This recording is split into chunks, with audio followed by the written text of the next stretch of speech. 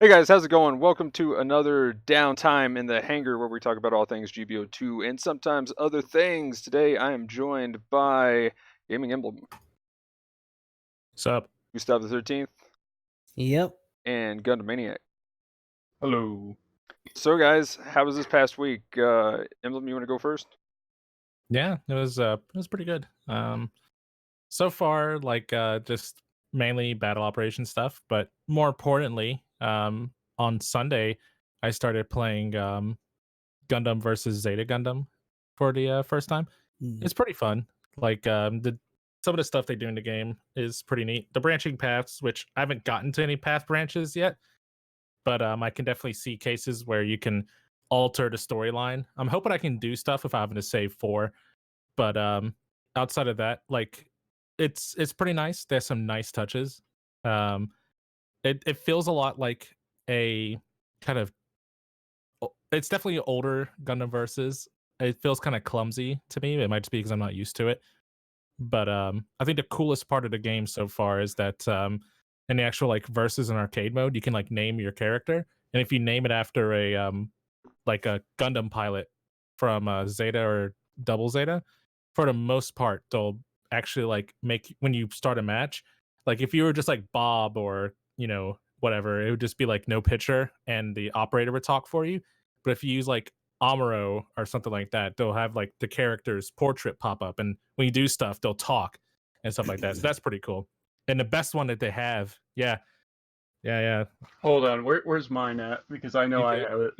That's $44.90. But I know, right? But when you pick Char as your lead character, it's when you're War Char and they play his theme song, which the other characters don't get their own theme song when you play them. I thought it was a pretty nice touch. Of course, it's Char. Yeah, it's pretty cool. It's a Japanese version too. I Oh, thought they might yeah. have some weird dub version or cover, English cover or something, but it's straight up Char's Japanese theme song. It's pretty hype. But that's about it. Woohoo. It's good start on that. It's fun. Gustav, how was your week? Pretty good. Mostly just deliveries. Yomicom was pretty nice. I think it was Extreme versus Maxi Boost On was the one that they had over at the gaming center. That was nice. I kind of wish that the footage that I got would have went on Twitter too, but I put it on Facebook at least.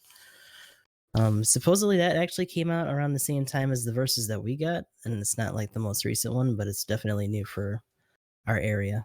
I appreciated that. A lot of people playing on that pretty much the whole convention time. Besides that, just deliveries, GBO2, and we actually finished Cyrus's Chapter 4 yesterday in Octopath Traveler. So we're still plugging away at that. By the way, with deliveries and stuff, are you thinking about playing some Death Stranding? Oh my god.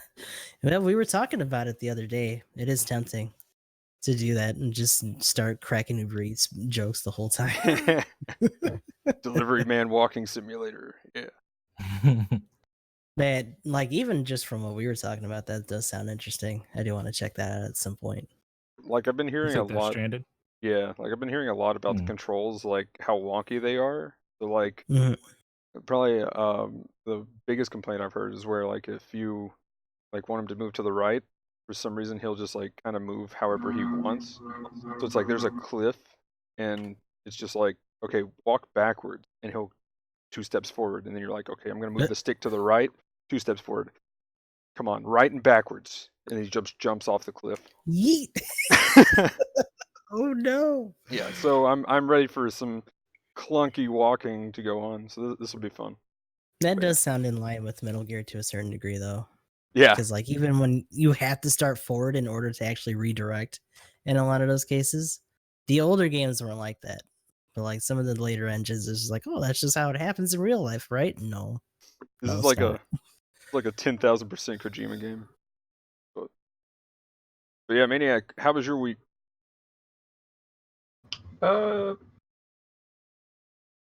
It was a week. It started out just kind of, work. Just work. This week I'm very busy, so most likely I won't be able to do much streaming. I mean, I should be able to stream later tonight because I'm doing night shifts tomorrow night and the night after, so it's going to be very interesting. Yeah, but other than that, it's been a decent week. Okay. And then, yeah, my week was another failed attempt at getting over it. A lot of GOG, more GOG and unrestricted, GOG in 400 game that didn't even know I was using the 300 with. Some more GOG, Sumo GOG OP. Yeah, and then I'm looking forward to Death Stranding this week, but probably some more GOG. In case you guys are wondering, this is just gonna be GOG Mania, the podcast this week. All the GOGs. But yeah, I guess the first one on the topic list, which also involves the GOG, which will somehow fit into every topic if I have anything to do with it. The Halloween event. Finding all 14 GOGs. Finding all 14. Oh my! I really shouldn't have underestimated how many different videos there could be for that after it was all said and done. Like several different people, including Emblem, like a couple others, had their own videos for that. Like by the time I even considered trying to take like clips from the 2 streams that it took for me, I was like, you know what? I think we got it covered. I didn't even bother. I'm just like, no. No. I was working hard. I made that like totally shitty tweet. Don't tweet when you're like sleep deprived and it's early in the morning. I was like, I don't even know what I was thinking. I did that one. It was just like it's like, you like GOG, I have all the GOGs. Watch this video, learn where they are, or some nonsense like that. It was pretty rough. I retweeted that shit too.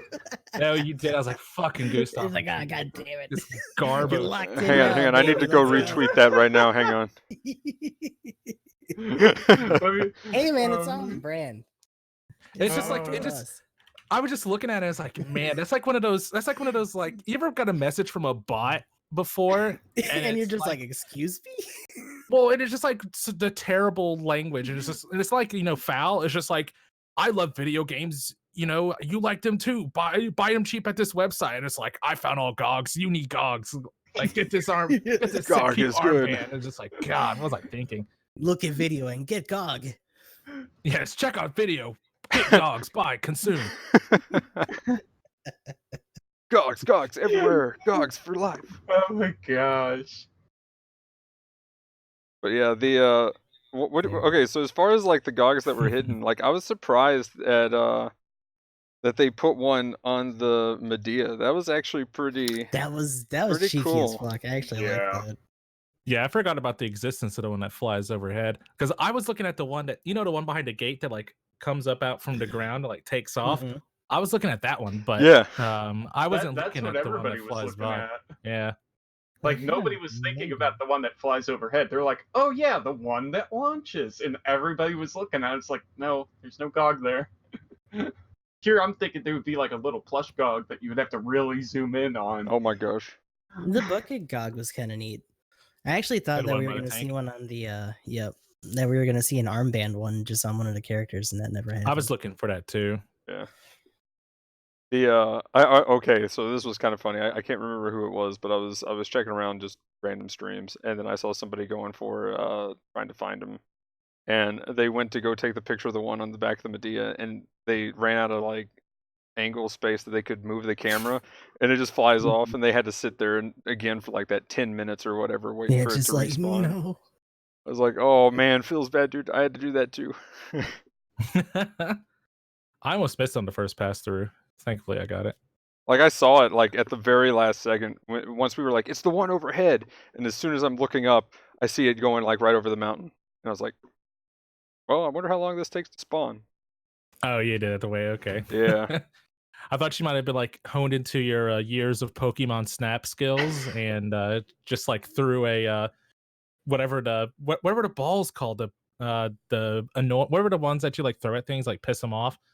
Because you could throw apples, I know, but Oh, yeah. man, I can't remember the name. It doesn't really matter. But you just like threw a pester ball at the. That's what it is. Yeah, they couldn't let them be rocks like the Safari Zone. It had to be pester Yeah. balls. Yeah. Pesto balls. What the heck? No, it's not pesto. It's not filled with Pesto. That'd be Italian fucking fun, like, seasonings they or just- whatever. And just, Nom.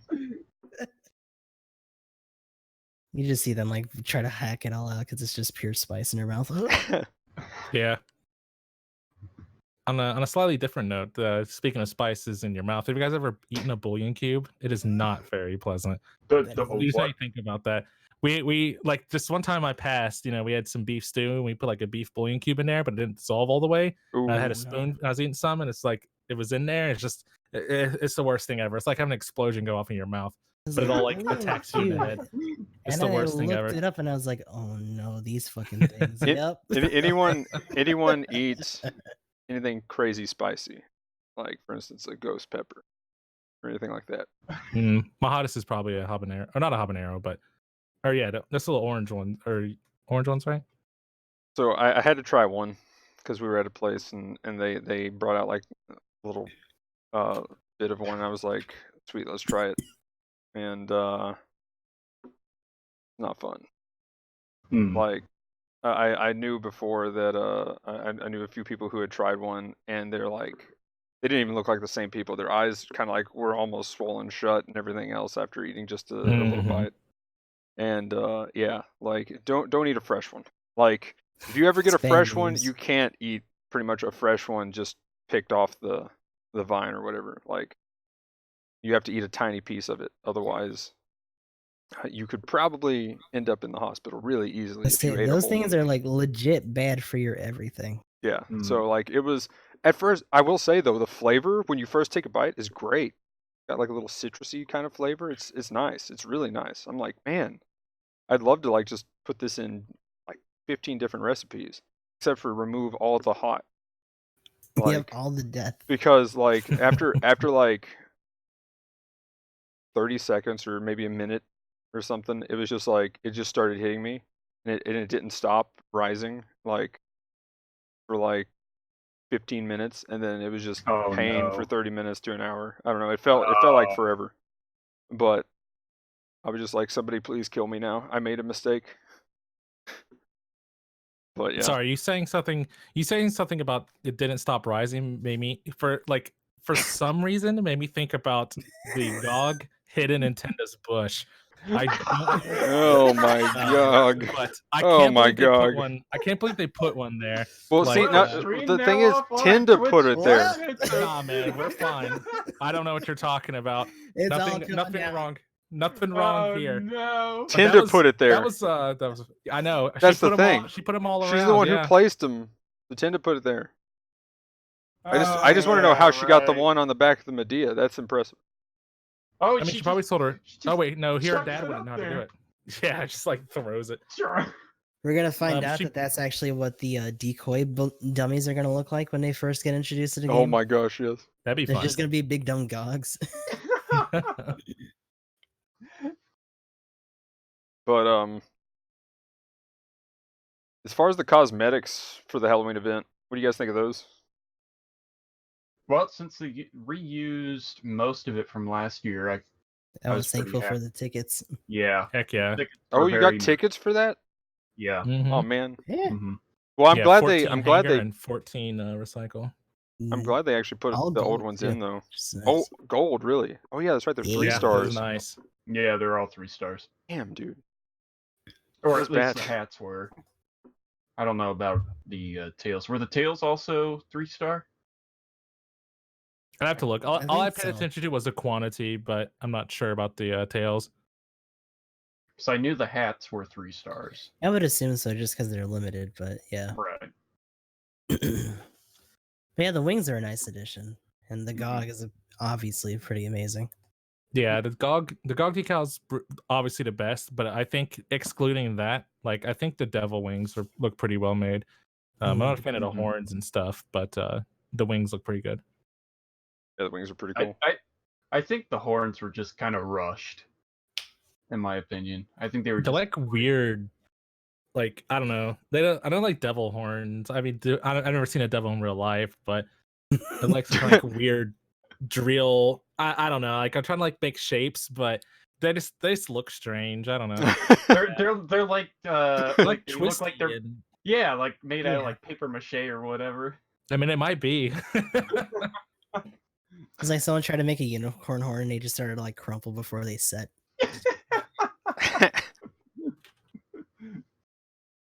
But other than the that cosmetic, the base looks pretty interesting. Mm-hmm. Also, just a really intense hue on everything. Yeah. Yeah. I was about to say the vase real quick. I was like, is Makuve gonna show up in base? Look at this vase. It does Like, look good ends up though. flicking it. Yeah. Makuve just drops in. Like they replaced the Zaku 2 in like the main area where it normally is. It's just a giant Makuve statue. Fuck, Yes, does none of us holding have the a vase. Lading on an actual sound clip? I need Oh to do my that. gosh, Oh yes. my gosh. Oh, no. Oh no, now I gotta get that too. I'm missing a lot of things. I need to make a few of them. I just finally got my sound bites set up, so That's cool. I've been adding stuff to it. I need to. I did not clip the. I think Maniac, you're the one who told me where to get that from, but the "I'll kill you." Oh yeah, Gundam Battle Assault 2. Yeah, you can get it on Battle Assault 2, where like literally. Oh, the when- super? That's Yeah, right. Yeah. yeah, I'll kill because it. everything goes I silent. want that to do it transparent with just like his cutout when it's shaking, because it's just him, I'll kill you. It'd be amazing. Oh Because- my gosh. It's pretty Like, intense. Those supers are so stupid. Oh And yeah, yet it was Big so Sam, Big Sam Super is great. Oh, speaking of Big Zam though, real quick, kind of go back Oh to it. no. The fun. Gundam versus Zeta. Like I saw you playing some Big Zam. That thing is clunky as all get out when you're trying to. So you just do step anything. on people. Like Yeah. the AI's dumb and just kill themselves at your feet. Pretty much. They're like, oh no, it's Big Sam. Well, I may as well walk up to it and let it kill me. And my AI tells me to melee things and it's just like, oh, my feet are hitboxes. Like, let's go. So it's pretty awesome. None of my hit attacks like ever hit, but Big Zam is the Big Zam is mass produced and no one stood a chance. Yeah, the Battle Assault version of that by itself, like the walking also had hitbox on its legs. Yep. Oh my. All you had to Yep. do is just like All it would you had just to do- lean down and just smack people, and then the beams would Yep. just finish everything else. Yeah, well, no, like all you would have to do is just walk towards your opponent and just walk into a corner until they die. That is literally how you use the Big Zam.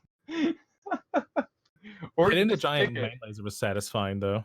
Because if you caught somebody in it, at least if they're level 2 or 3 or whatever the default one is, you take over like 85 to 90% of their HP in one shot. It's crazy. Oh, yeah. shit. Yeah, it's insane. Imagine that stomping around in Battle Operation 2, like as an event thing. Oh gosh, Oh my dude. gosh. Hey, PVE, we're waiting for it. Yeah, I mean, they're getting the AI there. I'm just saying, they're getting there. Like, I believe. I believe. But yeah, I really want situational battles, but anyway, go on. yeah, that would be kind of cool. I would like I to see agree. that at one point. But I mean, it did in the last game. They could intend to do it later, but that's another story, right? Yeah. Well, I think it was like year 3 of the game where they started putting situation battles in. Shit, you're 3. You've been Yeah, thinking about that. Yeah. But yeah, by the way, though, but yeah, other than borrowing Gundam vs. Zeta, I also am borrowing Encounters in Space from a friend. So Oh, you yes. guys played that one? Space is my I haven't played any Little of bit. them. Oh my gosh, right next to Zionic Front. Holy crap. All of those, I went through a tear, just like King Video, my local like rental when I was little, and I just never actually bought them. I regret it now, but they were fun Yeah. to play. Mm-hmm. Also, Berserk's like GBO3 Dendrobium as an event suit. Oh my gosh. just Dendrobium, wedge the staven in there. There you go. There we Have go. fun. All of a sudden you just see like at like dark space, all of a sudden you just see this big white object in the back. It's like, Like, what the oh fuck? my god. Be the pay to win item for the next big banner. You Oh, just see like gosh. a little box come out from it, and then just missiles. It's just a It's just swarm of missiles. everywhere. But yeah, Encounters in Space, real quick. My favorite thing with it is the like character creation thing where you gotta put them through like the training, and then you know you can come out with like the most powerful new type ever if you do well enough. So like right now I'm like creating a new character and then deleting him if he like just if I lose, and then it's just like, okay, the stats are screwed, time to restart. And then like I'm just resetting every time, just trying to create the perfect character. Like that is my goal. Super soldiers. Yeah, man. Like I gotta create the Magnum, that's best fucked character. up, dude. You're making cyber new types. Yeah. Wait, hold on. If the project fails, you kill him. Holy crap. Yeah, what's wrong dude, with that's you, man? pretty gruesome, man. You're a monster. You're as bad as the Earth Federation in Gundam Seed, man. I'm a scientist, like, dude. Progress requires experimentation. Dude, you're just as bad as the Kaminoans in Star Wars. Holy cow, they kill off every genetic flaw ever. So if you were cloned with a genetic flaw, well, you're just gonna get vaporized. Oh gosh. A horrible person. Go to the EG Magnum School of Gifted New Types. You might make it out if you're talented enough. Oh no. No. Oh man. Don't listen to Magnum. He's just trying to play coy. He's thinking like, oh yes. I will keep the best of you. Excellent. There you go. Good. If I had a mustache, I would curl it now. I don't have much at all. Fuck. Give me a week. Or give you. I don't know if I messed up on No Shave November. Splashing some Rogaine. I already messed up on the. Oh man. But yeah, I messed up on No Shave November already, so I'm like, whoops. I didn't even participate in it for my job because I gotta shave it every once in a while. I touch my mustache area, but that's about it. Sucks. My mustache is just hanging out for dear life, so I can't. It may never come back if I do. On the preface. But yeah. More stuff on the Halloween event though. The camera mode is pretty cool. I'm kind of excited to see what. Have y'all been on? Because the Halloween event was technically over on the 6th in Japan or whatever, right? Is it still going on? I haven't been on yet. It's still going. It's still going. It's still going. Okay. Like it'll probably all go away by the time of the update, but it should be the 6th. Yeah. Well, that would be tomorrow. Well, no, but that was today at 2 Central now, right? Because that's not when the because whenever the banners come out, that's around 2 o'clock in the afternoon in Japan. Right. This should be Wednesday. We should be in the 6th in Japan right now. So wouldn't the event be over, or does it end at reset 2 o'clock tomorrow? I think it's just gonna roll over with the update. Yeah. I think it's reset or the update. Because right now it's still up. Yeah. I think it's gonna roll over. So we're gonna be, for me, Eastern time. It's not gonna be 1 o'clock now. It's gonna be midnight. Yeah. Okay. Yeah, because like I said, I just haven't been on, so I don't know if the base camp is still decorated and stuff. But I thought it. Watch by the time you get on today, it'll actually be switching. We're gonna be like, "What the fuck happened? Got my GOG. What did you do?" Oh no. Why can't we just? Well, here's another thing. Why didn't they make a GOG costume? That's because they have no insight. Okay. They really don't. It's just so out of all the things they could be possibly doing for cosmetics in general, and entire just sets for your pilot and beyond, they just have been not falling short. The GOG arm is obviously really cool, and it's nice that they have a side event for it. But if you want people to wail a little bit harder, I'm pretty sure people would actually buckle for. Absolutely, it's a third in the PlayStation store, man, and people actually buy them. Oh yeah, I don't know what it is. I would buy a whole GOG costume if I could wear it in the game. Oh yeah. I mean, shit, the Christmas event's gonna be coming if they have any sense. I mean, by the Christmas, so they have another shot at this. Oh yeah, I wonder what they're gonna do with that. Well, hopefully we get our snowball shenanigans. I know. I want to do snowball throws again. I'm wondering, would it be too early for a level 3 Alex? That'd be amazing. Fuck that. It's never too early. Give it to me now. Yeah, I mean, it'd be 550. I don't think it'd be too crazy. Yeah. Bro, I'm running that shit in unrestricted at 450 because I never got the level 2. Yeah, if they put in the camp like the Comfer and Alex, that would be legit for 550. Like, well, here's what I'm thinking. You know how like they did like how they repeated the Tetra and Stamen? Yeah. Wondering if they'll do like a repeat banner just with a new level. Maybe. And then have whatever that weekly suit is underneath it. That would probably be exactly what they would do, since they've already set a precedent for it. You know what the they other need to big do? thing is when we're actually gonna like get into 600 too. Yeah. Oh my! Like, I know, I've seen some people speculating that 600 is going to release during Christmas time, and we'll get Zeta suits around Christmas. But I personally think it's too soon for Zeta. See, I think that's next anniversary. Honestly, Yeah, I feel like there's going to be a lot of like betweeners and stuff for that though. Yeah. Like, I mean, we still fill in that gap. We still have a lot of between stuff for Zeta and 80. Like endgame Zeta stuff is probably gonna be 700 if we actually don't go past that. If that actually is the cap that we stick with, then I would assume that we would just scale up until that point. So, if we scale high enough, we could get to double Zeta, guys. Oh my god! Like if they actually breached and got into like 800. I was about to say like 800 and higher, boys. Watching all of double Zeta. I'm just saying, we've already got like 6 suits that was in it.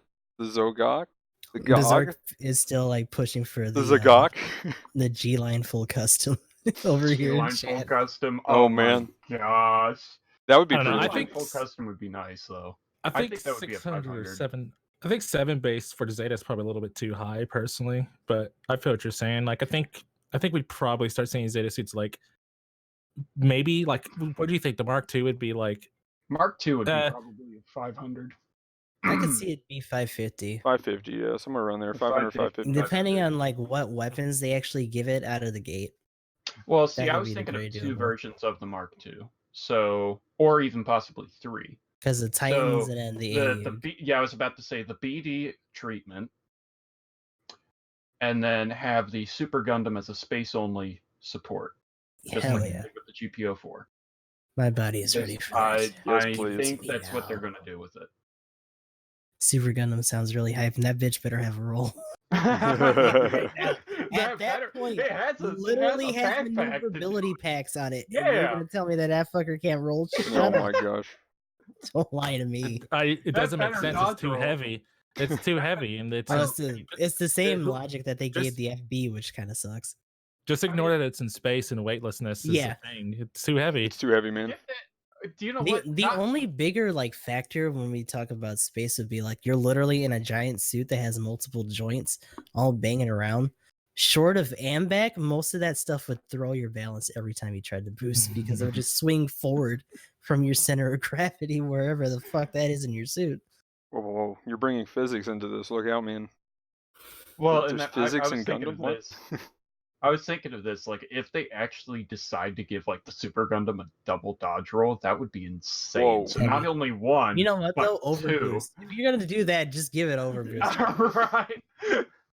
You know what? If it's a support, I'm all for this.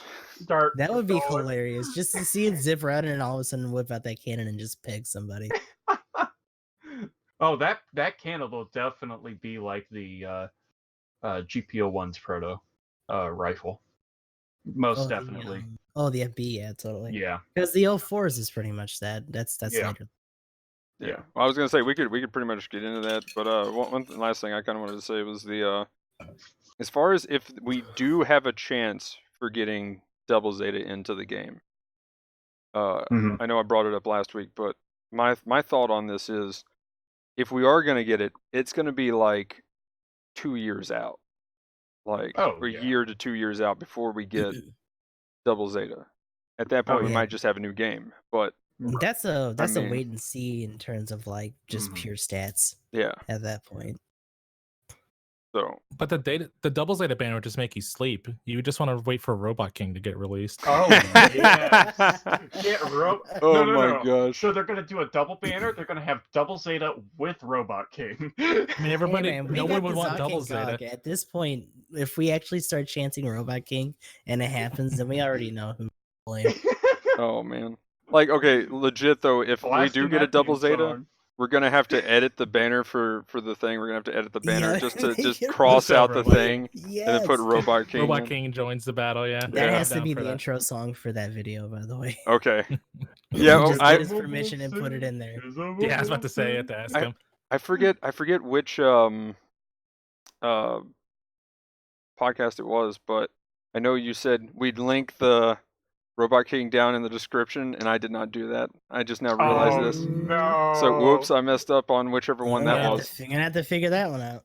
The viewers on YouTube have no idea what we're talking about. I know. That's it's the search Especially since it's not in the description. Oh. for.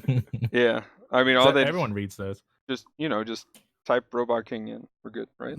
Mm-hmm. Yeah, you're probably right. I mean, You'll thank us later. if you do song request with Nightbot, I mean, you just type in !SR and type in Robot King, and it like finds it immediately. So you probably could find it right away just typing in Robot King in YouTube. Right. I think that's how I found it here the other day. I showed a friend of mine that, and it was just like, dude, that is amazing. Of course, it would be like Big Lots, though. I mean, I remember the stories. I remember going to Big Lots and seeing some of those trash, like Jank knockoff toys. Yeah, man. Like, if you wanted something that was just like garbage, but it was funny, that's where you went. Like, I The love going secondhand there. market is fucking scary, dude. Oh yeah, for sure. Sadly, the Big Lots that was around me actually closed before I ever got a chance to go to it. Because it was around when I was like, oh gosh. It was around before I was born. We still have And, one. I'm actually kind of tempted to go look. Oh my god. I think I went once, but I was like maybe 4, so like I could barely remember anything. And there goes my again. There goes your what again? My furnace. My furnace. Okay. Decided to kick on. Oh boy, this is gonna be a thing. I mean, you gotta stay warm. Man's not hot.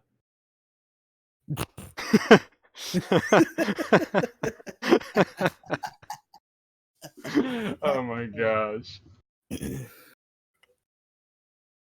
But yeah. Go ahead. Well, go ahead. I was gonna say. I was just gonna touch in about the neatness of the camera feature, and I'm excited to see how it kind of carries over after the event's over. Which kind of like got into like, is it gone yet? Yeah, I was gonna like, say I was gonna go full Skriat at that point, but yeah. But like, because right now you can really only take pictures of GOGs, right? Like, but you're supposed to be able to take pictures of things in Basecamp, and there's going to be a selfie mode too, right? Yeah, Hmm. that's what. I think so. I've been trying to figure out how to do that, and I'm like, is that just not in yet, or? I just don't. Yeah, I think that's not in yet. I think they're gonna do that in another update or so.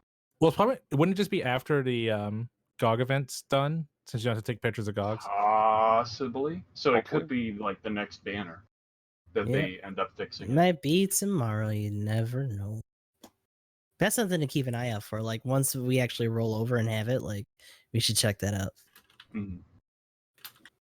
But that would be weird if you like everybody just goes like, "Hey guys, I could do selfies with my Haru." All of a sudden, you just see the player models go like, Yeah, they did it for GTA 5.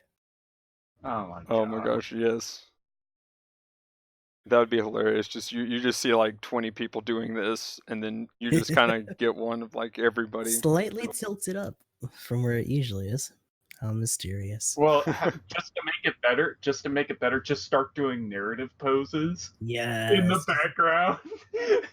So you just see this one dude in front, and everyone's just like full narrative behind him. Yeah, I definitely want to look out for photo bombing, like because I know when you're in camera mode, because like your character has the horror out, they're just like holding it or whatever, and just kind of like have it in their hand. But when you're in the actual photo mode, they've got it like they're holding it like this, like they're like the top flap of the Haro device, and they're like looking at it. Oh yeah, so like they're kind of hunched over trying. Yeah, because they're like taking a picture, so it looks different. So it'd be neat if you could tell people in selfie mode because their character model is doing like this. So you just like get in and photobomb them with narrative poses. Yes, please. Just pose B right into their junk or whatever. Just what's up? I know what a friend of mine's gonna do. He's gonna do like he's been taking a lot of screenshots, and I just want him to make a compilation video of like every screenshot. So even when he's been over here on my PlayStation and get all the screenshots going, where like he's lurking his character, he just puts his character's head right over the other person's shoulder and takes a screenshot, and just like do a bunch of just like a compilation where he's just like switching between like the thousands of pictures he's taken of just being like right behind their like shoulder like this, creeping over their shoulder or something. I think that'd be hilarious. But just photobomb people like that. But narrative, by the way. Sorry for another random tangent, but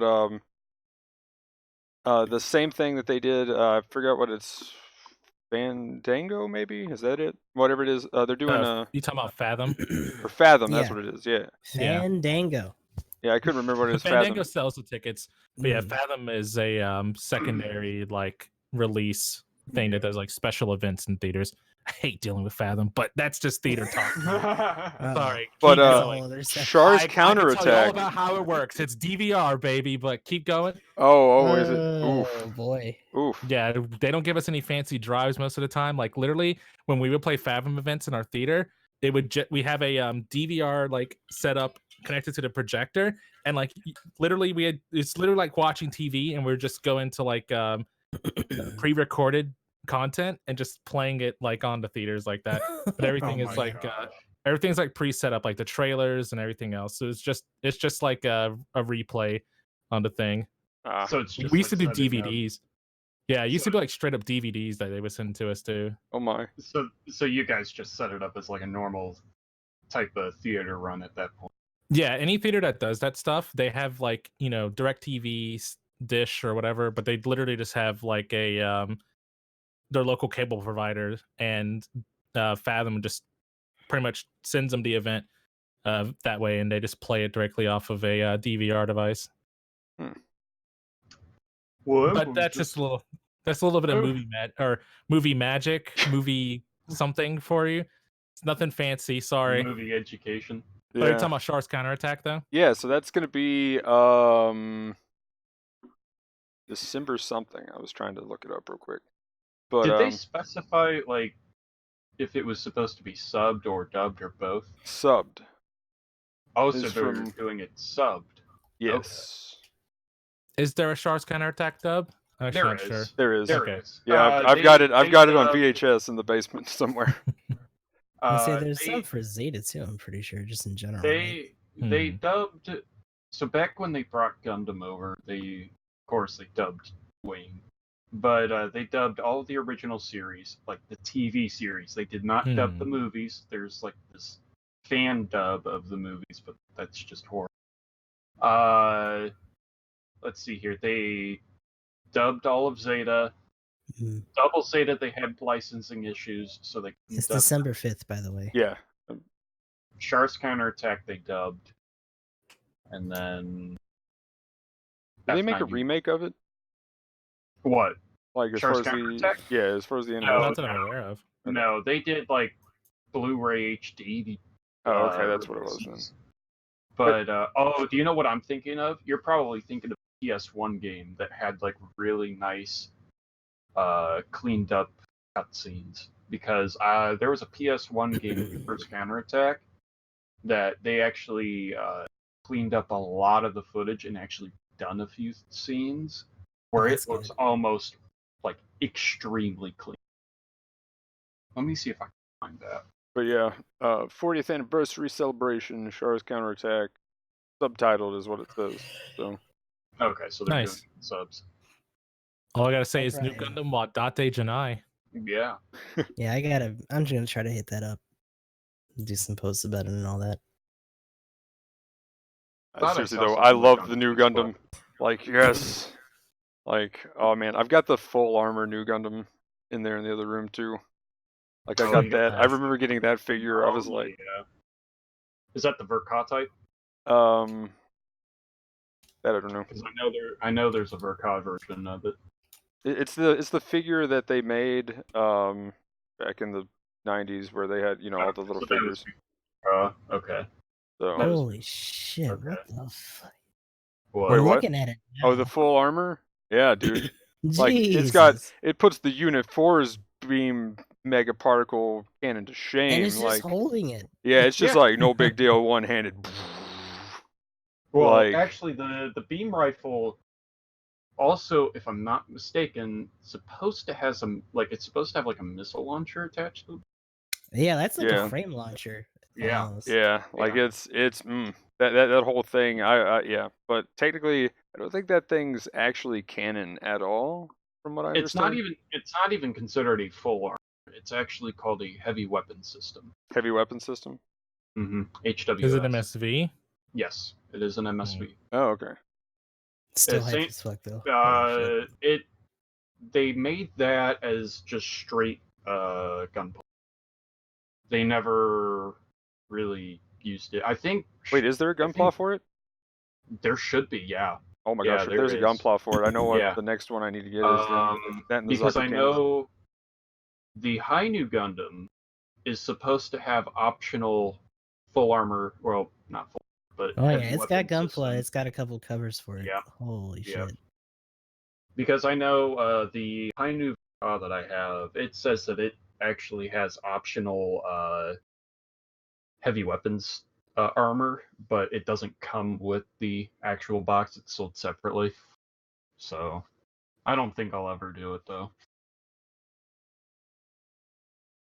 But the difference between like the Hainu Gundam and the new Gundam is actually just reimagining. That's literally all the Hainu is. I mean, it has more funnels and stuff, but improved like concept on the funnels too, right? Yeah, Magnum, yes, they're rechargeable. That was the bigger thing. Mecha told me in chat that I think we think you're talking about the HWS new Gundam, and he's saying it's playable in Super Robot Wars D. Wait, really? Yeah, they're playable. Yeah. Most of the MSV stuff is playable in SRW. Mass-produced new Gundams are also. I've seen some of them in some of the other stuff. Like I know there's one where you had a full armor Gundam too. Is that what Super Gundam Royale is? No. Because that's what it's. Yeah, that's what it's showing for some of the stuff in here for the wiki. Oh, really? Because of the screenshots and stuff. But yeah, G Generation World and Overworld it was in. Yep. Most of the G-Gen games it had. Like most video games that will have side story stuff will have that.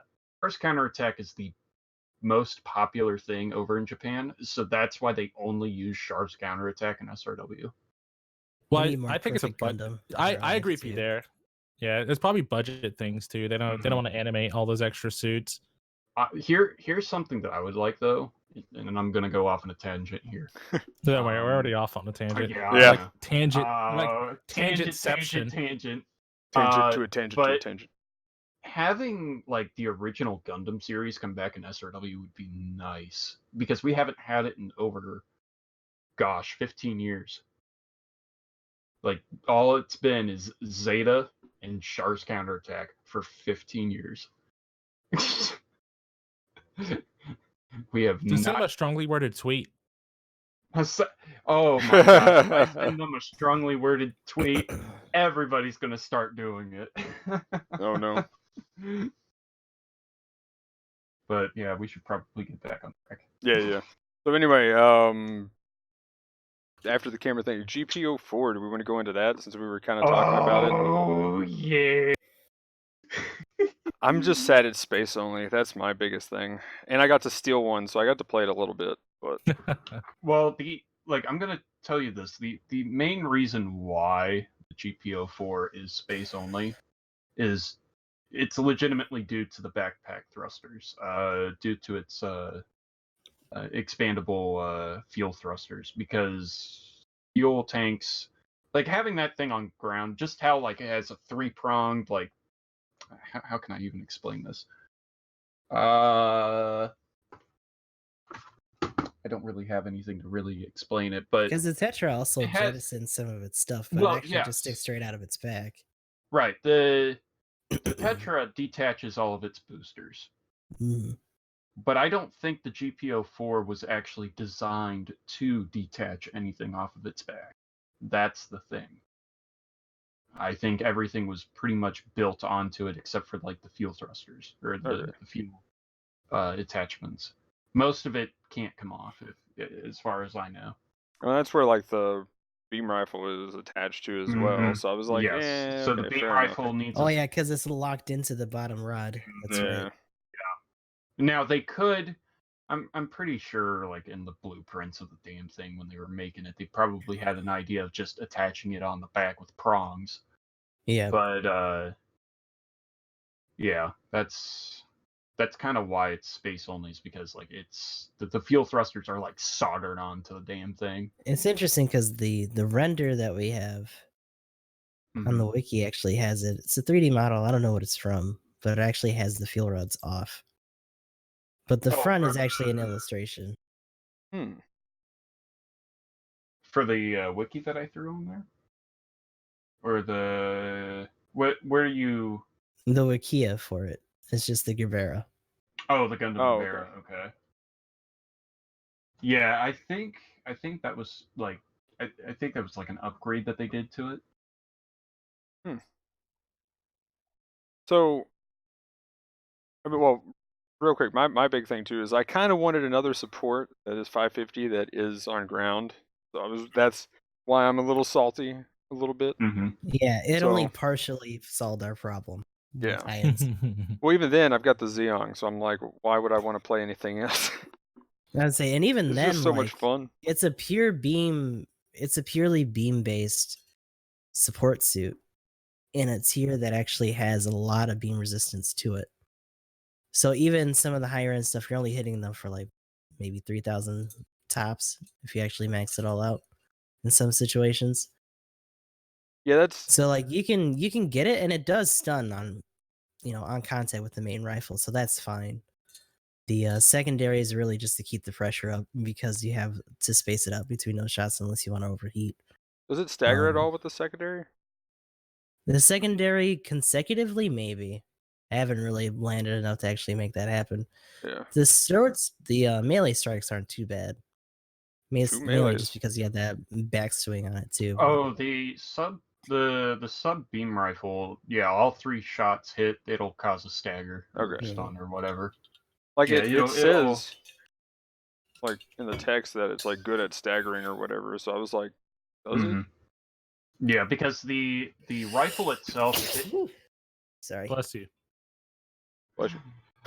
when the rifle itself hits, it causes a stun. The sub weapon of the beam rifle, it would actually have to have all 3 shots to hit to cause a stun. Yeah, I forgot that thing doesn't have Vulcans. Nope, it does not. It does not have Vulcans. It's really baffling, but it sure as hell doesn't. Yeah, it does not have Vulcans. Like, I'm even checking the armament for it, and it does not even say it has Vulcans. Nothing. Nothing. It does not have anything on the head. Yeah, just 2 rifles and a sword. Yep. And then technically on the long-range rifle, it's supposed to have a how do you pronounce that? A jute? Like whatever the knife, the beam knife on the GPO1's beam rifle. Remember in like I've always called it a GT. Something like that, yeah. Anyway, it's supposed to have that on its long-range rifle. So it can actually like block beam sabers. Which actually makes sense, because for how long that damn thing is, you kind of need something to... I think the generals at Zetas bay. behave that way too, right? Yeah, right. Have you seen it very much, Emblem? No, I haven't been to space very much, and I haven't even played against one, I don't think. I've seen it disgusting. I've literally been in like 2 matches where it was almost entirely 04s. Nice. Most of the unlimited matches right now have been entirely 04s. It's new, so I could see that. Yeah. It's kind of like when the Xeon dropped. Like everybody played Xeon. The interesting thing is that the long range rifle on this, the base power is actually the same as a Gelgoog beam rifle. It's 2,000 Really? with Yep. 700 range, heat rate of 80. Mm-hmm. So you get 2 shots, unless you really want to space them out. Like the way I've been, well, I mean, I only got it one game, because I stole it from planting a bomb. But like the way I was using it just felt like a general type, like almost a Akazaku kind of playstyle. Oh Like, yeah, I would just definitely, especially with that be very insist on close. beam rifle. Yeah, just beam rifle, melee, back up, beam rifle, melee. That was about it. And then I didn't really get any staggers. I didn't have enough time to try to stagger with the secondary, and then I had to bail out because it was going to explode. So, I've been corrected by InMonster. So those fuel pods on the back of it, they are actually called Sturm Boosters. So, that's what they are called. Okie So, dokie. I don't even think they're even supposed to be. Like, if they're called Sturm Boosters, I don't think they would be able to be detached. Probably They look not. like they're Well, look like they're what? the 2 on the top look like they're actually launched in, almost like Mhm. wings. The bottom might be a little bit up in the air, but again, they also have it attached for the rifle on there up along the side of it. Is it bad that when I first saw the banner, I thought they added the Vice Ritter to the game? You know It really- what? because of all the blue, it kind of does can look see like that. it. Wait, which Like when I suit? first saw it, it's like I didn't know what the GPO4 looked like. It's Excel and Browning's signature mecha from Super Robot Wars. But when I first saw it, I was like, awesome, they added a Vice Ritter. Fuck yeah. And it was like, it's a GPO4. I was like, oh, okay. I just won't say what I won't say what I was thinking. Like, damn it, I would have had I've that never first. like I recognize the Gerbera Tetra, but I've never seen GPO4 before. Which is nice. Now more people actually know about it. I'm just of, like, seeing a these little handful. like head segments on the on its head, and I'm just like, there should be Vulcans in there. I know. Oh, yeah, right. I was looking at those. Starting Well, to see, make me mad here's now. something funny. Here's something funny because you see shadow marks on its head where Yeah. you would think Vulcans would be, and I'm thinking, you know what? When they were making the head, I bet they were planning on putting Vulcans in there, and then they looked it up and went like, "Oh crap! It doesn't have Vulcans. We gotta like cover that up." Abort mission. I think that's why it looks like it has Vulcans. But yeah, it's We could kind have of had it for the video game though. I wouldn't have minded that. like, I will say its damage output is kind of insane when you're a Zeong and having to fight that thing. So I mean, you're such a huge target too, so it I was gonna kind of say you're feels so bad. big. But I don't know. I still am like, why? Just make the Zeong a support type. I'll take that. Mhm. Give it one dodge roll instead. Make it a support type. Then The yeah. Zeong? Yeah. No. Yeah, have Well, it be the one with the dodge roll, because it needs that, or just make it like almost impossible to stun. Well, yeah, it. I like the Zeong as a blue just because when I do dabble in high cost space, I can play without having to worry about switching. It's not a big deal if I run a Zeong. It's a blue. Yeah. They can't cry about it. But GPO4 looks good. Did we mention that it has two melee swings? Yeah.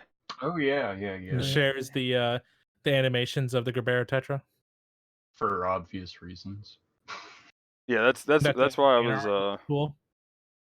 Saying I play kind of like an Akzaku when I had it for the 1 minute of jacking the suit. Mm-hmm. The banner art is super sweet though. Like, outside of me thinking as a Vice Ritter, I really like the touch they did with it. I actually think they should have. It would have been really cool if they did it from both perspectives. Like when the Gerbera Tetra came out, like it would have been a hint at the GPO4, but I think it'd been really cool if they just had the mirrored effect of the art. That would have been really cool. Did they do that with the Gabaldi as well?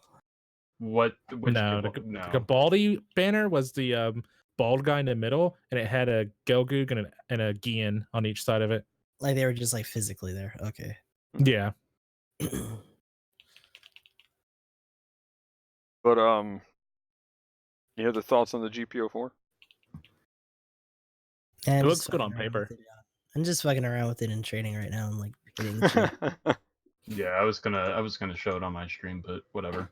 Does the So I'm gonna hit a secondary Gundam, 500 cost, 35.15 with that main rifle, and that's with all the mod pods on. Does blow shields like nothing. Oh yeah, That's- that a rifle shield? takes out shields. Like shields Does are it nothing charge? to it. No, No, none of the rifles No. charge. I wish it did. Like that would be the thing that would That- put it over for me if it actually charged. I was surprised that it didn't charge because when I got out, I'm like, oh yeah, I bet this charges. I better make sure I get the percentages and all that set up. And then I'm like, Yeah. woo, and I'm like, what? This doesn't Like, charge? I What? actually felt the same way about the Madrock because it was saying something about focus fire, and I was like, oh cool, it must charge. No, it doesn't. Well, on the topic of space, real quick, I don't know if you Mhm. did you guys notice that they had a little update today about inertia behavior in space? I heard something about it, but I wasn't sure about it, or I Ooh. didn't really look into it. Yeah, I mean, I've got it pulled up on my side too. It's really short. All it is just battle related, fixed on MS with both high performance and back skill and force injection device. And Google Translate says because there were cases where high speed movement and sudden rise/fall were not possible after certain actions. I guess the two skills together were like interfering with each other, which kind Yeah. of touches Oh, on my yeah. point of I was gonna where, say. in space, force injection, high spec and back are pretty much the same skill, but that might be a bit of a reach. I think it's funny though that you were Just a like little you redundant. called this like Yeah, you did. well played, Emblem, well played. And now we know I- that they were conflicting. And I think that might explain like you trying to have to match out certain roles and stuff too. Yeah, it's not there yet. They're gonna fix it later. Crossbone mentioned that too, but thought it was interesting when I saw it. It's like, ooh, So that's something to keep. sorry, I wasn't trying to keep an toot eye my out own for. horn or anything. No, you're good. But yeah, do we want to move into the GOG? Because sadly I could not fit the GOG in space. Yeah. The The Zog doesn't fit Gog. either. Don't worry. Nor does the Zamel fit in space. Oh man. That Oh, would be by the amazing. way, Get Zok in space. Holy shit. speaking of Zoc, as far as dual banners, please, if they put in a dual banner for the MLRS and Zoc next. That's all I want. Yeah. Just give me a my chance and my like two 550 favorite Gog, supports. Hell yeah. Oh, I mean, yeah, 550, 550 Zoc. sure. 550. Wait, did I say 550. GOG or did I say Zoc? Yeah. Well, no, you said Zoc. Zoc. Both. Gustav said Both. Put both.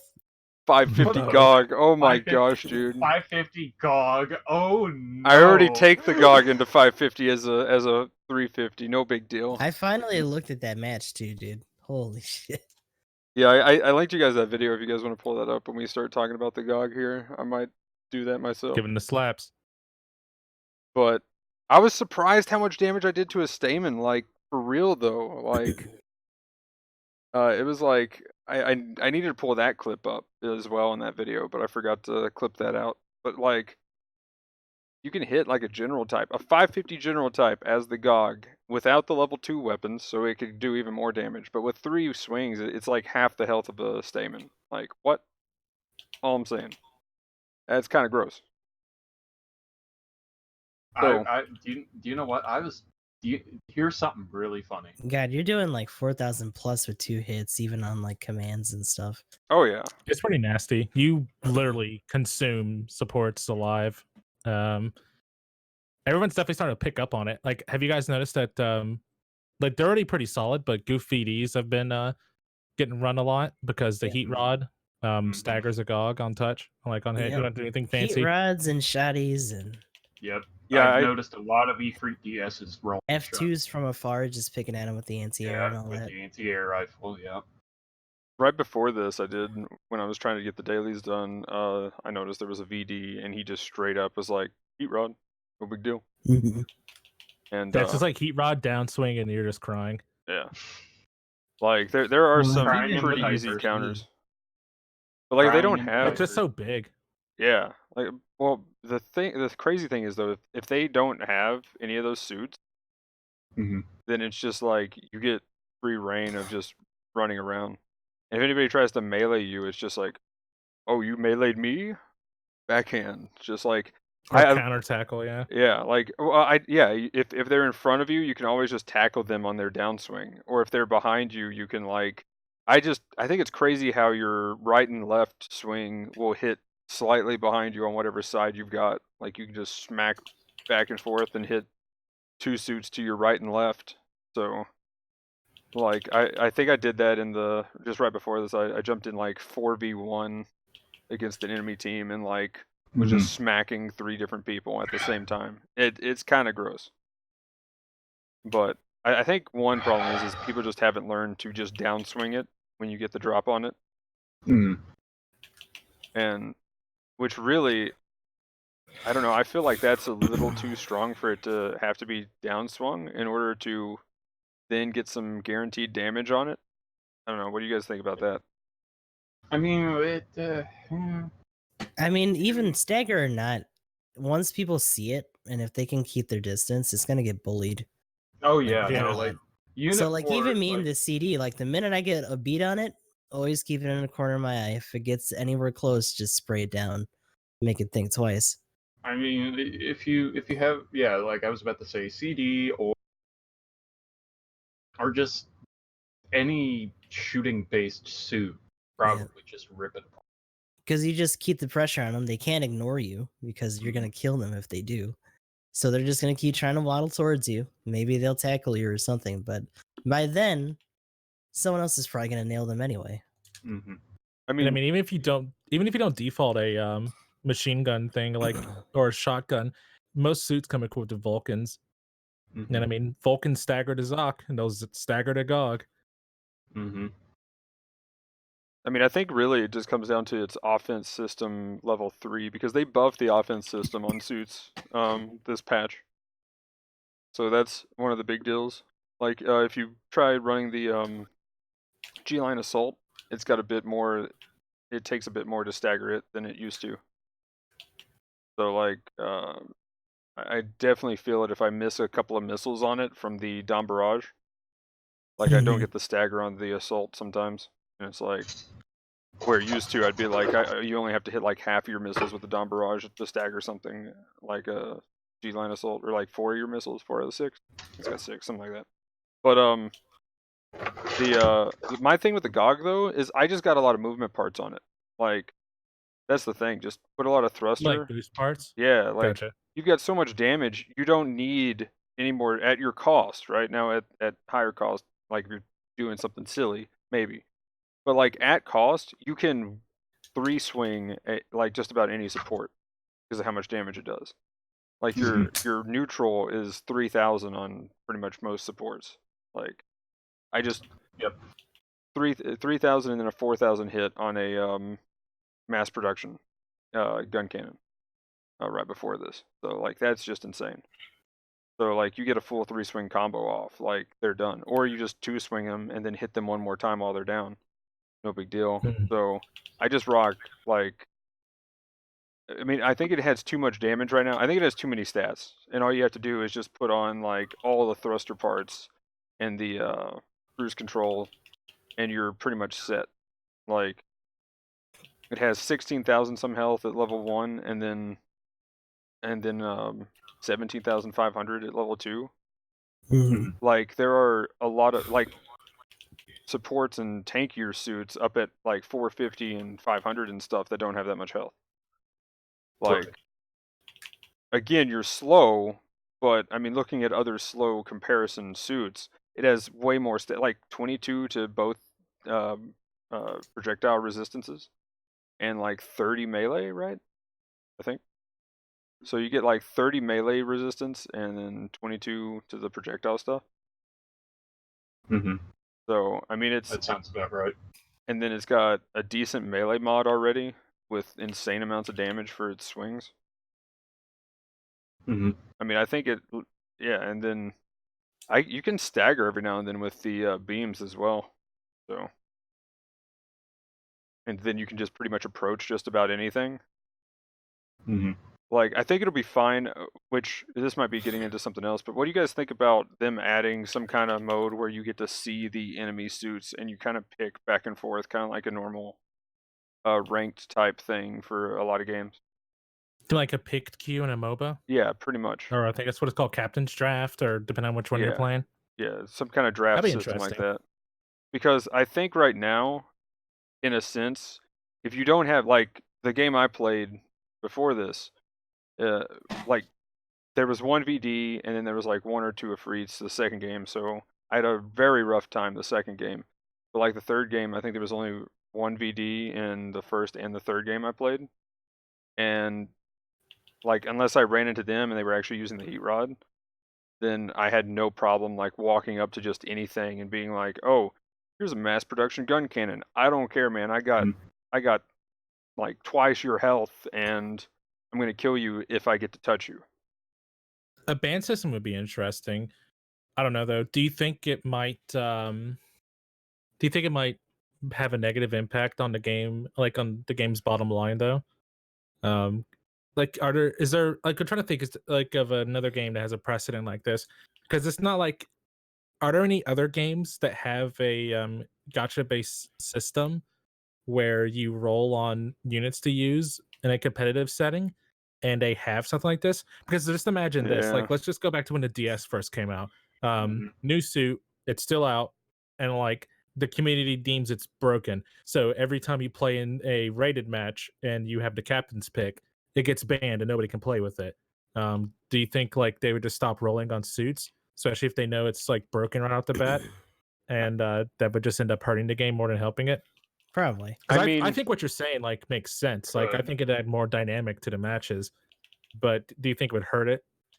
so kind of looking at, I mean, I know it's not a gacha system, and I know that it's but you can still buy like champions in, say, League of Legends, right?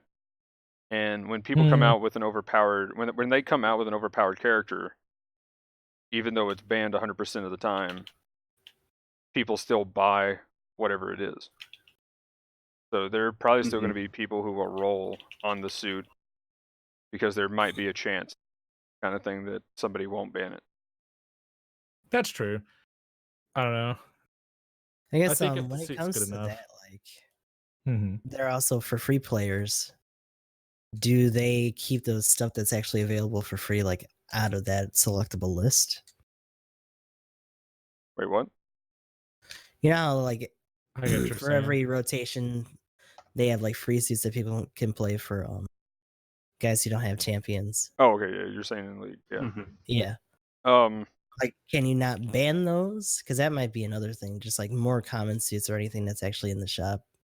You would have to have like a certain number of suits to be able to. So like if they have 3, and say you're only limited 1 suit a team, kind of thing, like where if somebody picks the Zoc, there can only be 1 Zoc on the team.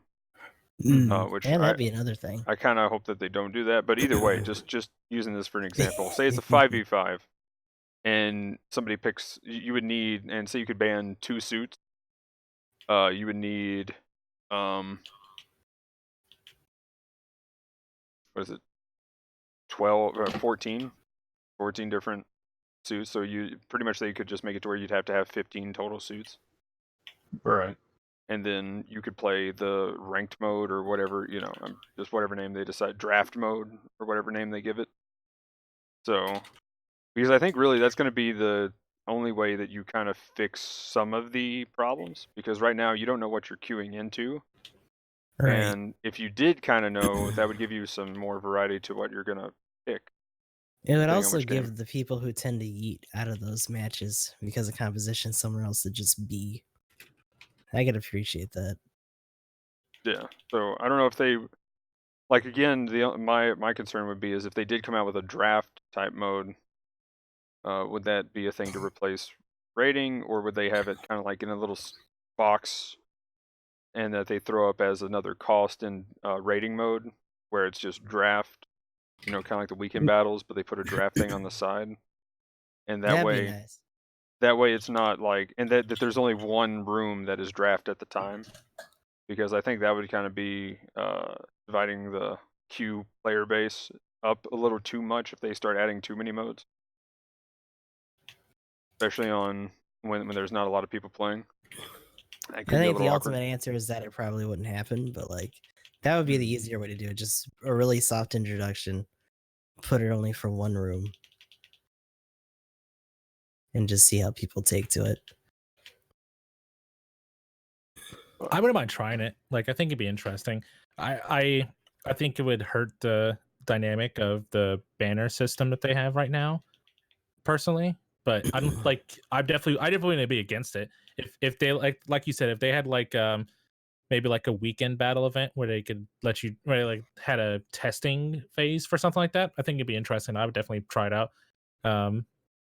Again, I would love to be able to like ban a particular suit. Would each player get a ban, or would it be like the team decides on a ban? I mean, it would have to be like, so say they ended up throwing it in like 200 cost, like we don't have enough suits, so then it might just be one ban right now. So until they have enough suits at whatever cost they're going to throw this in at, that would be the downside with it. And then they'd have to have enough like raids, for instance, so that people couldn't just ban out all the raids in existence. Right. Which no raids. I might do. And what? But for real though, it's auto ban Pixies and I cry. Well, like, that's also the kind of rough thing with this game, since you actually have like straight up type advantages and stuff like that at certain for lower rosters at certain costs. That might be rough. Which I'm curious if they could do it for a ranked mode. Like if that's what they turn ranked into, is like a draft queue, and that way it's like, for a week or whatever, and it's this thing that comes and goes. Like I think that would be pretty cool. Like as being a permanent mode, like I said, it could divide the queue player base up a little too much. Because it's kind of one of those things when they have like 4 rooms and then like 2 or 3 when they would, which I think they only have like 2 in quick match. But I remember there at one point they would have like 3 quick matches going on and like 4 rated matches going on, and it's just like, okay, I'm going to queue for this, and it's like if you're queuing for space, you're sitting there an hour just to find a game.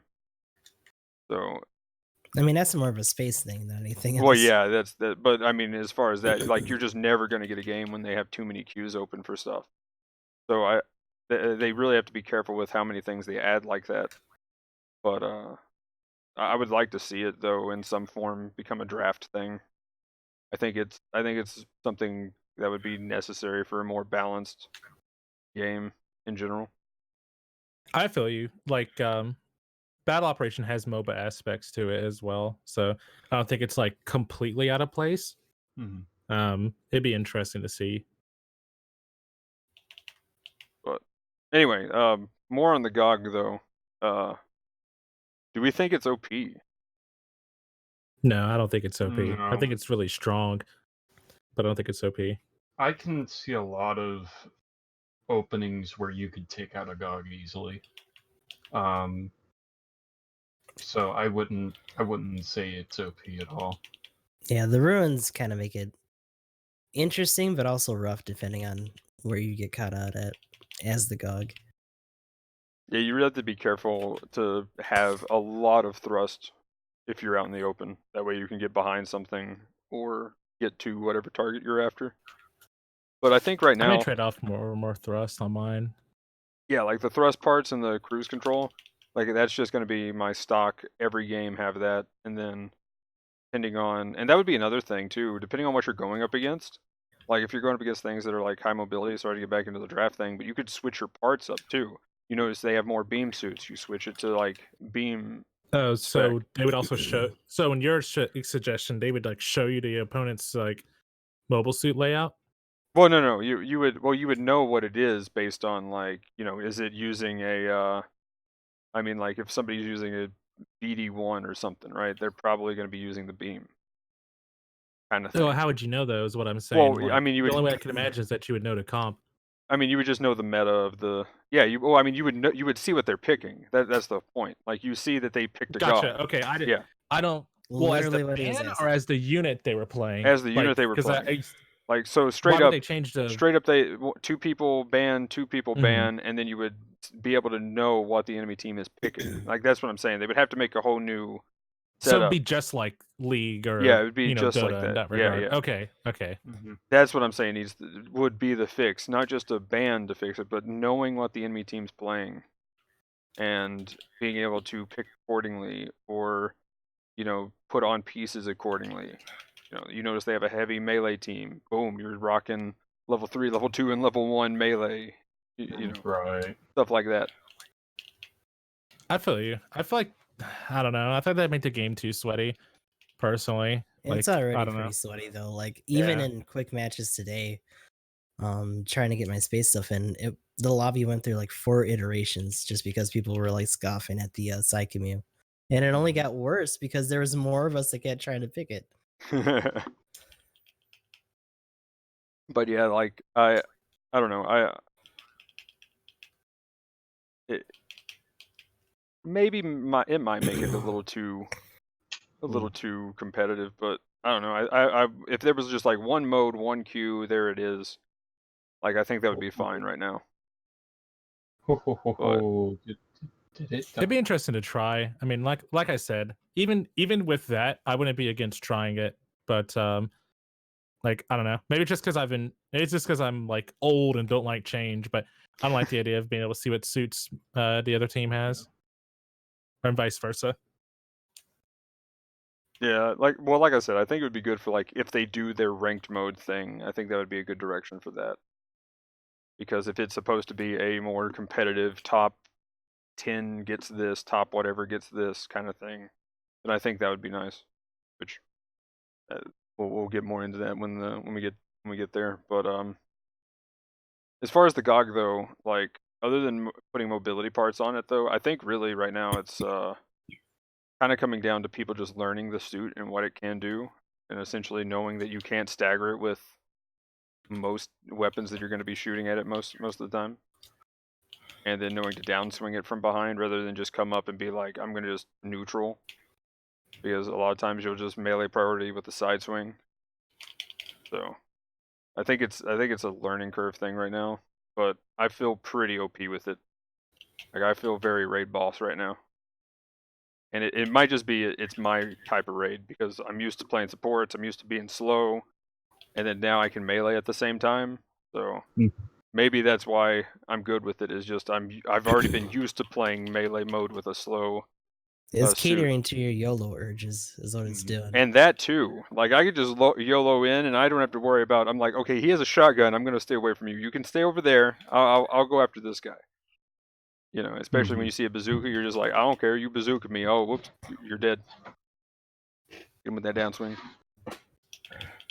Just on a slightly side note, I kind of brought it up. It got brought up in my chat. Somebody's talking about like they heard about water maps getting added in, and I told them I haven't heard anything about that. Have you guys heard any new news about water maps at all? No, they've. I've heard nothing. No. Just the jokes about like the swim club growing and all that stuff from the notes. Yeah. That's about it. But I also wanted to lead it into another question. You remember when they did the first IRL meetup? Mm-hmm. You guys know there was a second one, right?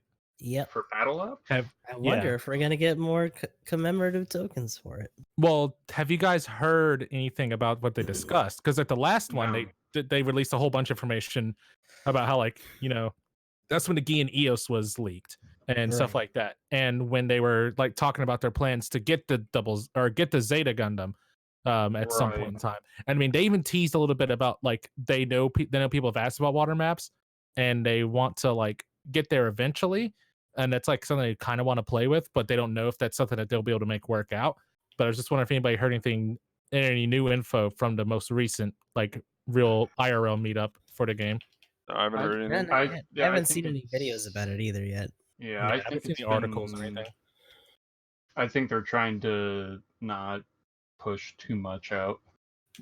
What I'm probably thinking they're doing is that they have plans, but they don't know if they can follow up with those plans. I think that's what's going on. And I don't think they want to say too much to get the hopes up for everyone. Mm-hmm. I think that's why they're keeping it down. Well, how about this? Down. What do you guys think would be the mechanic if there is water maps coming? What would the mechanic be? I would say it would be like kind of a hybrid in terms of ground and space, because you would have the floatiness of space, but you would still have some sort of gravity to sink down to the bottom. So I think, what would be a good one that actually had something similar? I think Earth Federation versus Xeon. That game had some water mechanics. When you got into the water, you slowed down and you kind of sunk down to the bottom if you let yourself do it. And then if you used your thrusters to get up out, it would be, you would have the feeling of, oh, you're in water, trying to force yourself up from the bottom. And then once you got out, you would be out in the air. So I don't know. Like, I mean, they've done it before in Gundam games, but I don't know how it would translate well with this game. That's kind of where I'm sitting at. So I mean, it's possible, but I don't know how well it would go. As far as an example, though, I think the prototype, flight type, or whatever it's called. Well, that would be where they've essentially added that in. Like, I feel it would work the same while you're in water. You could kind of boost up in water, and then. But the thing is, they're using the touchpad for that, so I don't know whether you'll just jump like you normally do, and you're just underwater.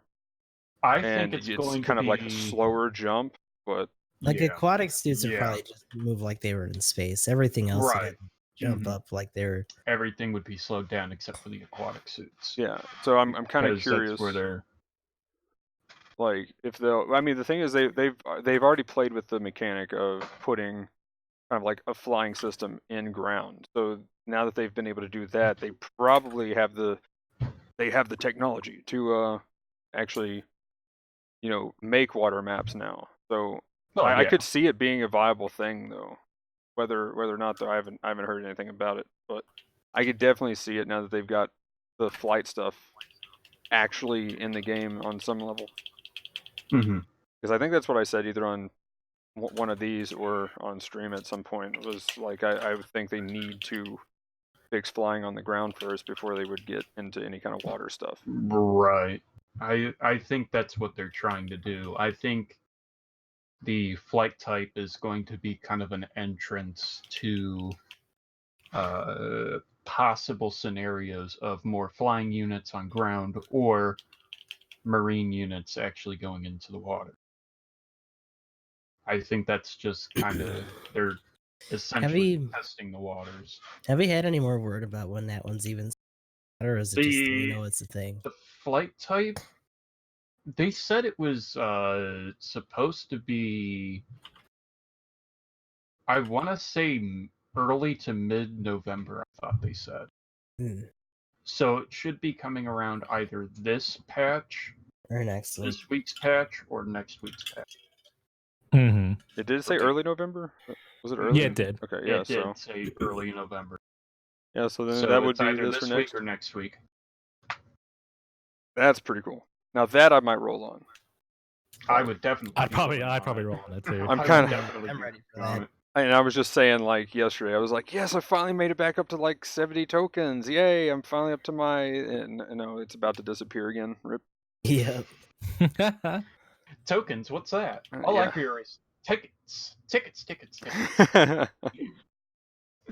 Hey, I will take some more tickets because I just bought the Unit 5. Where it was in the ticket shop, I was like, yeah, I gotta get that. Speaking of tickets... Anyway...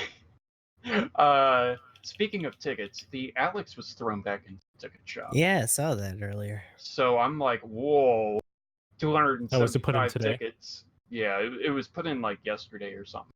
Yeah, it was yesterday. Today is the ground Gundam. Of course. Oh yeah, I remember seeing the Alex now. Yeah, I didn't get it. I think it's going to be a while until they throw the can for it. ticket shop because they're just now throwing the out. Well, I Alex mean, has the already been Alex in. Are you talking is about the level 2? no, it's Oh, the the level Alex is 1, already. Well, no, I Oh, mean yeah. like the and level you can 1 buy it in, Alex. and you can buy Yeah, that yeah. in the DP Yeah, it's in store the though. Well, DP I know shop. it's in Yeah, the it's- DP store, but So I It's save been your the ticket tickets. shop for a while. I mean, the camper has been in there too. Okay. But yeah, I'd say save your tickets on that one. Buy it in the DP Yeah, store if you if can. it's in the DP store, then it's already been in the Yeah. RT shop for a hot minute. Yeah, I bought the Alex when it first showed up in the ticket store. I I still thought- regret it. What was it like? The Alex and Camphor like just kind of showed up like maybe once or twice, to my knowledge, before it got into the DP shop. I remember people complaining because the camphor apparently was showing up for people or less than the Alex. I know it's not like different for each person, you know, but you get what I'm saying. Like the Alex Yeah. popped up more than the camphor did. Well, Yeah. I think I know why. I think they were trying to push the Alex more than Camphor due to It being the Tiddly or mobile suit. probably because the Camphor has crap offensive defense stats in terms of like beam and live ammo. Because it only has 8. That kind of suck if they based it off of like in-game performance though. Well, that'd be a little even weird. then you could still pull off a crap ton of damage with that thing. You can hit top damage for the match. Camphor. Well, yeah, I'm just saying like But yeah, I get what you mean. I think they're just kind of pushing more of The what- titular suit thing just yeah. made more sense. Yeah, it does. But I want my heavy Gundam to come in the ticket store. Just saying. Where's When it was at? the last time? When was the last time What's it heavy dropped Gundam? into?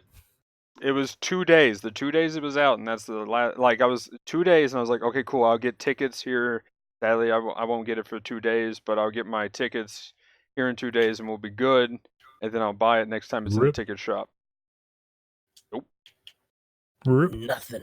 I think it's going to be thrown into the DP shop soon. Actually, Probably, yeah. Like, well, I hope that's so. what It's I been a can't minute. remember. I can't remember who I was talking to. I don't know if it was like Ripping or somebody who was also like, well, I guess it's not going to show up because something else happened with it, or maybe I was talking to Chad about a suit, but yeah, whatever suit it was that they wanted with tickets, and it never showed up till it hit the DP store, and then they just bought it with DP, of course. So I'm kind of starting to just accept that that's going to be a reality, but I think it's probably just going to drop in DP soon. Well, might not be soon. It might be far in the future because, for heaven's sakes, it took them forever to.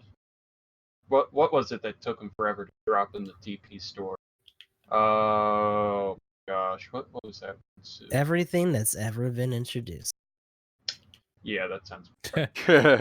Sounds about Well, right. I think like the one that took the longest though. What was it? Like to me, that took the longest. I think was the level 2 G3 took the longest for me, from what I remember. But I think they're all taking about the same amount. By the way, did they skip anything putting the G4 or the Unit 4 in the ticket shop? Was there anything skipped? Like any banners?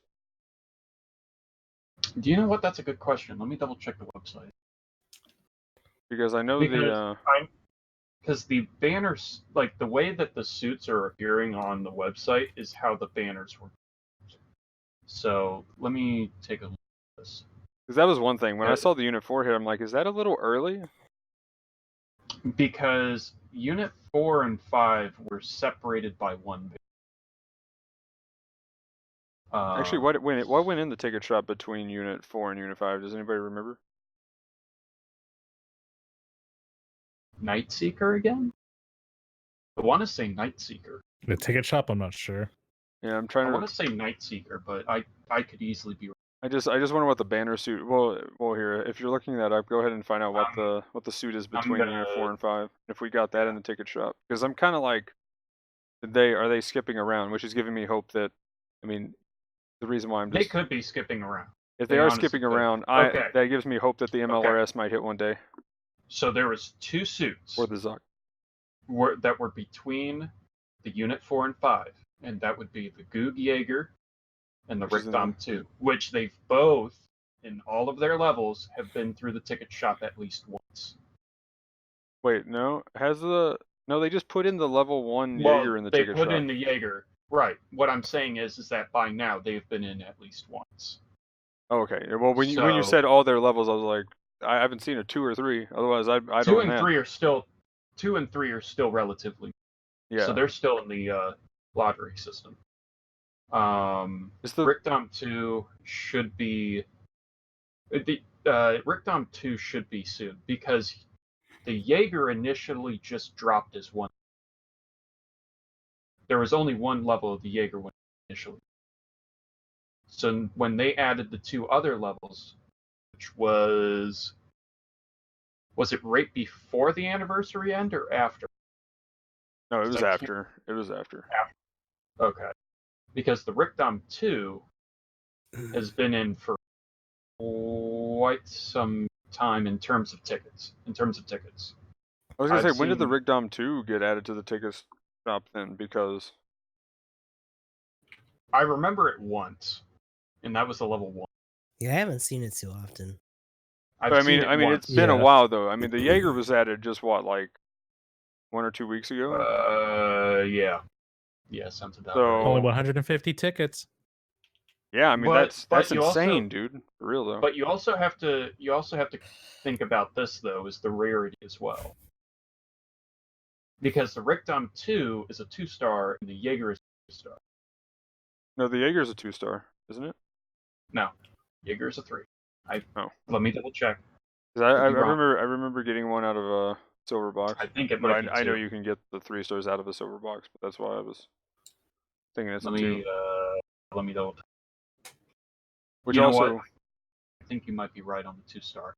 Which also makes sense for which suit? Ticket house, the Jaeger. Jaeger. I'm not sure. It would make sense given the price.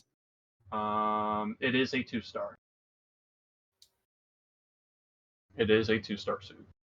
We'll probably see it a little bit more. Rick's Dom 2 is a 1-star suit, right? Yep. No, I thought it was a 2. Either it's a 1 or a 2.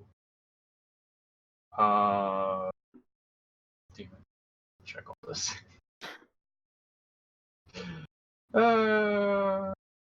You might be right about.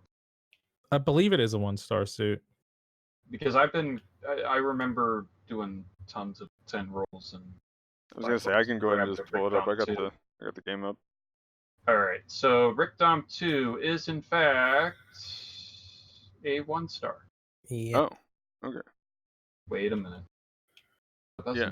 No, Rickdom 2 is a 1-star. Okay. I'm looking at it right now. Okay. I'm sure the Guts version is a 2-star though. Oh no, that thing. The Jaeger is a 2-star. I don't know if you already looked that one up. Oh no, yeah, you're right. You're right. The GH is a 2-star. I can even double check that right now. GH is. Well, I've got the GH, so yeah, the 2-star. 2-star. Mm-hmm. But yeah, I remember getting the GH out of a recon box after a game. Wait, the GOG was never done? What? Wait a minute. The GOG was never done? I got the GOG done. Oh. On the wiki, I think. On the wiki. Oh. I gotta redo the flipping GOG again. Whoopsie. Dang it. Oops. Oh well, I'll get that done after this. Gosh dang it. I thought I got that done. I bet Maelstrom's looking at that. It's like, when is he gonna get that done? It's kind of sitting there empty.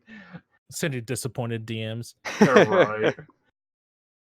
But anyway, Maniac, what are you doing? But yeah, the ruins map. What do you think about that? Boy. It was like I thought. It's a pixie's heaven. I can tell you that. Yeah. Stealth suits definitely like it. Oh my god, the knock. Oh my gosh, yeah. Knock today, man. Interesting. Knock today, please. So, and a lot of people have been running a lot of raids and generals. Not many supports. And if they are using supports, And it's they're the using they're using like mid-range supports. Like they aren't doing any long range as far as I've seen. Yeah, anything that can I've seen a brawl. mixed bag. For the most part, though, anything that has like a good brawling capability or for A support, decent maneuverability, is about the only thing that I've seen that's been doing well, score-wise and stuff, as a support. Lately, as far as I've seen, a lot of the new map has been either 200 to 250 or 500, as far as I remember. It is for the times I've been logged in. Yeah, there's been a couple in betweeners, but like those are the more... because I thought I've seen it like 300 and higher, a little bit more than 200 or 250. Yeah. Like it seems like they've been pushing GOG and GPO4 cost a lot, and 500 since they just added it in into or if it wasn't in before, it's definitely like more frequent now. Yeah, no, they just added that. The 500 cost is still relatively new. They dropped that what? Like that was this week, wasn't it? Ago? That was for the update. That was this patch. That was this patch. Yeah, that was this past update. So that would have been like almost 4 days ago. So yeah, that was when I first jumped into it, I'm like, whoa, it's 500. What? Like I actually backed out and went back in just to check if it wasn't like messing up or anything. And I'm like, oh my gosh, it's 500 cost room. Okay, let me go buy myself a 500 cost G3 because that's literally the only reason why I bought it, was to go into 500 because I didn't think any of my 500 suits were reliable enough for me anyway. What you have? You had to rely on the G3. I had to rely on the G3. Like, what are we working with? Like just the Zommel, man. Like can't Zommel, be that bad. Zommel, Zoc. What's the Zoc's problem? been pretty fun. I had the level 4 Easy 8, but I'm like, it's been forever since I've used that thing. I'm not gonna use it. Easy 8's still solid. Don't worry. Just downswing. Just make sure you yell Ina when you do it. I was about to say, scream Ina. There you go. Ina! Which with 500, let's go ahead and touch on that, I guess, real quick. What do you guys think about them adding that, though? And like, I'm actually pretty happy that they added it. I'm having a mixed bag about that for only one reason. There aren't any, like, there's not a base cost 500 suits. Like, there's not a lot of 500. Yeah. But when they first dropped the 450 maps, there weren't essentially a lot of 450s either. There was only a handful of 450s when they dropped 450 maps. So what I'm thinking is that they're actually planning on dropping more and more 500s. Yeah, it shows that they're paying attention to that cost for sure. Well, and then also the GPs have been kind of blowing them out of the water too. Because like a 500 going up to a 550, I mean, yeah, we're 550 graphic Gundam. Like, I mean, like even though it's a 50 cost difference, I can feel the difference at times. Taking a 500 like unit 4 up against a 550 GPO2, I mean, I can tell the difference. I can too, because I'm shaving off their health. Yeah, like my options right now are for unrestricted are the gun cannon level 4, the Zommel level 2, Imo Gelgoog, and I guess the Gundam Unit 4 are about the only 4 options I have right now. As far we need as new stuff. 500 I recently to got 550. the Unit 4. There are 3 base 500 suits. Yep. Yeah. Which I mean, the full armor Gundam. Yeah. Thunderbolt and a Psycho Zaku. Like that's it for base 500. Yeah. So like as far as minus the 2 space, you only got 1 ground, and then other than that, though, I will say I'm glad. The reason why I like it is I'm glad my gun cannon level 4 is relevant again, because as soon as the the Stardust memory stuff came in, specifically the GBO2, love that suit.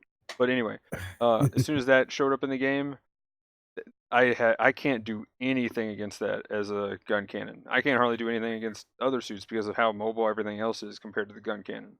Like it's just that little bit too slow to do anything. And even at that point, I feel like as much as I meme on the Zommel, like it and it being bad, like that's typically if I want to support, I'll almost go to that now in unrestricted instead of the gun cannon, just because I don't have to be as mobile with that to still do some decent damage and hit certain things.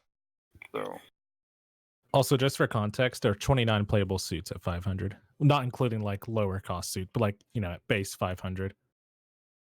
Wait, 29 based 500? Like a I don't mean like like I don't mean like level 1. Like we just discussed that there are only 3.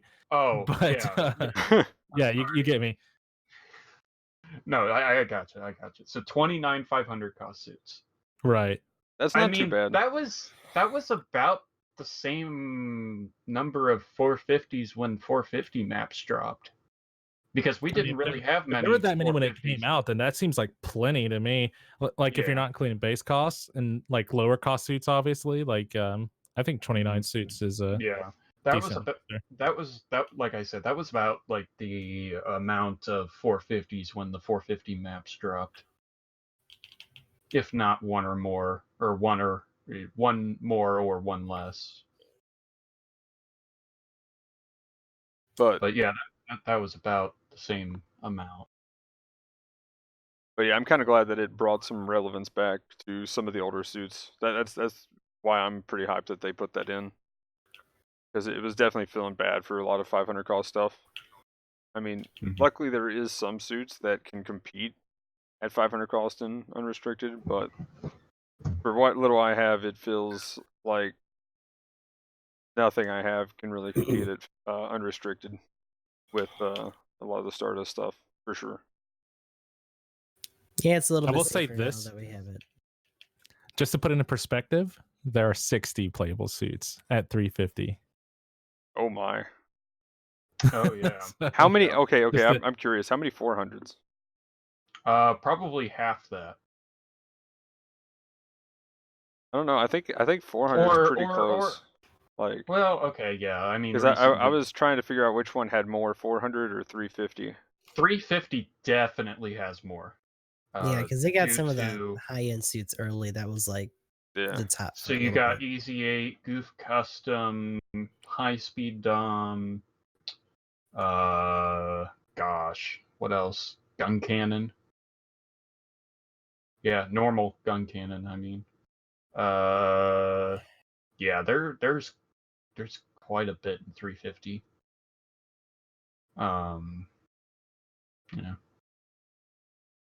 That was kind of like the whole reason why they used 350 as the ranked match. Was because of how fleshed out 350 was at that point. Yeah, like that's. Which is fair. There's more, by the way. There is more in 400? Yeah. Because I have more 400s than I do 350s. So that's what I was thinking. I was like, there's 87 suits in 400. At level 400, like at cost 400, there's that many suits. Wow. There's way more than 350. So there's way more 400s than 350. Why are we playing 350 again on ranked matches? Yeah, there we go. Give everybody a lot of suits to play. I mean, I would love to use Gundam in ranked. Holy cow! Hey man, I'd be intensifying. Apart. I'll intensify and Zaku Cannon all day. Let's go. Oh my god. Seriously, let's do this. Man, Gundam in ranked. Holy cow! And then I'll take the Pixies. That brings out the Pixies in ranked. there. Just think of Pixies in ranked. That's terrifying to think of. Pixies versus BD2s all day. Oh, I'll my take. gosh. Okay, Get BD2 is some kind of scary. Exact commander types zipping around while we're at I don't it. know. I think the Good Pixie measure. get bullied really hard in ranked, honestly. I was gonna say like Pack used to be rampant. Yeah. Especially when the peasant happens. Oh gosh, they're gosh. gonna be beamed to death. yeah, that's definitely a thing. And then we get the That's Pale what I'm Rider. missing. Oh my gosh, I forgot that I don't have the Peasant Dodge on my US account. That's what I was missing. Like all of a sudden I'm like, yeah, I would like a really nice beam dom unit. Peasant Dodge. Do I have the Peasant Dodge? is hype. And I'm like, I looked in the ticket shop and it's like 250 tickets, and I'm like, oh my god. I thought about getting it. I'm right there on like, I have that many tickets, I can't get it, but I'm like, but the heavy Gundam. I got to make sure I have enough for that. But the heavy though.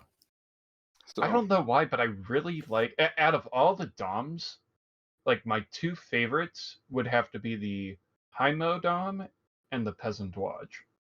blasphemy. My two favorite Dom types. You gotta pour one out for the Gan, because it actually gets introduced at that point too. Dom Barrage, man. Dom Barrage. That's the only thing you could try to prey on it. It probably wouldn't go very well for it either. Oh, but then also think about this though. Like, what if we did do like a 400 ranked match though? Like, I mean, by now all the new players would have had a lot, but let's say ranked matches just started as the US release just happened, right? And they decided it was 400. The only thing the new players would have at 400 would have been Grandpa Gundam and Dodge. Oof. And the Pixie. Yeah. And the Pixie. Yeah. I mean, Yeah. what would they have at 350 though? Not very many. Gun cannon mass production. So They wouldn't have had much because of all we picked was like high tier, like 3-star, hard to get suits. well, I mean, they would have the mass production because of the. Well, yeah, But 300 to that's- 350. Oh wait, they did have that. Wait, no, they did It's- have the BD1 and the GBO2 Custom at 350 Yeah, that as well. is two So- 350 suits. Yes. So well, 3. They had 3 total. Oh wait, no. The mass production was 300. Never mind. 300. Yeah. Yeah. So they had 2 MPT's 300. 3 400s, 1 300. Mhm. Yeah, okay. And then they had that 500 Zommel. Which we're kind of already talking about some rank speculation with that, but do we want to go back to the runes map? Sorry, I kind of got us off there with the 500 talk. Ruined map. Yeah, we can go back to Ruined. So yeah, we already kind of said that the raid in general, we're seeing a lot of that going on. Mm. You guys see much? I don't know if you guys have been playing late, but do you see too many comps that have 2 supports right now?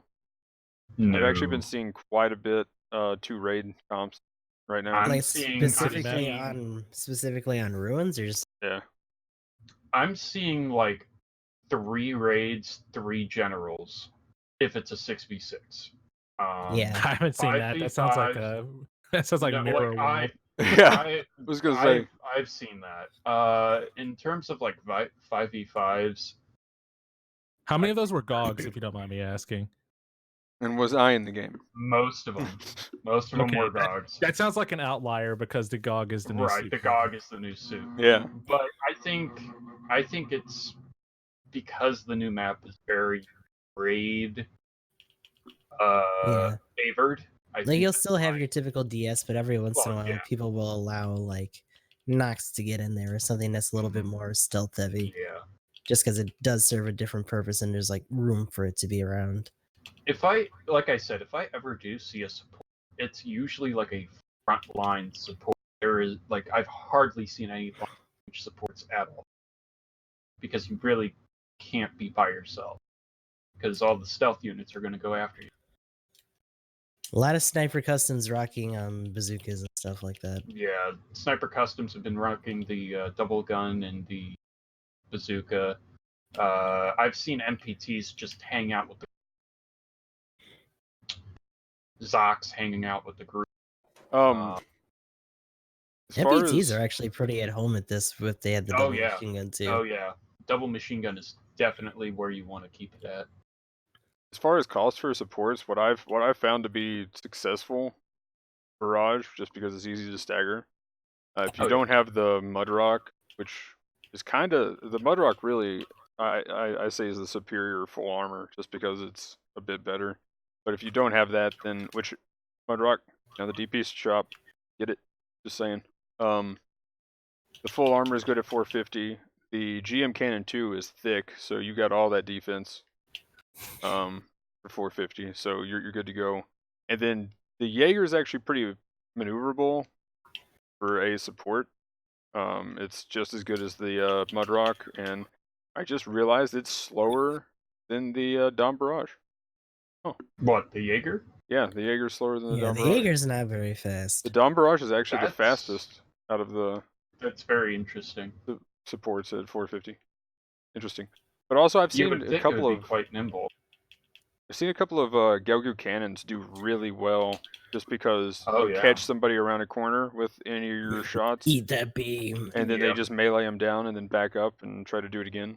So that's not bad. Anything that has the ability to pull off some good brawling combos, I think is pretty nice. But most of your tanks, gun cannon 2, looking at like 400 cost here. Yeah, at 400 I would say Zaku Cannon, GM Cannon 2, Weapons Rack, and Dom Barrage. Of course, the tanks are still good. I don't have those, so the tanks would be good. But I've seen the Hildolfer. Yeah, the Zaku tank's been putting in some work out there. I've noticed that. I was surprised by that. I was seeing quite a few Zaku tanks, and I'm just like, whoa. Really? Those double MP80s, man. They chunk. Oh, yeah. People are actually relying on them more to pick at Gogs from afar, too. I might have to check that out then. Yeah. Because, like, I try to do... Go ahead. To this day, I'm still confused why they threw a missile pod on the Zaku tank instead of, like, a Jella machine gun. Because wouldn't you think that would be more... Like, it's literally in the tank phase, so it should be an option. Right. Yeah. Because I always thought that was kind of odd that they replaced it with missile instead of just having a... I guess just to make it more of an equivalent, right? But like, I don't know. Either or is pretty nice. Anyway. But actually, yeah, I didn't really pay attention that it actually had the missile launcher. That's kind of interesting. I need to said try it's their mobile suit and they can do what they want with it. That is true. It does say that it's battle op. Oh, speaking of okay suits for the to fight against, say, a Gog, the Juagu is actually pretty good against the Gog. Yep. I was kind of... that's funny. That missile barrage club has a hidden rivalry going. I think that may help quite a bit. But yeah, other than that, I've seen at 350, pretty much the weapons rack is about all that I've personally had success with. But I've tried to do some gun cannon things, and it's a little bit hit or miss. Gun cannon is still pretty solid, just because you got that 1-2 punch combo and you can destroy legs pretty quick. But mass production, I don't know. Even though I'm like brawling with it half the time, I haven't been having as much success on ruins with that. The multi-gun type Dom probably would be decent at this too, just because you can... Let's say it. On paper, it should be pretty good. Yeah. Yeah, because it's able to use the high-nose ball-pop rocket. Desert GM might not be too bad. Just don't miss. Yeah, forgot about that, yeah. Putting people on a knee is always good, and he can stagger to Gog. Yeah. 300-wise, get back into the Zaku Cannon. You get the heavy arms. That's actually not that bad at brawling. Oh, yeah. And then same kind of deal. Weapons rack, and maybe Desert GM. 250 looks like heavy arms, and Zaku Cannon would be the two that I'd go for, probably. Oh, I would say Zaku 1 Commander type. Because having a mid-range support type really helps in the desert, or in the new city. Which, I mean, at that point, I would say, well, I feel like I'm curious what you guys think on this. Do you think the heavy arms is just kind of a better commander? Actually, I find it the other way around. Depends on like what you emphasize on, because it still has the Sturmfaust for the commander, Mm-hmm. and the cannon is pretty solid because it makes you take a knee anyway. Right. The But proto I does not tend make to you take No, a knee, no. does it? No, Or it's just Does it? does the heavy arms use a proto? Yes, it does. Yeah. It uses Both Yeah, of them. The proto doesn't make you take a knee. both uses the same cannon. The heavy arms actually prefer to use the MMP with. Yep. I much rather use the MMP80 with the heavy arms. I guess you have the Sturmfaust and you have a bit more health. And you have the Spike Shield that has the new shield And tackle skill. Yeah, I was about to say enhanced tackle with the shield. And also, I've found that, now, maybe it's just me because I've used Zaku 1 Commander a lot. You can do a lot of combos with the Zaku 1 Commander type just with the machine gun. Because how I would do it is open up with the Sturmfaust, unload a whole magazine on them, do either a tackle with the shield or just do a downswing and then tackle, and you can pull off a ton of damage. I mean, it's not my kind of weapon, but I think the Magella is probably the better of the two on both, just because of the buffs that they did with how fast it can fire now. Like, it's probably the better weapon. It just takes more skill. But here's where I'm probably skilled.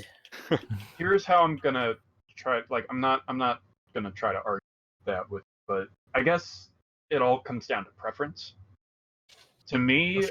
I would always find carrying the Magella top cannon very cumbersome to a degree, because let's say you have if you're in like a 200 sprint, right, and then you have like a Zaku 1 just coming around the corner, right? Well, you can't just go swinging around your cannon and pop them right there.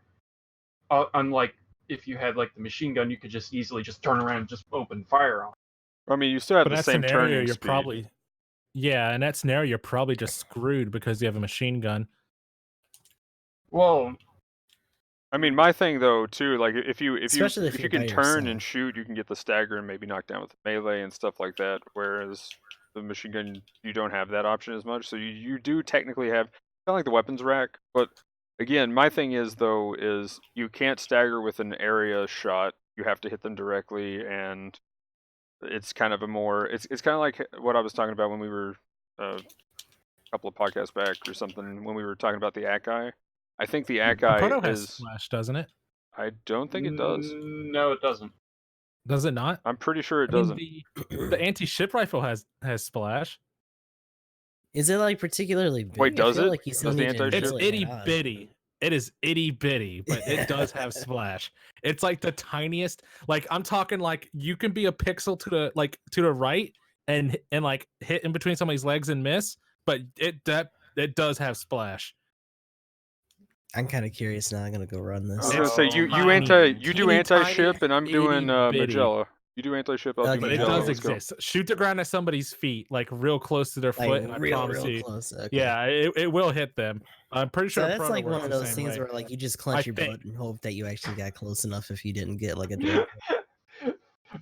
Right. But yeah, so my thing is if it does have splash, it's so small that you pretty much have to hit them anyway. So like I don't know. The skill cap is definitely there, but where they increased like its ready up time and stuff, I think the Magella tank top wins out on both suits. It's probably the better one. I need a tank top on my Magella cannon. Just paint it as like gosh. Yeah. I was like, wait, what? Magella cannon's hanging out at the beach right now. I was like, what? Billowing in the oh air my when gosh! The top comes off too, just like wee.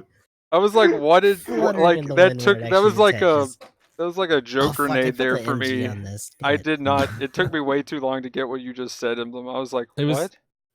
Your comment was too big for your own brain. It's okay, man.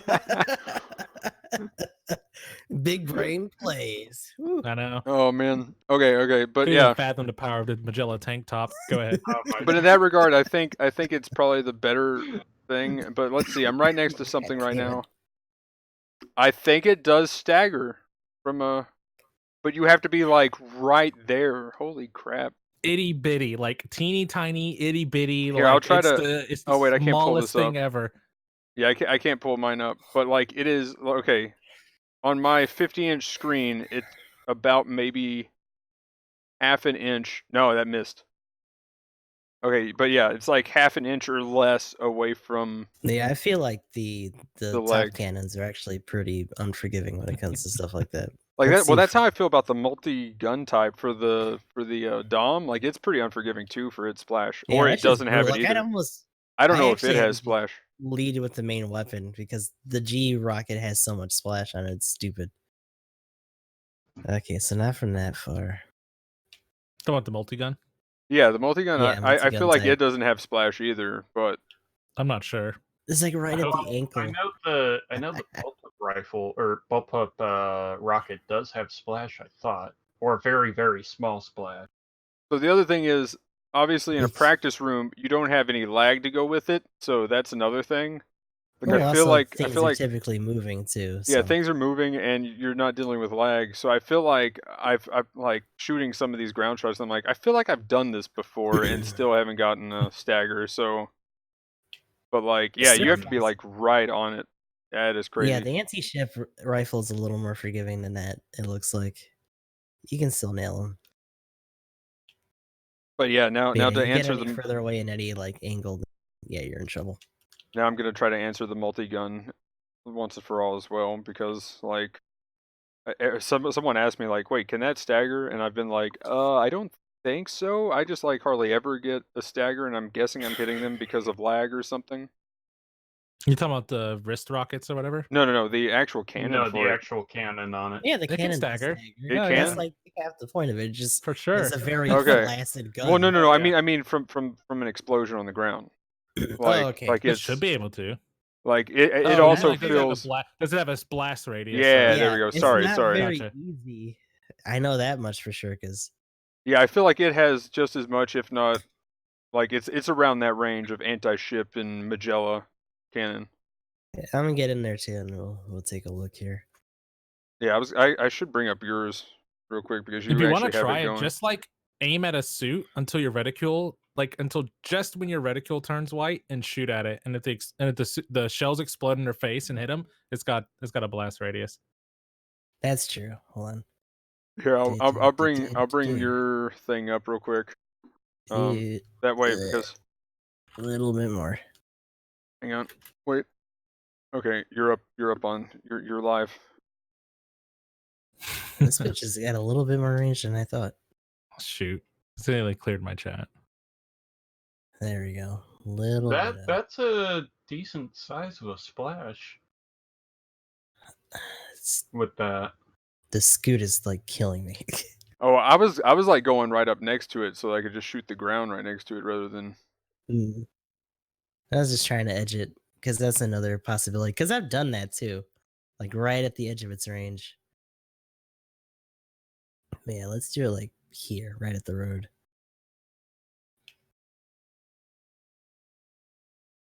And then a little bit further. Yeah, it looks like it. Yeah, but it's pretty. Yeah. I mean, that's a lot better than the Magella though. From what I'm doing right now,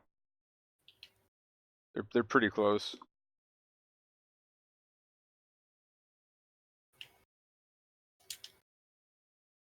So yeah, but like Right compared to on. like a gun cannon or something where you can So like right there, aim like, half a trying to do mile. it up along them. It's all about the angle too, it seems. Yeah, I was actually just about to say, like, your explosion is probably being consumed by like a jagged polygon or something, because that's how that works sometimes. Remember like, how I shot a rock or staggered you? I something. was gonna say, Emblem. Remember how I staggered you? I might need more context. Yeah. On the when we were doing the gun cannon versus the full armor fight, we were like, "How did you stagger me? You shot the rock." Like when we were doing the going around that rock, and then finally you walked up on that one, and I just shot the side of it. Yeah, for some reason, if you shoot the side of that rock, you'll hit anybody on top. That's just a thing you can do. I don't know if that's just a like. I think you just hack. Buggy stuff rock. like that never works for me. That stuff never works for me. Oh my gosh. Oh man, I remember your comment too at the end. You're like, so what are you doing to pay the devs to get infinite iframes? Oh man. Like for real though, like some of the random stuff that'll happen is kind of silly. Like I had another lag type game go on, but they're terrifying individuals. I will say that much. like when I'm the lag type, I'm just like, I feel like I shouldn't be planting this bomb because they can't see me. Like, I mean, that's the other thing too. You can go defuse a bomb, and the guy's like standing right there, and you're just like, "Hey man, Like, what's where up? did he go? What's up? I'm just defusing this. I know you can't see me, but you're standing here in the corner waiting for somebody to land, and it's defused." And then they're like, they just start slashing in front of them, and I'm like, but whoa, how whoa, whoa, though? yeah. And I'm like, oh man, I know I'm invisible to him right now, but I just kind of don't want to lose, so I'm gonna keep defusing. Yeah, I mean you're in See you guys you're in in 10 the minutes. moment, so like fuck it. You guys got 1 minute to stop, and he can't see me. Good luck. Seriously though, what? Just straight up man. like the spy in CO2. Peekaboo. Surprise. But yeah, as far as stab.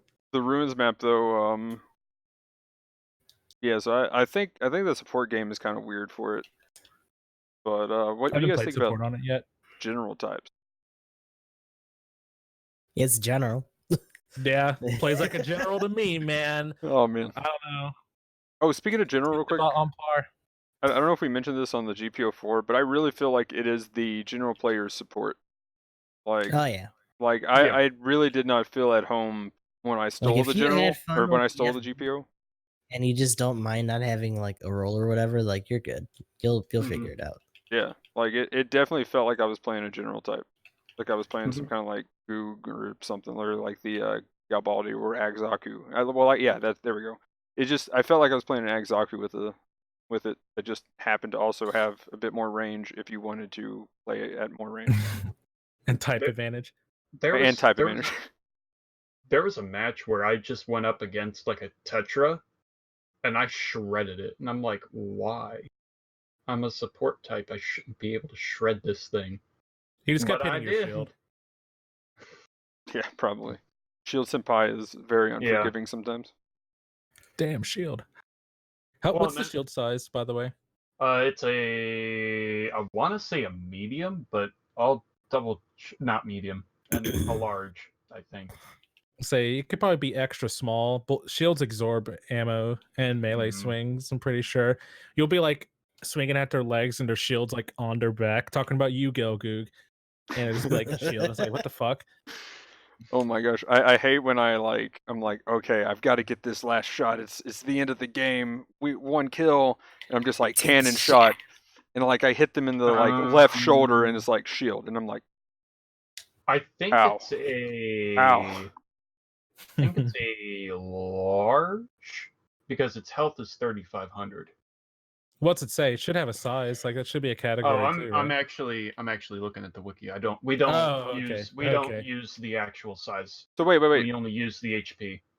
Gotcha. When there's a size to the shield, is that actually its hitbox as well? Is that how that works? Well, I don't know how much that factors into it. I just doesn't say because they still have their own separate models. Yeah. Okay. I'm surprised you guys don't use the shield size, because doesn't that factor into like how much the shield impacts your turn radius? Well, I mean, you would think it would. Shouldn't. But I mean, it could just be a flat stat, but like, why does it exist? I mean, it could just be flavor data, but like, I just assumed that like smaller shields hindered you less than larger shields, and maybe had like different levels of HP. You also. What do you mean? It's like it's hard to prove without looking at like the game. Like that's hidden stats, and I mean, unless you guys know what they are, like it's hard to say. I don't think we originally wanted to use actual sizes. They're in the game though. I mean, like, yeah, I know that they're in the game, but I think it's to not confuse people. Yeah, I think that's kind of where we were trying to make it as bare bones basic as possible. So I don't know. That seems less confusing than having more than 6 or 9 deck slots in Hearthstone. Sorry, if you guys don't play Hearthstone, I'm just taking a jab at them. I I think you can have more now, but back before you can only have 9, and the dev said it was to prevent confusion with deck building or something like that. Oh, anyway. I know what you're talking about now. Yeah. On the model, like for like the banner model, the shield just looks like a medium-sized shield, like a Gundam shield. So I don't think it's that big. I think it's the size of the Gundam shield, if not a tad bit bigger. So maybe a medium. Yeah. Something like that. Should I just? Gotcha. Because yeah, I know for. Oh Do yeah, you there we have go. it? I mean, please. Yeah, there you go. Just look. I'd love to know. I know This is excruciating. I thought several of you had the game up. Like, I mean, I have the game up, but I don't have the suit. Yeah, I don't have the suit, so I wouldn't be able to tell you. I know for a fact that GPO2's shield is considered a. We're talking about the 04, right?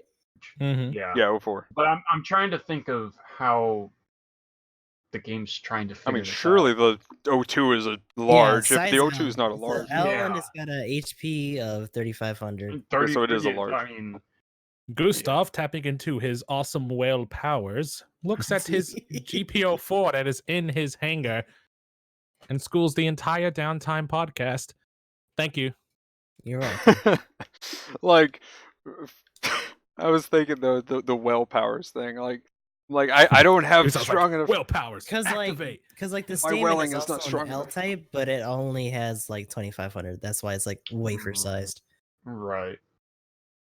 I'm wondering if like the size is just and like holy shit, the L size for the 01, it's rocking on 4,000. I forgot how sturdy that thing is. Mm-hmm. So, by the way, I have to say one of my favorite things is just how much I've learned about the game since we've been doing this.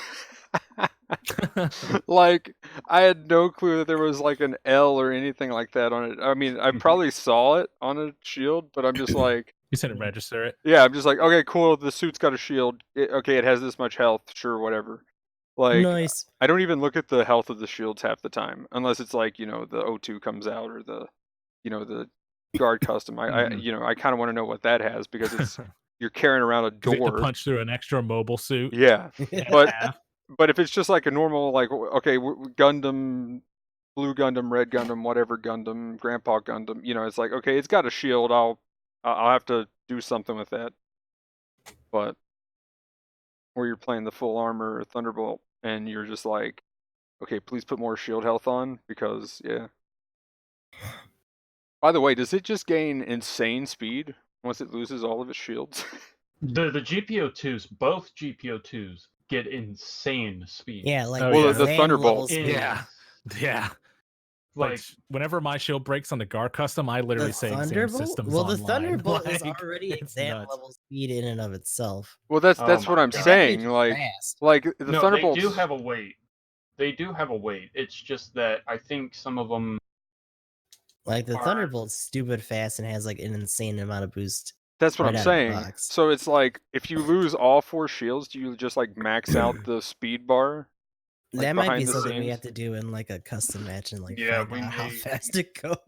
I mean, the do we know if those stats like are on the Japanese wiki anywhere? They actually could be. Like just for the weight to like speed ratio? Right, just how much speed you gain when you lose your shield. I've never seen it before. I mean, I've never actually looked. I mean, all the hidden stats are on there, so one would think. But yeah, that would be just crazy if you each time you lose a shield, you gain a bit more speed. That's generally how it works. So that'd be interesting if it's stacks. I still don't understand the rocket launcher. I'm saying it makes you stop and you shoot one rocket, and it stuns, but it also doesn't do a lot. No, on the full armor. Oh, on the full armor. Oh. Okay, so let's see. That's a little weird. Like, why would you ever use that as opposed to the missile pod or like for some just reason the missile bay?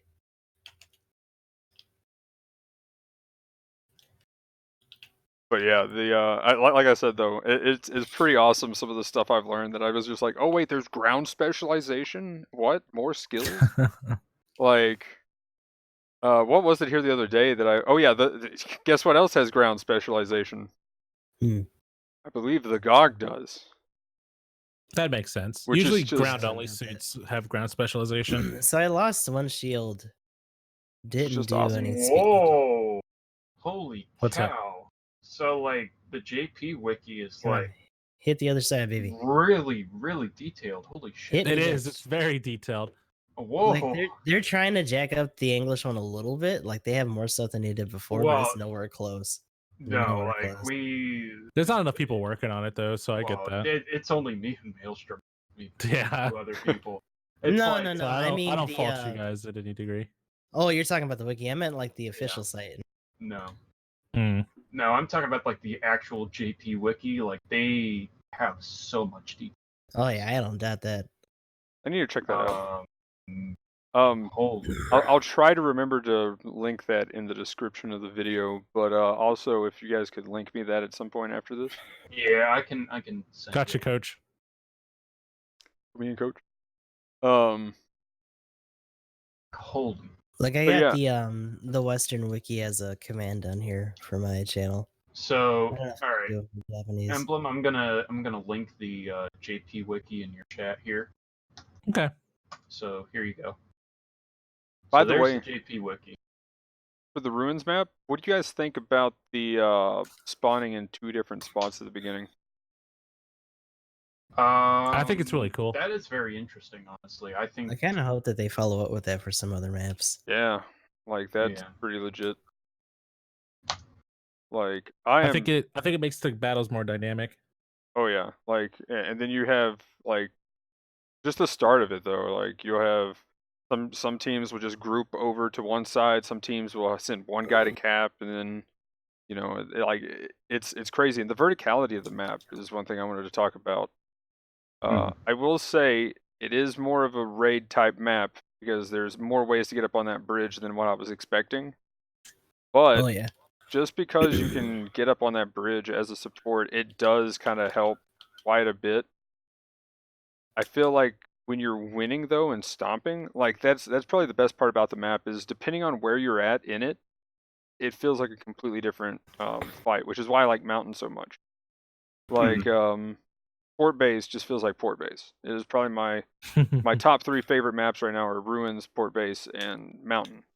I favor Port Base and Mountain just because I'm a support player. But but the thing with like Mountain though is if you're pushing in under the arch or whatever, the hill, you know what I'm talking about, over toward side.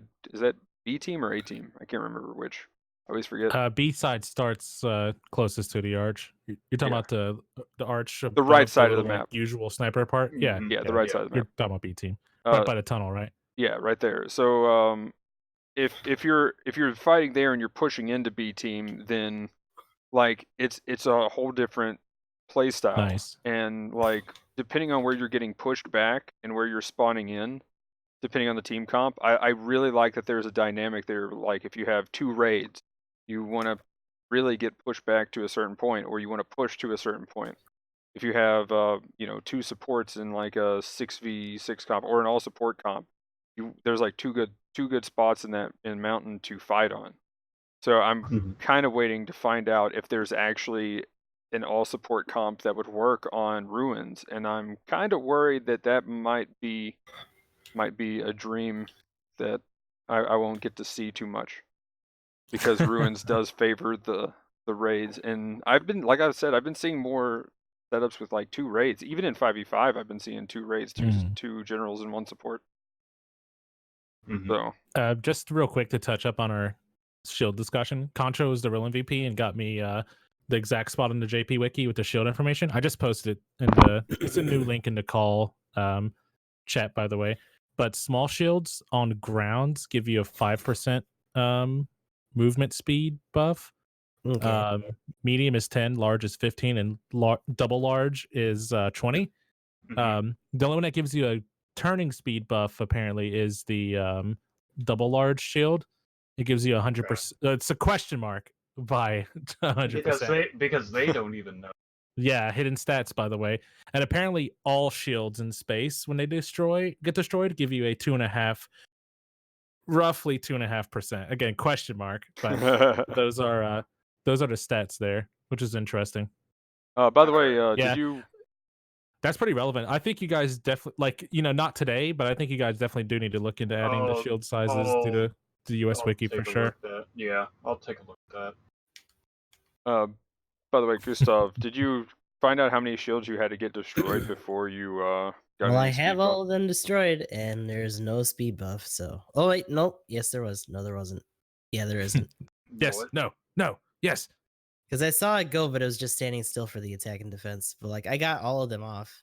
Okay, so And it didn't actually indicate. You sit still, you get you get more damage. Yeah. Defense, right? The As I'm defense saying, or just so, like, damage? normally when you do that, it'll still indicate on the bottom near the health, right? Yeah, when all your shields are like destroyed, you will get a speed boost. So did it indicate? No, it didn't. Okay. So no, it won't give you like the not buff for the or anything. Oh, it won't give you the little buff down at the bottom right? Mm-mm. Oh, okay. So maybe it did. We'll have to test that in a custom game. Like have a thunderbolt and have one shoot the other, and then have a race across like the top of the space map. Right. Just boost across or whatever. Yeah. See who gets to the other side first. But yeah, that would be something interesting to find out, because that would be crazy. Like, I mean, are you feeling a difference? No, because it's already pretty fast as it is. But like, I'm about to spawn in, and I'll see in a sec. Okay, but yeah, for the ruins map though, what do you think about the kind of precedent for future maps that this is setting though? Oh. What? Weather effects and day-night maps win. Yeah, yeah, that's another big one. That would be nice. That would be kind of cool. Oh, what I would like is like if and when they would do like environmental settings, I wonder if they'll then think about colonies for environmentals. Like, meaning, like, if you're like, for the idea of like, oh, what about a destroyed colony out in space that you can go in and out of? Like, what if, maybe the temperature got like really cold or something, so it would be like all snowy inside or something like that. Because that would be interesting. Speaking of that, snow map would be kind of interesting, just in general. Yeah, I'm kind of hoping we get a snow map nice. at some point. If we do, everybody's going to be using like Shin Matsunaga colors. Oh my god. Oh my! You just have that white across. You just have that Gunner Gundam just in the back, just in all white, being stealthy. Yeah. You just see suddenly the beam charge up. You're like, oh. No, just have like the beam just like in the ground, just charging, so nobody sees it. Oh gosh, cheese it through the ground and then just pop it up. Just pop up and Unit 4, just have it through the ground. Yeah. Pop it up. Oh no.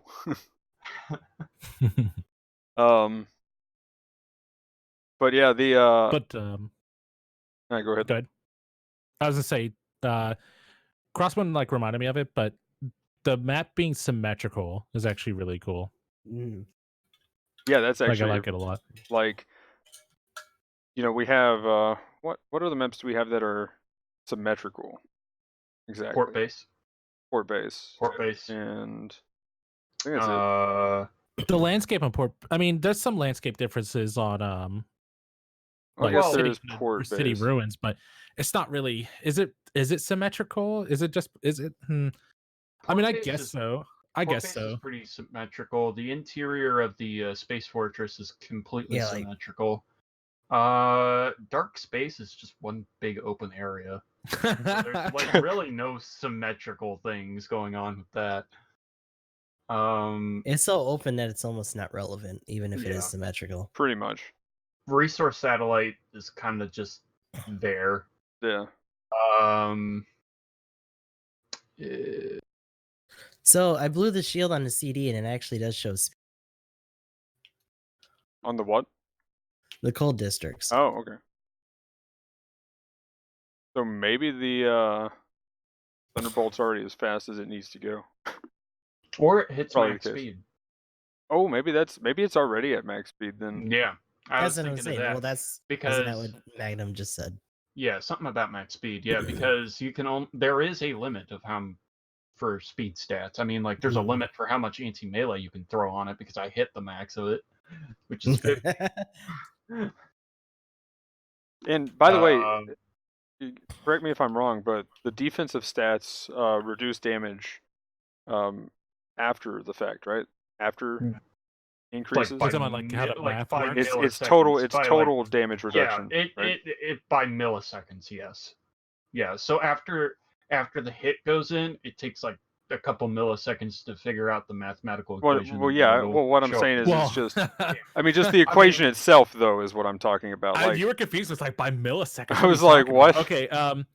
From my discussions about the damage calculations, damage resistance is factored in after damage, like total damage is calculated. Okay. So you should get better. You technically get better returns on defense because it takes away from the base number for damage after multipliers and stuff is figured out. Okay.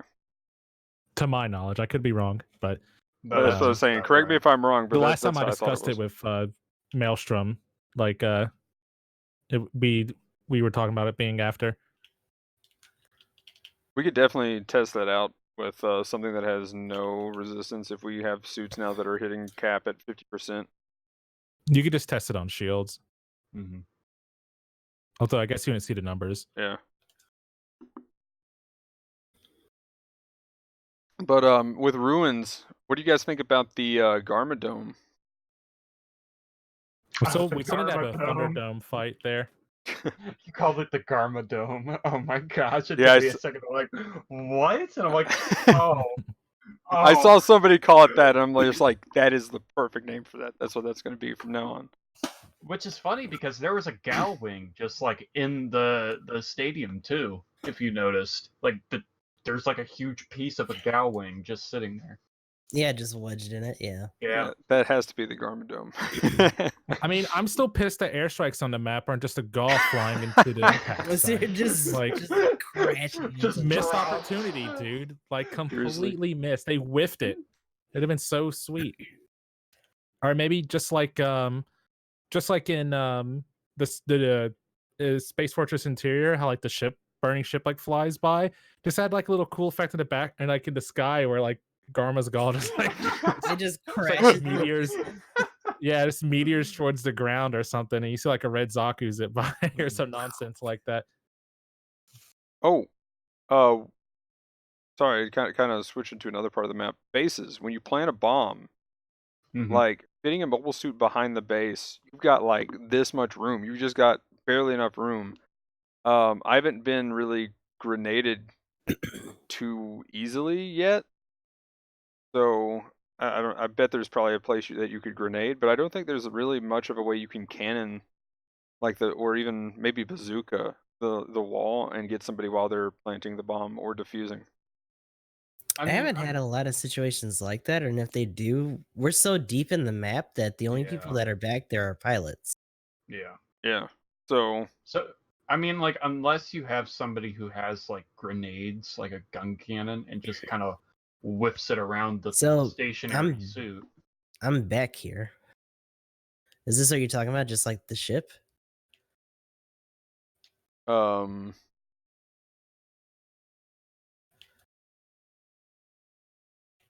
Yes. Actually, wait, does the other side have less room, or am I just being dumb? Maybe I'm just being dumb. I haven't noticed too much, but I don't go there very much. But I haven't noticed like any trouble trying to. This is legit the first time I've peeked back here, and it's just like, well, edge your mobile suit in. Check the other side if you would. Okay, big mobile suit. Is that the left side of the map, or is that the right side of the map? It's probably the left. Are you east or west right now on your? I can't. Facing Gustav, can we have a conversation about why you're using the dual SMGs real quick? Just cause. I hardly ever run this suit in the first place, so if I'm gonna, what's wrong with the dual SMGs? I'll fuck around with what's actually unique to this. I don't think I have them, but what's wrong with? Because, like, again, that's the main reason that I run the MG on anything that can run it. Because it's so scarce in the first place. I think this is literally the only suit that can run. Okay, so this is the other side. Yeah, okay, it feels like it has about the same Boop. space. I figured they would make that the same. But yeah, like I said, I'm hardly back here. Okay, I just if felt you're like it not had balls less deep in the room. map, you're probably I felt like it had less room than, say, like desert. I see a lot of people trying to like nudge into some of these cracks, like over here. Oh, I will so say, one dude trying to budge up, like, why? well, like that too. I don't think you can fly through that as a pilot either. There's no Oh, way you actually. can. You can fit through smaller cracks in the normal city map. Let's see. Probably not. Well, yeah, anything that it's just a straight up invisible wall, though. No, That's let me do it. What a letdown. Rude. Not gonna lie though, I tried that here the other day. I was just like, "Oh, there's a crack. I can sneak through this." Like literally, And then I the saw guy a like fucking rocketed me in the Gunkin back, and and I try was to just like, like "Oh, I'm nudge his sad." way. I'm like, no, you can't do that. You are a whole ass support suit. That's not happening. This is kind of neat to be up here though. Over here near B, this building you can actually like chill out on. Yeah, the maneuver, like, I don't feel like people stay on these fringe bases too long to like take advantage of some of these, but if you just need to like swoop in and just slam somebody, then that's not too bad. As a support perch, probably not that great. it's pretty good. At one point, I don't know whether it was the viewer games or yeah, I'm trying to remember when. Oh well, but I think it might have been Sunday. I think Crossbone was like in the mud rock on top of that one that you were just on, and like just marauding people. and yeah, and then I was trying to fight him with the barrage, and yeah. So there's some pretty cool spots that you can get, kind of work around, even as a support. So you've got some spots you can get to, but pretty much like how you've pretty much demonstrated with the Pixies, just the maneuverability of getting around that map is insane. There's a lot of little stuff that you can get up, You can get on this. I need more boost though.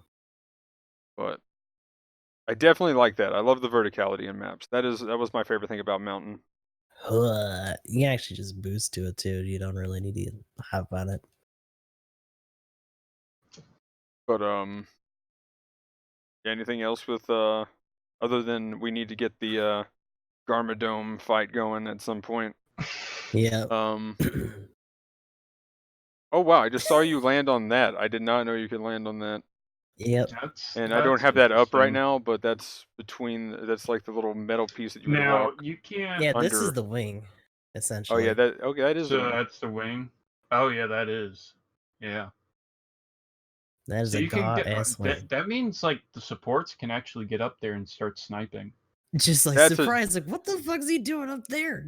Just to mess with people. That's I one like of how those. they have very like subtle rubble ramps so you can get up on these rings too. I feel like that's the Death Wish rock scenario though. Like when I was like, I want to jump on the rock on mountain, and yeah, Emblem you know was what like, it is though. It's and like then I'll the kill you. opening moments when people are like trying to mill around in this area. If you had the time, just get up here and just fuck with them once they come around this corner. Just or just take a pot shot, and then you have to immediately like run away. Yeah, away from GTFO. Yeah, don't try to live up there. But if you just want to fuck with people in the beginning of the round, just perch up there. Just scare like a whole bunch of supports. Boosting around the steps and stuff is pretty cool there while you're in the dome. Like there's some decent maneuvers I've seen some people do. Yeah, especially if you get, because the dome can get pretty congested, so like it's nice to have this extra verticality to like just boost off of and get away from shit. So the dome itself you can't really fuck with, but you can still like jump off areas like this, I think.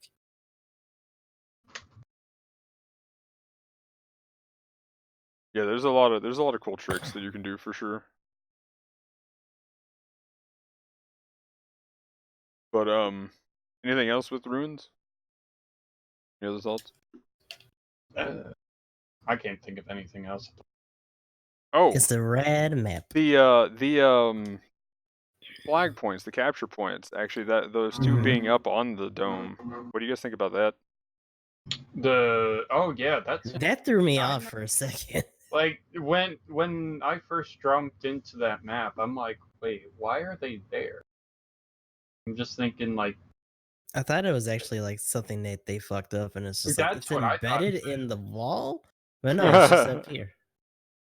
I thought that because I went on to the side of the steps thinking, oh, so you would capture the point on the side of the steps. No, you actually go up onto that little platform and get it. I think it makes it safer. I think it's a good call. Yeah. You're still weak to explosions, but at least you can't be stepped on. Right. And I feel like it's out of the way enough that anybody who's going to cap it, your suit might take a couple of hits, but you're pretty safe as long as you got a teammate there. Like I've been trying to do it as a support, but I haven't been able to get up there quick enough to shoot the pilot before they can cap it and are on their way. So using that ramp's probably the easier way, but sometimes I just boost up the side. But one other quick thing, talk about just in maps in general. What do you guys think of the spawn points, specifically? I guess the desert one at E. You guys experienced that since Actually, the change? I've not spawned there. I have since the not change spawned was there made. yet. So No. I love the Normally I change. don't out of a habit, but yeah, the ones for even the outside ones on those ridges are pretty nice. Just being closer in general. Yeah, I have to say I love the change. Spawning, facing, and then just walking up, and you're good to go for the artillery is nice. And even spawning in on a pilot that's like already capping, it doesn't feel as much of like a, they know I'm here now kind of thing. Just because a lot of people, if they're already looking for pilots, they were probably going to already be looking for you where you would spawn anyway. I think that's really the factor that kind of played into it. So now it's just Well, are you just talking about E? Because I mean, in most cases, even before the change, like you were still pretty close to where it wouldn't matter. I think pretty much the E point, and to some degree maybe C on the desert map is like really one of the few cases of spawn points for pilots where that's even like a case of like just like we said about it last time. I think it's the only time where there could be contention for the spawn being like keeping the spawn the same as it was before might be a little bit more relevant. But I feel like in most cases you're close enough in the area where people would notice that you pop in. Yeah. If not like because you're visible, but because like you're relatively close enough to where like if you move a little bit towards the base, you're contesting. So like now it's I don't know. I feel like not much has changed other than it's just easier to get to the point. You don't have to do anything crazy, and you're facing it. So overall, I like it. I'm a fan. But okay, so ranked coming up. What do we think? I still think they're going to be in 350. I'm ready for some more side. Just to be consistent in terms of cost, I think they're going to stay as 350. And they may change a few things, but I think it's going to be about the same as it was last time. The main thing I'm concerned about is how they're going to set up the rewards, because like, so let's just say they do it kind of the same way where top, and it's going to be the clan stuff is what they've said. So that's one interesting part. That might be separate though. Like I think it's gonna be separate because they haven't followed up with any of the clan stuff. Because like when they first said it, I mean, I thought it was gonna be clan as well, but they haven't mentioned it since they brought up the rank event again. So they might be pushing back the clan battles, or it might just be a normal rank event. I think it's probably going to be a normal this time. I'm wondering if they're going to try and get experimental stuff going later. So that's what I'm thinking. Didn't they mention though that it was clan battles literally in the last? They didn't specifically say it was going to. I thought they did. Did they? Yeah, I thought they straight up said during the Halloween patch notes in that long list of stuff was like, and it's going to be clan. I don't think it'd be included, but I still think it's going to be like a separate thing from the actual ranked stuff. Here, I'll bring it up. But the thing is, as far as my thing that I was kind of getting at too, with if it is the clan, they've changed the point thing around. So I'm guessing they're going to keep the same kind of point system for actually getting score. I don't know though. No, like if the clan thing is separate, which it's seeing with how it looks like now, I don't think they'll kind of be the same beast. Like clan battles will probably have their own like entirely different scoring system from rank. Honestly, but it could have similarities, but it could be different. I think it'd be good though. Like the my question is, if the next ranked event is clan and they put a suit in it, right? So insert whatever suit they're gonna put in. If it is like the recon, I feel it's kind of cool to have, right? But it's not something that's like, in my opinion, Crucial. say the GOG in terms of power. Like if I missed out on the GOG, I would feel pretty sad. And I know a couple of people who have missed out or are going to miss out. And it's kind of like, that's a bummer till they put it in some other way. You can't get the GOG.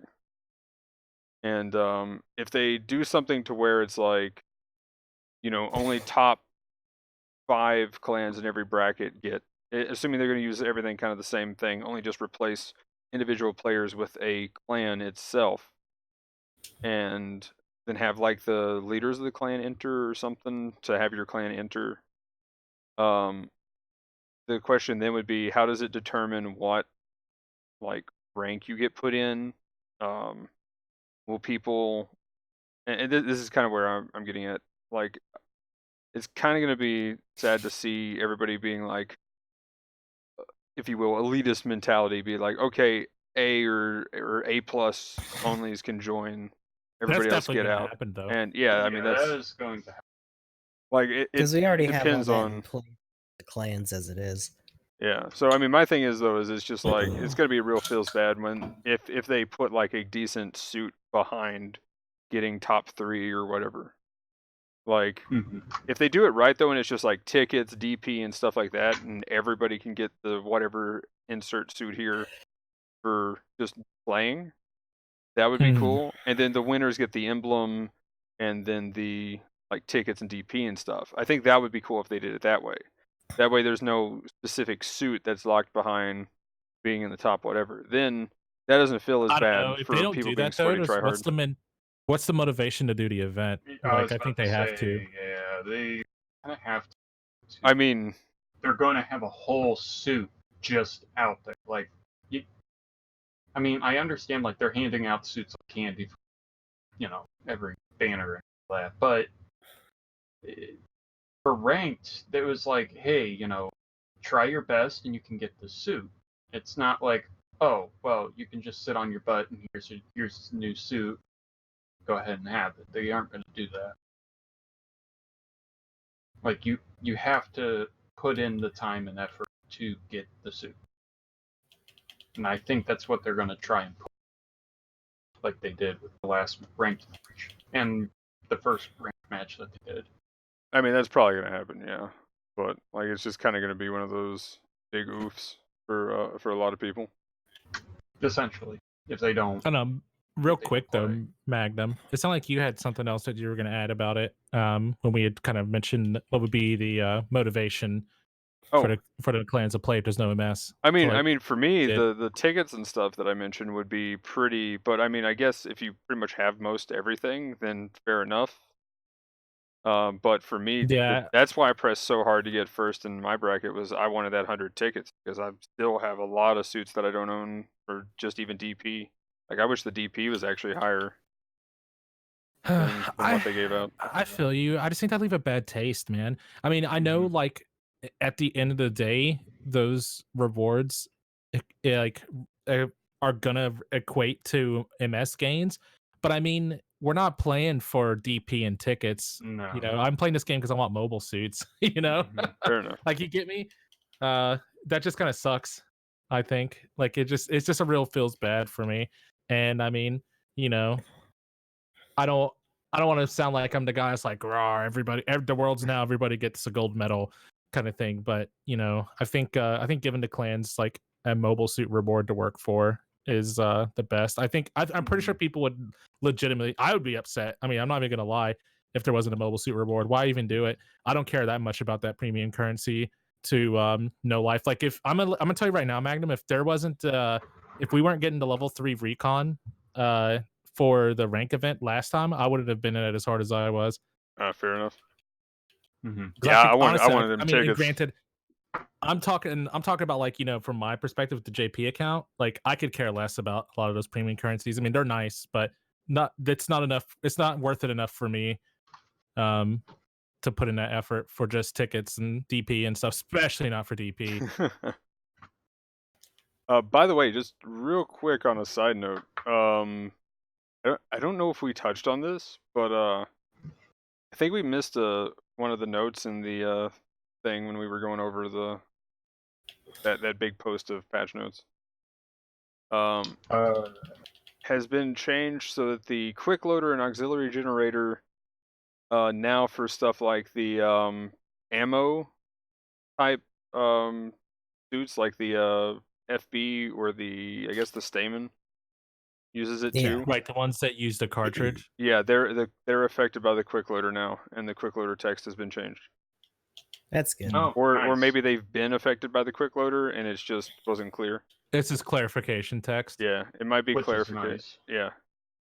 Again, Google Translate problems, but it makes sense. I mean, I could see why people would put the auxiliary generator on those weapons. I would just think that like it would work with the quick loader because it's ammo, It should just have an ammo count and just kind of explains itself. I mean, that was my logic. Little, like circle, use the oxygen. If you had a little circle, oxygen. If you have an ammo count, use the quick loader.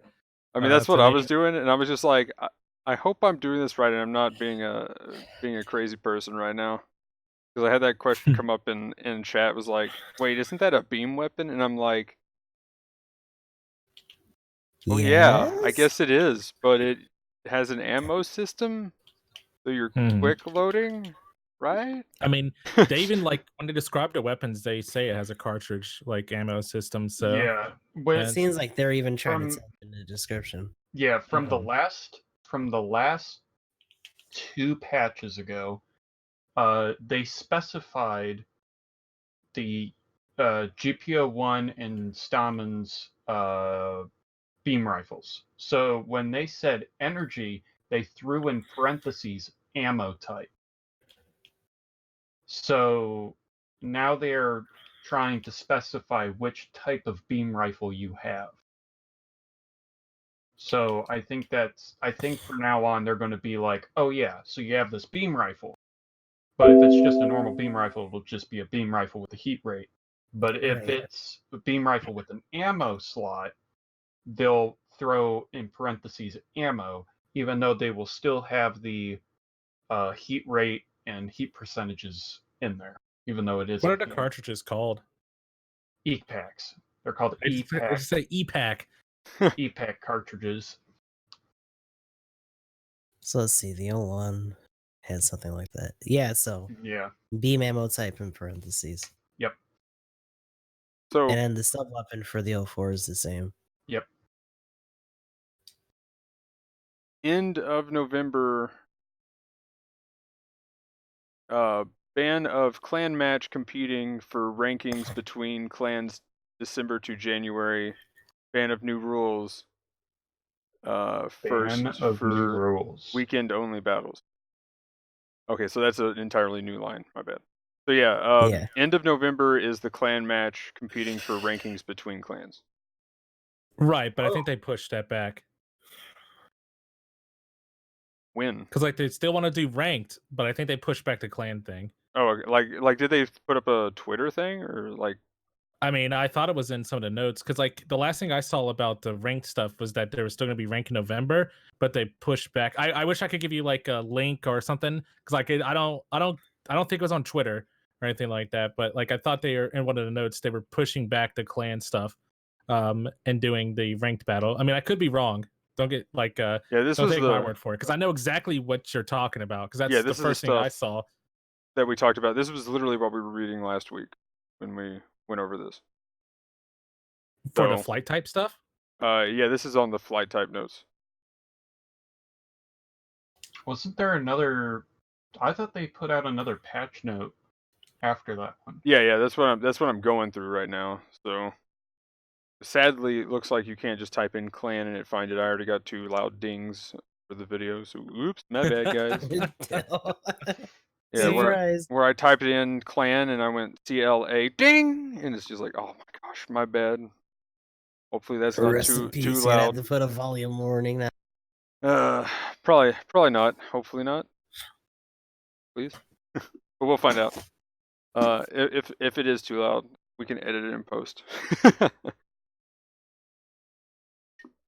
But anyway, I see what you mean, Magnum. I see what you mean. By like down at the bottom of the Halloween update patch, it says, is a new play planned in the coming months. End of November, ban of clan match competing rankings between clans. And I know that still seems separate. That does to me. That does sound separate.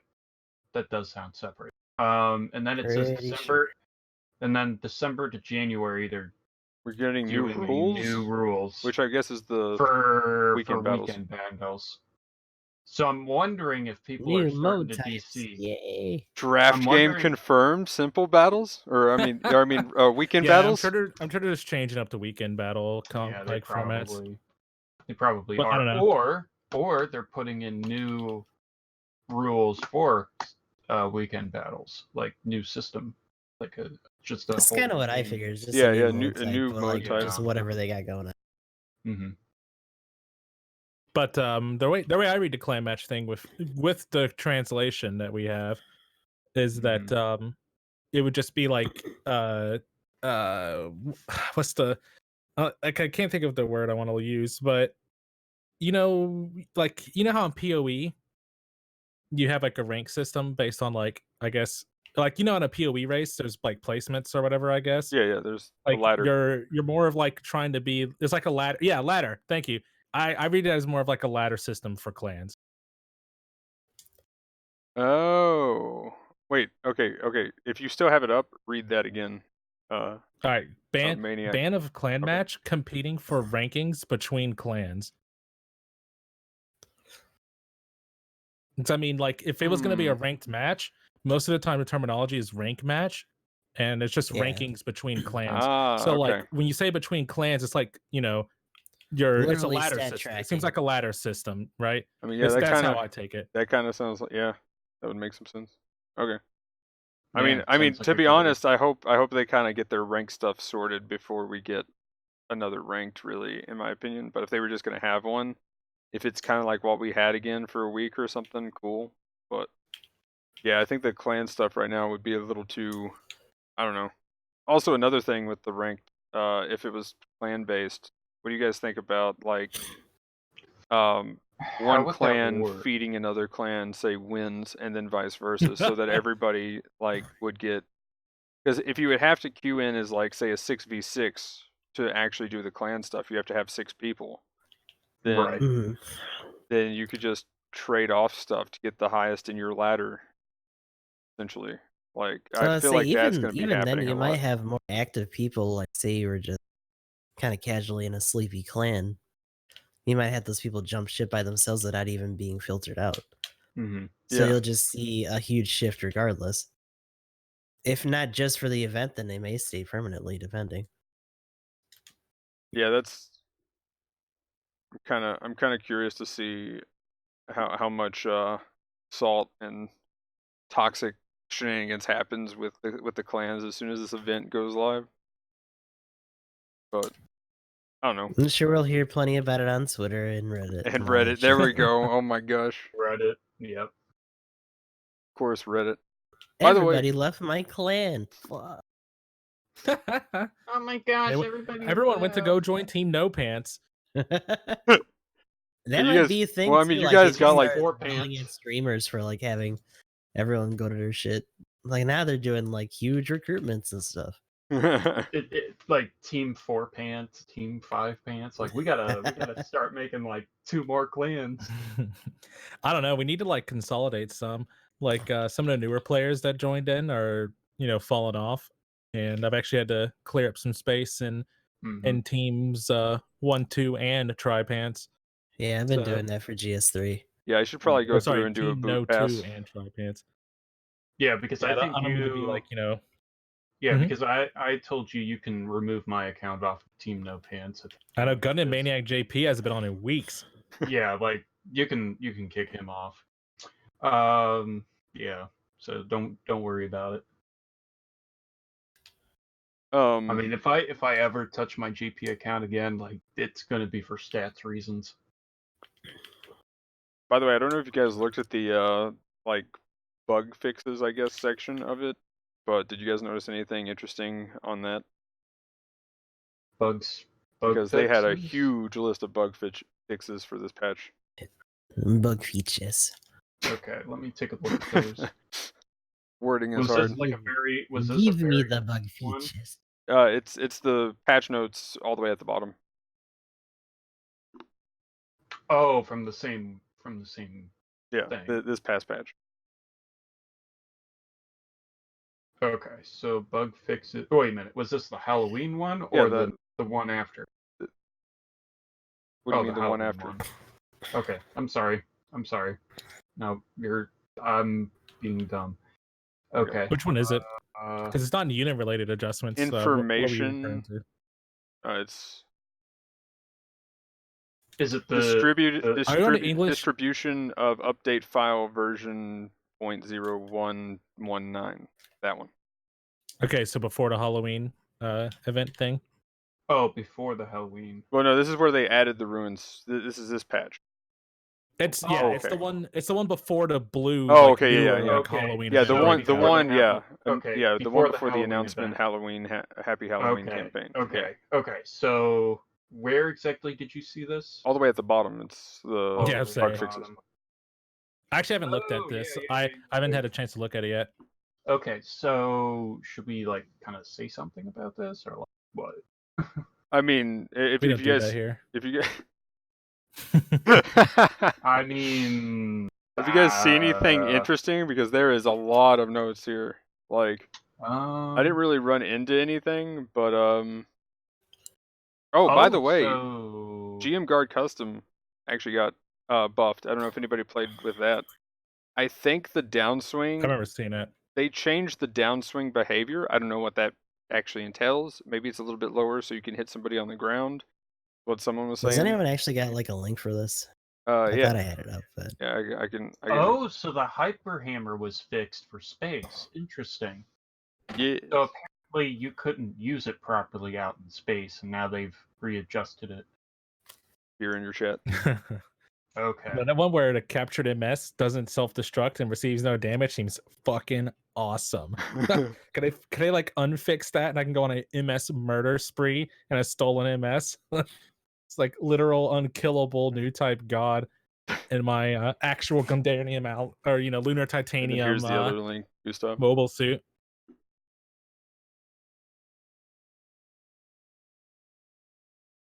But yeah, the GM Guard Custom, by the way, got 1,000 health at level 2, 2,000 health at level 3, 10 damage at level 2 for its Gatling shield gun, and 20 damage at level 3 for its Gatling shield gun. Also, when you are shooting the shield, it has a huge reduction to amount of time before you can start moving again.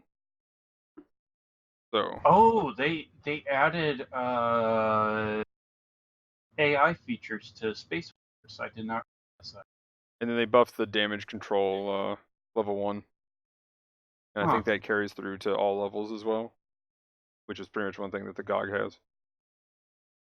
But that is a buff to the G-Line Assault. I don't know what else has the damage control stuff, but... Oh, there we go. They did fix it. They fixed the port base. Wait, they did fix the port base? No! Yes, they did. No way! They did. We were joking about doing that right on the patch with all GOGs, but they Sites fixed of Crash's port base, tropical desert. Oh, man. Yep, because all of a Oh, sudden I'm like, man. map related, fixed because there was a place you could go out of map. I'm like, oh no! Fixed know because why? GamingEmblem and Gustav tweeted at us. You did it first, and then I doubled down. What do you mean? That's what I'm saying. I don't know. We both You, did. you did it live on here, right? man. Yeah, we did do it It's live, true. so I bet there was somebody who said something to them. Which So I mean, tweeted fair. them. If We that's tweeted true, at them. They if we better could actually if that actually is a thing, and we could get that confirmed, then that's amazing. That is In its amazing own because way. that means we actually proved something. We I actually mean, got like a it might blip not on be this us. bitch. Well, yeah. It I'm gonna probably let you isn't. know. I feel like Yeah. there's a lot of people who are like Yeah, I'm politely commenting at them about it. Politely. I love that. But What? that would be really cool. Well, here's what I'm thinking. I'm thinking like higher up battle op players probably have a lot of. That's You what said I'm- higher up battle op players, and then like nothing picked up. Yeah. Oh, Try again. have more leeway getting like saying things to them, and they actually. Listen. I just think people who speak in their natural language probably have an or easier that. time Yeah. getting Or through to them. I hope there's not a battle up like player hierarchy is like this guy's Oh, A gosh. plus like ready to go into S minus. The battle up devs actually hit him up on the regular, asking him what they think they should change. That's why the Gunner Gundam got nerfed. He's just like, fuck the Gunner Gundam. It's too strong. I know. Cue everyone griefing Oh, that guy man. in like every. Yeah. He puts on his sunglasses. But I and mean, just- like they're actually pretty active on Twitter too. Like every time they do the Mhm. patch notes for each update, there's like a slew of comments and people retweeting and having their own commentary. So there's definitely plenty for them to read. There's no shortage of that going on. And apparently they fixed the hammer gun The hammer what? somehow. by taking it out of the game. I mean, like, I guess. Oh, Oh, it was man. continued to rotate on the back of its own aircraft, so it was corrected. Wait, so Like it was just flipping out on the thing. on the flipping out on the back of the Gasha? That's interesting. I haven't seen that before. Because the movement on the attack cannot be canceled due to the sudden rise and fall of using the Gundam fighting weapon Hyper Hammer on the space map. They fixed the So like they for the fixed- downswing, I guess. probably. So they also fixed some sort of phenomenon with the Zaka machine gun here at Schmitzer. Where it was I see what not- the fix on the hammer It gun was is. like apparently not equipped during battle or something. Interesting. Oh, it wasn't displayed. Oh, Yeah. okay. Yeah. So the Gym Command space type was corrected. Unnatural differences moving. Oh, they fixed backwards and the high. Gox camera work for the battle Oh, results so screen. they fixed. Okay, so they fixed the camera. It was angle weird, yeah. Where you It would, like, Where you're pivot looking again? at the fucking Okay. beam Oh, yeah. T on Okay, the top of it. so- Now it's just a little. I think I know what they fixed. So remember when you were like, I specifically seen this Space Command, where if you like were boosting backwards long enough, where the suit kind of went into the camera and out, you could see like you can look into the suit and see like a neck to the head, which would just pop out of the back. What? What? Yeah, that's what they were talking about. Oh my. That's Because you would see like the back of the neck just pointing out of the back of the suit. Oh, I see. Further Oh, down, okay. like fixed Yeah, because the model yeah. sometimes collapsed after the Zoc from a distance during battle. Yeah. That's freaky. So that's what they fixed for space anyway. Zoc fixed the camera. Oh, I'm glad they fixed this. If two people try to like plant the bomb or defuse a bomb, specifically the defuse, like it would just cause you both to kind of stand there and stare at each other for a couple of seconds as you locked in place. Like, hey. Oh, when I saw that, I was thinking like if I'm planting at my base or your base and you're planting at mine and we both plant at the same time, the game just The crashes. game just explodes. Just lose. I Too see, many that makes a lot bombs. more sense. Yeah. Actually, I don't know if this will be possible. We like actually Like the try pilots just test? smash their bombs together and they just a huge nuke goes A off. nuke goes off, game ends. Oh man. Okay, so what was in? But yeah. Also, just for a little bit of love mail, Compaq1 in chat just said, "You guys rock," and then put the GBS logo up. Feels good, man. Oh, well, thank you very much. We love you too. Thanks, bud. Less than 3. What exactly do they mean by camera sock? Say that again. They mean like. So they said something about the camera angles for the Zok. Oh, So yeah, the battle results screen. Oh, battle results. You know when it like goes down and it just shows like the top of its head all weird. Yeah, I think because it pivots twice at the end of a match, or it used to pivot twice at the end of a match. And got a weird angle. What? You're right, because it did zoom into the face and then it just kind of looked at the top of the head. yeah, I remember that. So they actually fixed it when. I mean, they were showing off the business, man. The photon maser is disgusting. How on that. Yeah. They fixed the maybe this. Wait, no. Simple chat during battle was out of the frame. Yeah, I think they fixed the text that would just run off of things. Oh yeah, when set to English. So they they fixed a lot of the text alignments. They did. They did. They were putting a lot of work. That was pretty funny. Like you go to the description of mobile suit, and it's just like this suit was blah blah blah. Oh, okay, it's going on. It's off screen. Yeah, they had to fix that before the US release. No, that was like with the US release. Oh, that was with it. Yeah, that was a bug going on when they changed the English.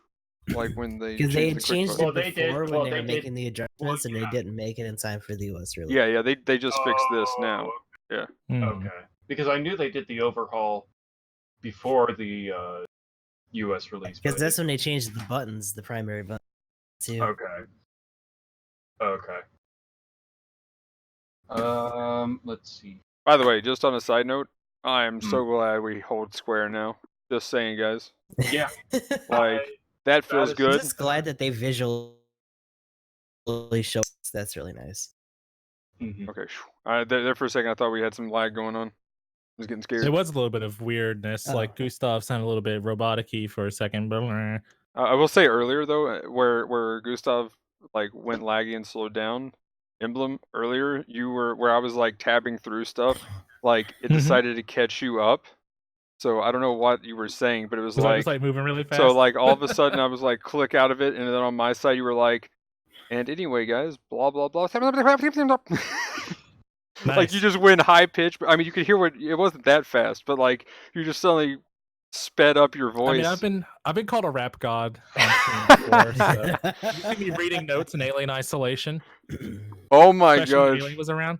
Yes, dude. Oh man. Speaking of which, did you finally beat that yet, or? Oh yeah. Nice. Flamethrower OP. Let's just say that. I caught like when you were in like the hive or something of them or something like that. So that was the last time I was watching. But I think Chad's still doing his Outlast playthrough. I don't know if how he's continuing on that. He finished already. Oh, he finished that? Okay. Mm-hmm. Oh yeah. Shit, the only reason I finished Alien is because Chad came in and like watching me play Alien, and I was like, how's Outlast going? I was like, oh, I finished it up. I was like, well, I'm not gonna be the only one playing a horror game anymore. finished Alien Isolation that night. 11.5-hour stream, but I beat the video game. Okay. New goal. Next time I play Getting Over It, I gotta. You're beating Getting Over It. Oh okay. my gosh, dude. Yeah. Like. I kept getting to Orange Hell and just falling off. Like it was just Guys, just be ready to stop by EG Magnum at Twitch for a 36-hour stream. Next time he plays Getting Over It. EG_Magnum. Hey, I'm probably gonna do the Death Stranding and stuff here. Mm-hmm. That's for like true. 24 hours. Yeah, that's gonna probably get rid of this week's Getting Over It. But yeah. But anyway, So yeah, anything else we want to cover? Well, anything else about the rank speculation? Oh, ranked. Oh, well, here I thought we were gonna go through some of the. Oh yeah, well I mean yeah. What do you got for the fixes? They seem to have fixed some network issues. Could not really figure out what those are. So the phenomenon to the client cannot enter a room under certain circumstances. So that was it wasn't it was more due to connection issues, due to quality of connection. So they fixed that. I mean, that still seems to be a thing because, and it's always going to still be a thing. But there was something that, from what it's translated as, there was something that went into effect of a certain level of connection. I mean, like the example that I would use was where a friend of mine was on Wi-Fi, and then as soon as we fixed that, he's been pretty solid getting in. That was another but thing. But even then, I've still had people that's on Wi-Fi that still can't get into games. So I don't know if they've fully fixed it. And the only reason why I point this out is they also said in this set of notes the exact same thing about the AMBAC and the forced injectors in this set of notes. So was that posted? I didn't look at the above post that you were talking about, Emblem, but was that something that they said they added like as a hot fix, or is that just a clarification? No, the only stuff they mentioned was space AMBAC and force injection, and well, I mean, when they added it, stuff about and clans that are above level 100. Oh, okay, but it does say distributed on the 31st. Okay, never mind. Okay, cool. Also, just on the connectivity thing, I'm gonna take any notes about fixing connectivity issues with a grain of salt. Because I'm gonna hop up on my soapbox here, and maybe I'm the Federation or Zabi, but until we eradicate the last of those annoying lag type menaces, I will not believe that the connection issues have been resolved. Oh my gosh. I want to live in a battle op where there is not a single lag type. Let's just eradicate them all. Where I don't end up invisible to the enemy team. An asteroid on them. Yeah, I'm a pretty forgiving guy, and I'm not a fan of genocide, but we may need to eradicate all the lag types. Just saying. Uh-oh. I'm one of those. Yeah. Yeah, well, Rip Magnum is nice in the podcast if you like. I'm calling my faction. This is gonna be a permanent at guy in this spot from now on. Oh my gosh. Yeah, I'll call my faction the Principality of John. Everyone is welcome to join. Siege John. Jean forces have entered the area. I repeat, Jean forces have entered the area. Hide your lag types. Oh my gosh. You would say that right when I was taking a drink. That was bad. That almost got very dangerous for my entire computer in front of me. Just to see I'd have to clip that one. Just shotgun blast. with immediate me just being like no and crying. And for those of you at home watching a podcast, if your 3D goggles on, there's a little extra effect for you. Watching it in VR. Operation Lag and Switch. Oh gosh. Yes, I'm calling out to everyone that wants to abolish the lag types. Join me. We're going to make a movement out of it. Holy cow. Emblem's counterattack. Counterattack. Oh my. Instead of CCA, it's ECA. There we go. There you go. GamingEmblem says, "Let the purge begin." Oh man. Now I'm just thinking of like now we got a theme song going for you. So instead of like, and like it's Robot something. King. It's fine. Robot King. Oh Robot gosh. You appear and just Robot King starts playing. It's a mobile suit. It's a mobile suit. Oh my gosh. Don't start. That got stuck in my head all day after I showed my friend that. I was just like, it's a mobile suit. It's a mobile suit. It looks like double Santa. It's so cool. Because it's blue. Because it's blue. Oh no. It was on sale. Oh gosh. Oh no, we're just gonna keep it going. Hold on, let me change my directory to like, what's it called? Twitch Sings? Or oh my I was gosh. gonna say, yeah, put it on Twitch Sings. That's the next one for their latest update. Hey, oh my God, Gustav, the next GBS event needs to be Twitch sings, and we can sing the Robot King theme song together. You did it, man. You did it. Oh gosh. We're gonna do if it it now. ever actually ends up on that roster in that game, holy shit. Like, not gonna lie So though. that's a promise. I'm gonna pull in some of my favors from Twitch and have Mad Robot King for the song. Oh my gosh. Just keep spamming the request. Like if they ever had the audacity to put in a request section for that game, guess what's gonna be inundated in What there the fuck now? is Robot King? What the hell's a Robot King? It's like 400 Whatever. people ask for Robot King. Robot Yes, King, please. And Oh then they just my. look it up. That Hey, dude's channel here- just blows up for no reason. Whoever actually knows what Gundam is though, that's the guy that is just like, yes, that one. He's the new type. It looks like double Zeta Gundam. Oh man. But anyway, any other thoughts about ranked though? Kinda got off And the bit next there, break needs to be Twitch sings. Oh, just man. being in the middle of a match, just start singing A Robot bunch of King. I mean, they just turn into a Disney movie. They spontaneously break out the song all the time. It's Just fine. Right. Oh gosh. No, every Yeah. match is Let me- just a music. Let me just grab out my double beam sabers and start slashing people while I'm singing a cute Disney song. Yeah, Setsuna just drops down and starts singing "Be a Gundam." Oh god. Great. Oh, How my. can I make a Gundam out of you? Yeah, I'm gonna make a Gundam out of you. Just all sorts of stuff like that. Oh my yes. gosh. Oh my gosh. Be a Gundam. You must be swift as a coursing Gog, with all the force of a great It's just all God. Be a Gog. Kashu Typhoon. Oh my gosh, be a Gog. Yes, please. I need that song in my life now. I just need to take clips Yeah. of playing GOG and make that into a parody. Let's go. Ranked is gonna be a or- fucking adventure just to see what they even change. Oh my Mhm. gosh. Like, I'm really. I just hope it's not so like competitive against like your entire like everybody in a match. As long as they fix that, I think it'll be better. The big thing now is that it's gonna be the West Side's first introduction to ranked, and what it Yeah. is. Oh my That's gonna gosh, be I a feel whole bad. the Oh, Twitter no. and Reddit. Reddit is gonna explode. That's gonna be hilarious, and Oh I'm my. all kinds of ready for it. that's gonna.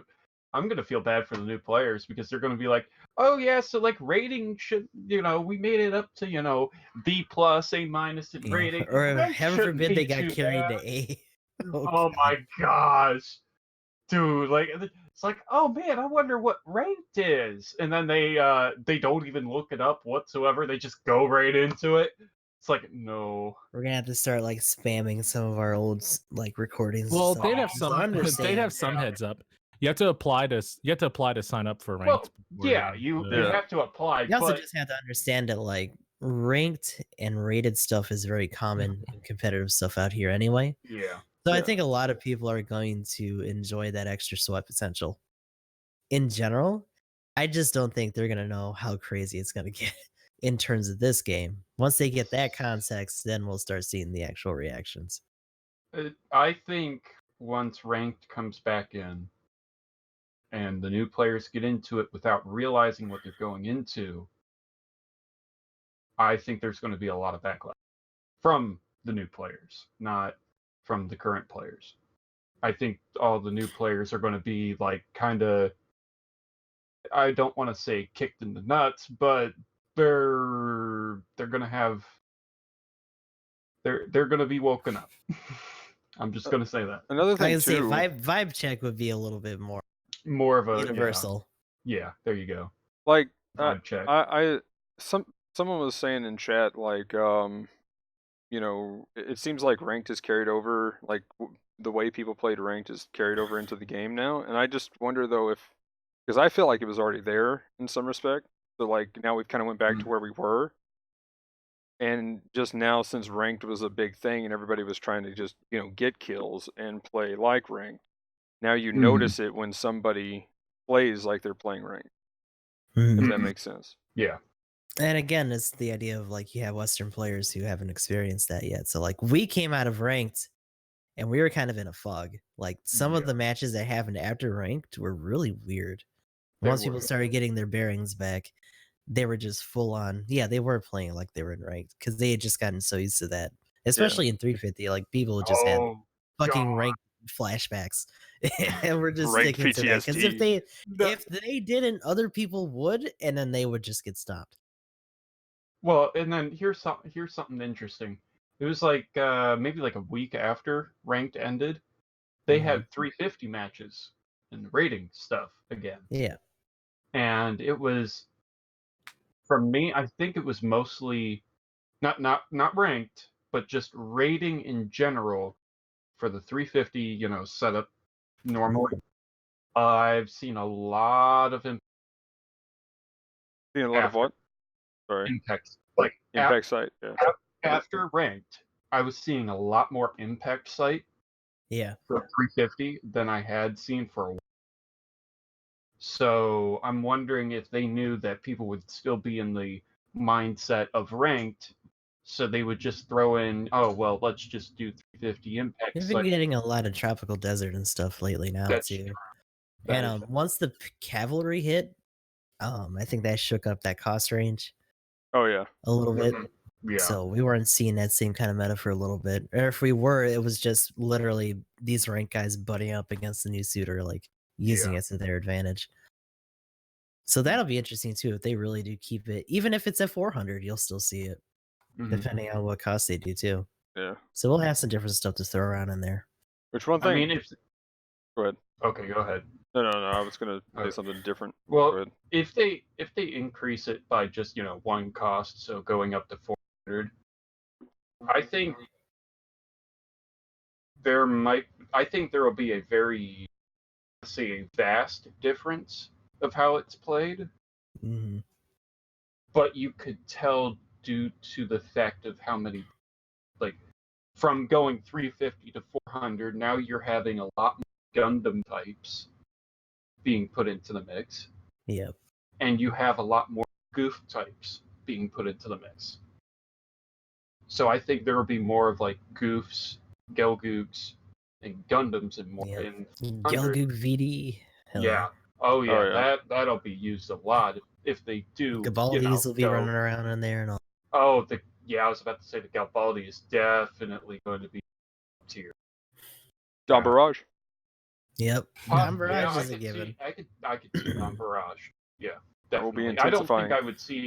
I don't think I would see the multi-gun type. Because at that point, I think at that point, Barrage would take its spot. I'd say you still see Weapon Trek, Barrage, Zaku Cannon, Ifrit, GM Cannon 2, Hildolfer. Oh, Hildolfer. Oh yeah, Hildolfer and Hildolfer and Assault Gun Tanks will probably be. Yeah, those are definitely other which I want supports. BD2s and 3s most definitely. Possibly an Ifrit Pale Riders. Maybe. Yeah, Pale Rider stuff. Yeah, Pale Riders definitely. Gelgoogs, all the Gelgoogs, they're going to be showing up there. I mean, pretty much the discussion we had about 400 cost when we were earlier talking about the tips and tricks stuff. But so that'll be fun. That's what they do it. Anything else with ranked? Any other thoughts?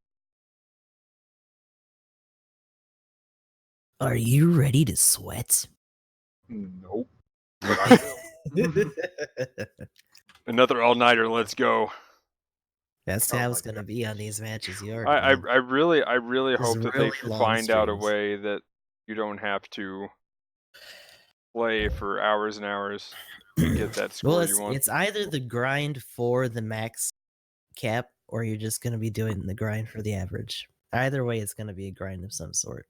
That's just how this shit is. Yeah, unless they change the system entirely. But where they've decided to change the score, I will say I hope that changing the score, even if it's the same thing, kind of goes into what Emblem was saying, hoping that it that we're not like competing against everybody on the team, even though we're still probably going to be overall. But if it's like top assists, if you get so many assists, like if you just play that assist game, because that was my thing. I know a lot of people who played snipers, and they were just like, I'm not getting anything because it's I mean they just play sniper playstyle, and either they were getting a kill secure or they might get an assist. But in this case, now you pop everybody, you get that crazy 2,000 assist score that and just then you're so far out of the standard deviation that you're like, so like huge you get like assists and huge 80 pursuit. get like 80 to 100 points for just one thing, and then like you have to just be mediocre on the rest, and boom, you got first place.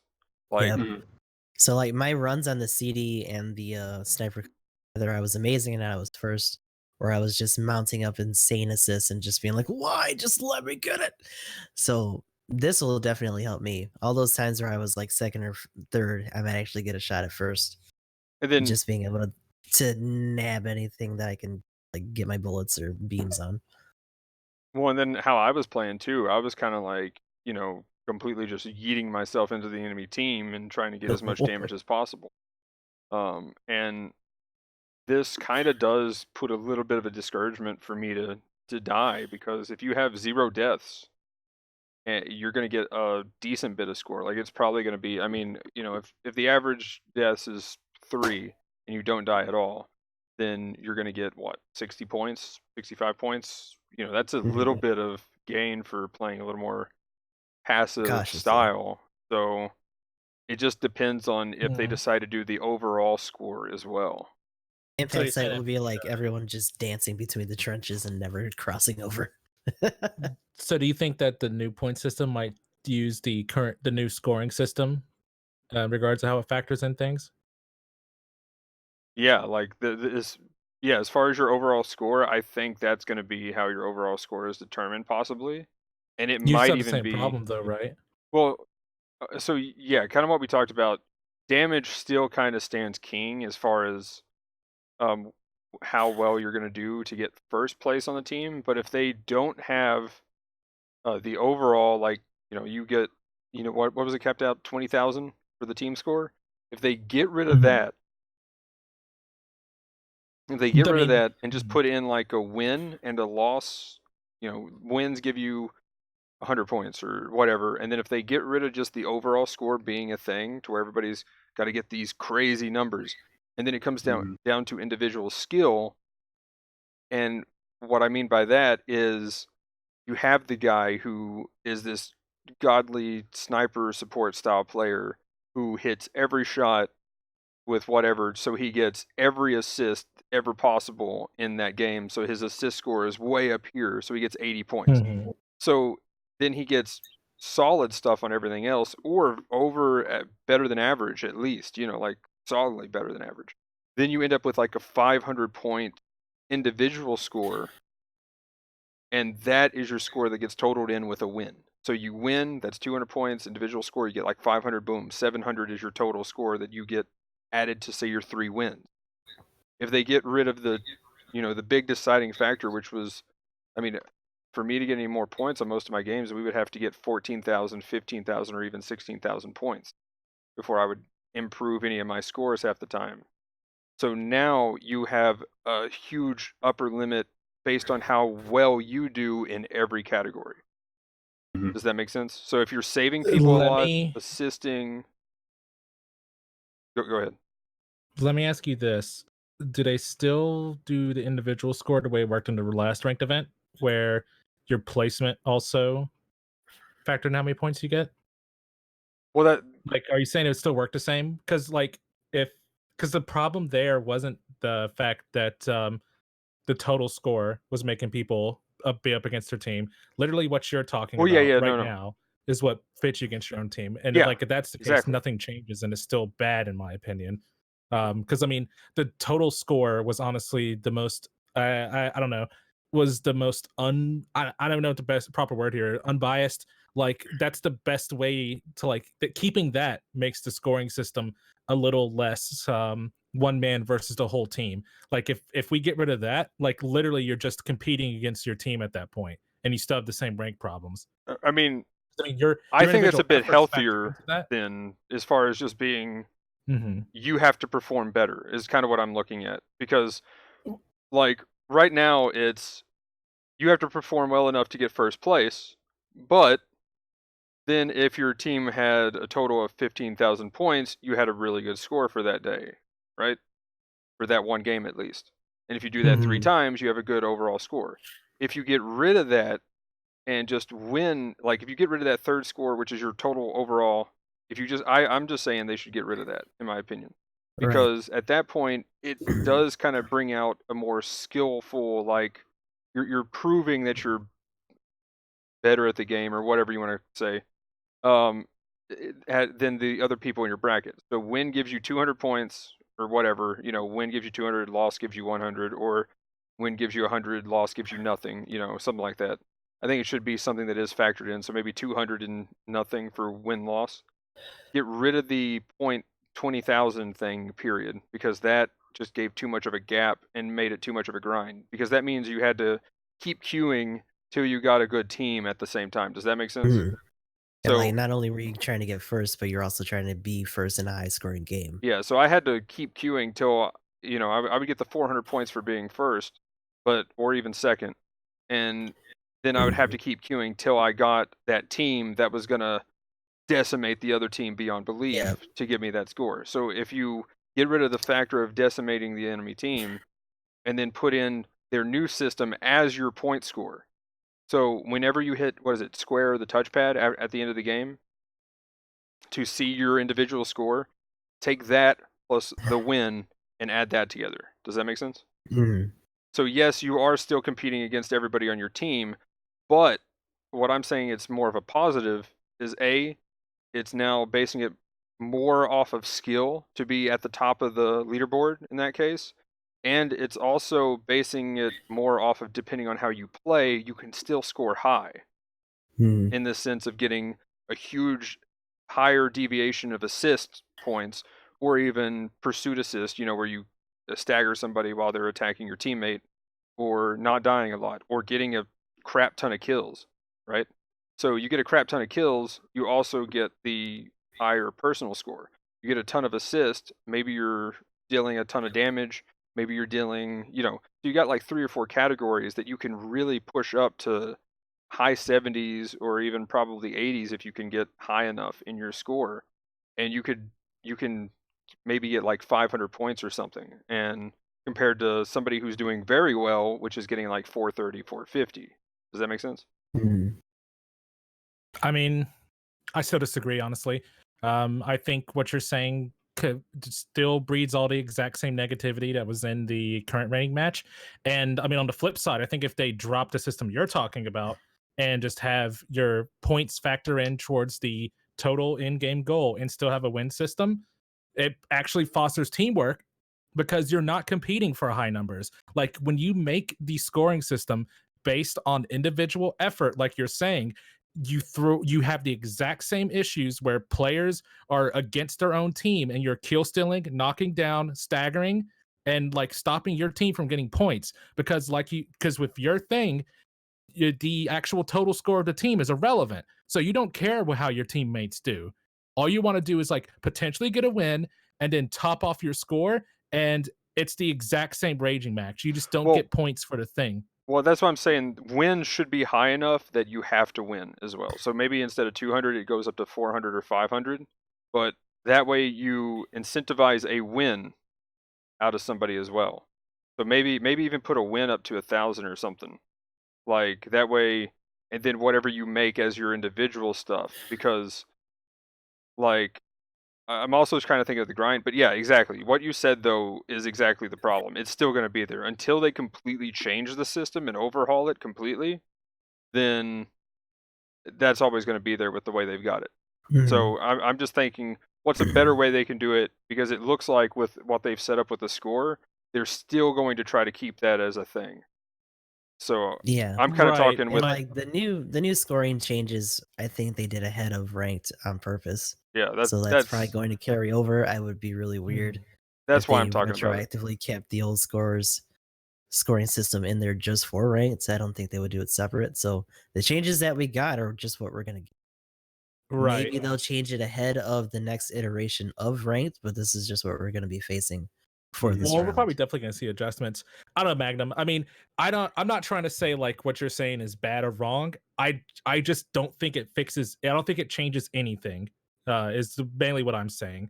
Like I don't know. Maybe I'm just not understanding all of what you're saying. But I think we've like I've been saying. I think we run into the exact same problems that are in a current rating match. Like just think of the way it was last time, and let's just take out the total points that you get from your actual total team score, and you're still getting points for, and you're still getting like bonus points for like sport. You pretty much have to be in first and second. You're still gonna have people pushing for those top spots because they get more points when they're in like first or second or even third in the game. Like it, I don't think it eliminates the issue. Yeah. Oh yeah, At all. I mean, I'll be honest. At that point, I'd probably be downswinging my teammates just so I could definitely get the kill on the enemy. Like, yeah. So I'm agreeing with you. It's still a problem. It's still going to be there. It's going to be just as bad. You're going to be competing with your team just as bad, if not worse. But I think there's other play styles that can succeed with this new scoring system. Is my point. So you could get first place by playing a sniper support, whereas before. Like, you had to be on point, not missing a shot at all with a sniper support to get first or second. And, like, you know, if you weren't like just a god at being a sniper, then you were going to fall short and get third, fourth place, probably. In this new scoring setup, you could play a sniper support and still come out in first place. Now, do I think you would have the highest possible score ever playing that way? Probably not still. So, again... the person going in and going hard is probably the one who's going to actually have, you know, that 500 points. Right. But like looking at these scores here that they've kind of showed, you know, 430 is the highest. Like, yeah, if you get that exceptional player to really get that huge score and get a high deviation from everybody else, I don't know what their cap would be on that. But I mean, we'd have to kind of play around with it and test just to see. And that would just be play as many matches. And if you did exceptionally well, write it down or send somebody a message, you know, take a screenshot. But until we figure that out as a community, that's another thing. I'm wondering how far they go with it, and I'm guessing there's no cap on it. So if there's no cap on it, you could essentially theoretically get 100 points, just for doing like a crazy amount of assist or pursuit assist compared to everybody else. And that's what I'm saying. Like, it's, I guess to make it simple, it makes it more competitive for getting the top of the leaderboard, and that's kind of what I'm looking at, is improving the current system with what they've given us in as much of a realistic way that I could imagine it. But I completely agree with you. It still would be just as toxic and as bad of a system. Like, until they overhaul it's I still can't gonna see be bad. number ones on those ranks for the separate brackets changing. I think it'll definitely change the people on second and third by a little bit, depending, just because those people will be getting their higher averages a bit easier because of these changes.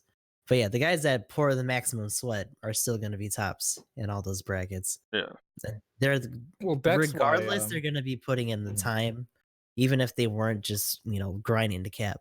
Now they're still just grinding for average. They're going to be the ones like seeking out those blowout games while also being number one and all that other stuff. So they'll indirectly still get higher numbers in some of those other categories in those matches. But I think the higher bracket you get into rated wise, like if you're in the A league or whatever, it's a little more forgiving with the rewards for some of the lower placements. So you'll see some of that shift a little bit, but that'd be about it. Speaking of that, that's one thing I want with the clan matches, just to be across the board. Like, everybody just gets put into brackets and they can play for the top 3 spots rather than and not based on and rating. not based on rating. If they do that, then that's how I would like their clan matches stuff to be. I mean, that's what you're talking about, with like them filtering out lower ranked. If stuff they like have that. suits and stuff involved, where like only the clans with all A's get, you know, to level 3. I think they'll do it flat, just because doing it by rating, you would have to average out this group of 30. That's too much math for them to actually bother with something that's pretty much just going to be extra clan missions at the end of the day. because we're not actively contesting other clans in ranked matches. Well, we're just people that are in ranked that are also in a clan will probably just get other stats. I'm kind of hoping Or that's just- how they do it. Yep, or just like matches in general. So if you're active, you're still contributing. That's just going to be the thing for the ranked clan stuff in general. But yeah, well, and then there was something I was gonna like kind of tie in with that ranked idea, or like the whole clan idea. Well, how many clans, like theoretically, right? How many clans are there that actually specifically has a designated rating for those players, though? Because you also have to take into account of, oh, okay, so this clan is all, B rating, this clan is all A rating, C and D and whatever, but then what about those clans that have mixed ratings? I'd actually like to know that demographic, because mine's wide open. I don't actually have any prerequisites at all. So what I'm saying is like, what about the players who have, like, okay, let's say, I mean, I know Team No Pants is mostly, high end, B's and A's and stuff by nature, because we just been doing it for so long. Right. But let's say, there's a clan that has, an A player, or a couple of B players, and then maybe a few C players, and mostly D's, right? So how could they filter that out to where only, A clans, B clans, C clans, D clans, so forth? Like, they there's probably won't. way too much. Yeah, I was about to say, like, there's way too much. The only other thing they could do is just to give point values to each rating, and then just tally those up along the 30 or whatever you have in each clan. But that sounds like a lot of work. I don't think that's gonna happen. Right. Hopefully that doesn't happen, is my point. But by the way, Emblem, you look like you were thinking pretty hard there. What, like, do you have anything else? Yeah, sorry. I'm like, chat is like getting engaged as well, and I've been talking to them at the same time. Maniac, with the context of what you were talking about, is it under the assumption that the clan match is going to work the exact same as the sorting system for ranked match right now? I mean, in theory, possibly. It's like a league. Because I was thinking, yes, like, I mean, if you're like, a whole bunch of D players, in theory, you would be ranked up to D players, and so on and so forth. But then, so that's kind of where I was trying to go for. Like, if there was a clan full of D's, a clan full of C's, B's, A's, and whatsoever, like, that would make sense for, they would be up against two clans of their level. But if there's a mixture of players in a certain clan that's, from all the way from A+ all the way down to D-, like, how would they calculate? Honestly, like, I think player rank won't factor into that. I still think it's gonna be a ladder system, to be honest. The only factor I think they could use to consider, and I think the clan rating is arbitrary, so they wouldn't use it anyway, but would be clan rating or the clan rank. Like, I see what you're saying, and maybe they do have a system where it factors in the ELO, I guess you would say, of all the clan members and ranks you there. But I don't know. I think with looking at it like that, a ladder system makes more sense for the clan rank event, because they don't have to worry about it. They just start every clan at 0 essentially, and as you compete in clan matches, you get points, and those points move you up the ladder, and whoever has the most points is the top clan in battle operation. Right. Okay. Yeah. Like if they do it like that. That's assuming it doesn't work like rank match. But sorry, go ahead, Magnum. Well, I was gonna say, if they do it like that, and say they're having a ranked go on at the same time, and then that's how you get placed in the ladder over clan at the same like they have the normal ranked week or whatever, right? And then they have this ladder going on at the same time for clans, and that's how you get, say, Neidhard for your operator. like the top 1,000 clans or whatever. I don't know what. Just pick a number. Top 100. 1,000 is probably too many. Like, that'd be kind of neat top if it was 50 an or whatever. operator prize or whatever. Yeah, so then it's something just different other than a suit. it's just the operator. So then the ranked matches where everybody's individually being sweaty tryhard, they For are the suit. competing for the suit, and then the ranked stuff is this extra thing for how well did everybody in the clan do together Who to was sweat? boost their clan up to the highest part of the ladder, and you get, say, the operator, because that would still be something that I would definitely like to be sweaty tryhard for. Pool your Mhm. collective sweat. Yeah. Kind of gross. But to see, because I see what you're saying. Like, I thought about that It for a seems like- second. I was like, ugh. that kind of feels like too much going on. Yeah, at, yeah. One time, honestly. I That's don't know, why I but think they're would gonna kinda- be at different times. Probably. That's what I think too. Probably. But And, I'm like, just being hopeful. Just follow be back up cool, on that though. notice. Maybe like, because you know how originally it seemed like they mentioned rank event and the clan battle thing at the same time. Maybe we're mistaken, and there's not going to be a ranked event, and Right. the clan battle is just going to It's just be what it what's is. coming out in November, right? And so it's just going to be a ladder clan fight, and they'll have a reward. They'll have the Nightheart operator and the mobile suit reward. Because I mean, just talk about what you were saying. I mean, you know, I would like the operator. Not gonna lie, just for swag terms. But like, if both were going on at the same time, I'd probably put more focus on the rank event or the rank match rather than Well, I the clan think event. the idea of that is that the stuff for the clans would just be an offshoot of what you're already doing for ranked. Mhm. Yeah. So, like, So you would technically be doing them at the same time, and maybe you would just kind of give a side glance to the stuff that you're doing for your clan. So, do you think it would be instead your individual score would factor in towards a clan total? And Yeah. that would be Yeah, at it a would different just pool Yeah. for you, and if you hit certain thresholds, the whole clan would probably get it. That's the other thing too, like participation in activity between the clans. You would obviously get those rewards easier if you have more active people. But if you had somebody in your bracket that was just maximum sweat in your clan, there's still a possibility that they would still score some of those by themselves for the whole clan. I'll say this: I can feel that, but that would be kind of lame. Yeah, if you want to ask me. I mean, like, they have a multiplayer system. That's like a clan battle system and a phone game. Okay, Gustav. Oh my Like, gosh. and I know. I don't think it's bad, but we have multiplayer capabilities. You can queue as a group of 6 and play this game together. If I'm gonna have a clan battle, I want to play with my clanmates and get to score for my clan. I mean, technically you kind of can, but like, I really hope Right, it's like 'cause queuing it's as a collective, clan into but clan it would be battles. Oh, nice, yeah. but I don't see them doing it. That would be nice, and they should go that far. But again, you're also talking about splitting the events, not to mention just rated and other queues in general. Which, that was another Especially thing. when you're talking about other people that, like, we do a lot of custom stuff too, right? Even just between clans. That's something that we just naturally do. So it would make sense if they would take that as the next logical step. Do I see them doing it? No. I'm very doubtful about that. Yeah, like, The other system is just easier. And at the end of the day, it's still just, you play bullshit that we just like.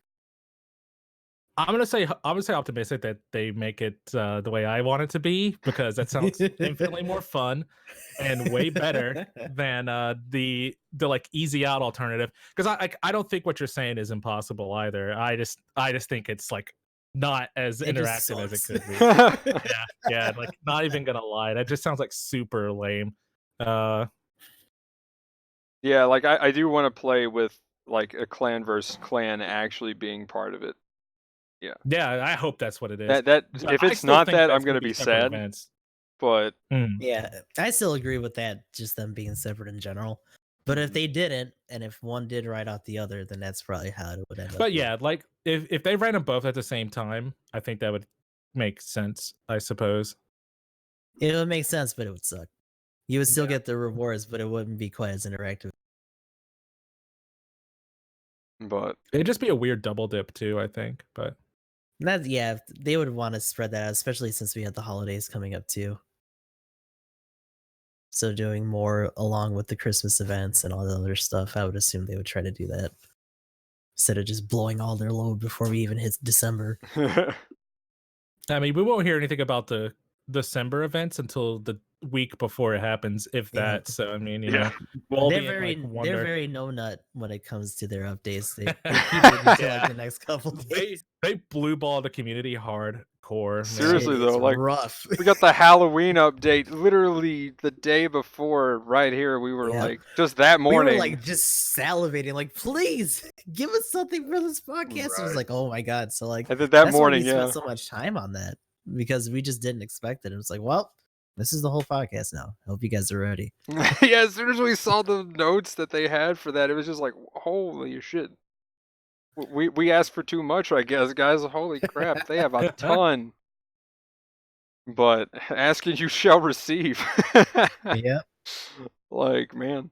But take it in stride. That we did.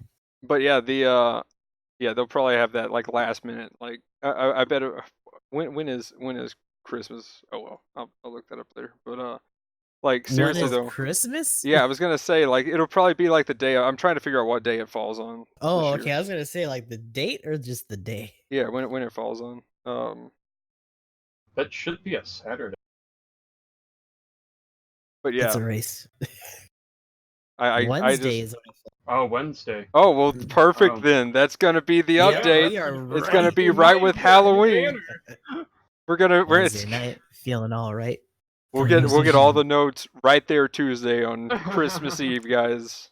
Hint, hint, Bats Hope. Let us give us a holler. Let us know. Christmas Eve, got it. Dude, Christmas Eve's on a Tuesday. Yeah, man. Ooh. Yeah. Try Hard Tuesday is gonna be Christmas Eve. Ooh. Gross. So, I guess we'll figure that out when the time comes. But yes, depending on what people's doing, future. I probably would be good to go for this. I know for that a Tuesday. fact, like, I know for a fact the 24th I'm probably going to be busy. Yeah, well, like I said, we'll figure that out. It's gonna be kind of fucked. I'll just have to not stream it.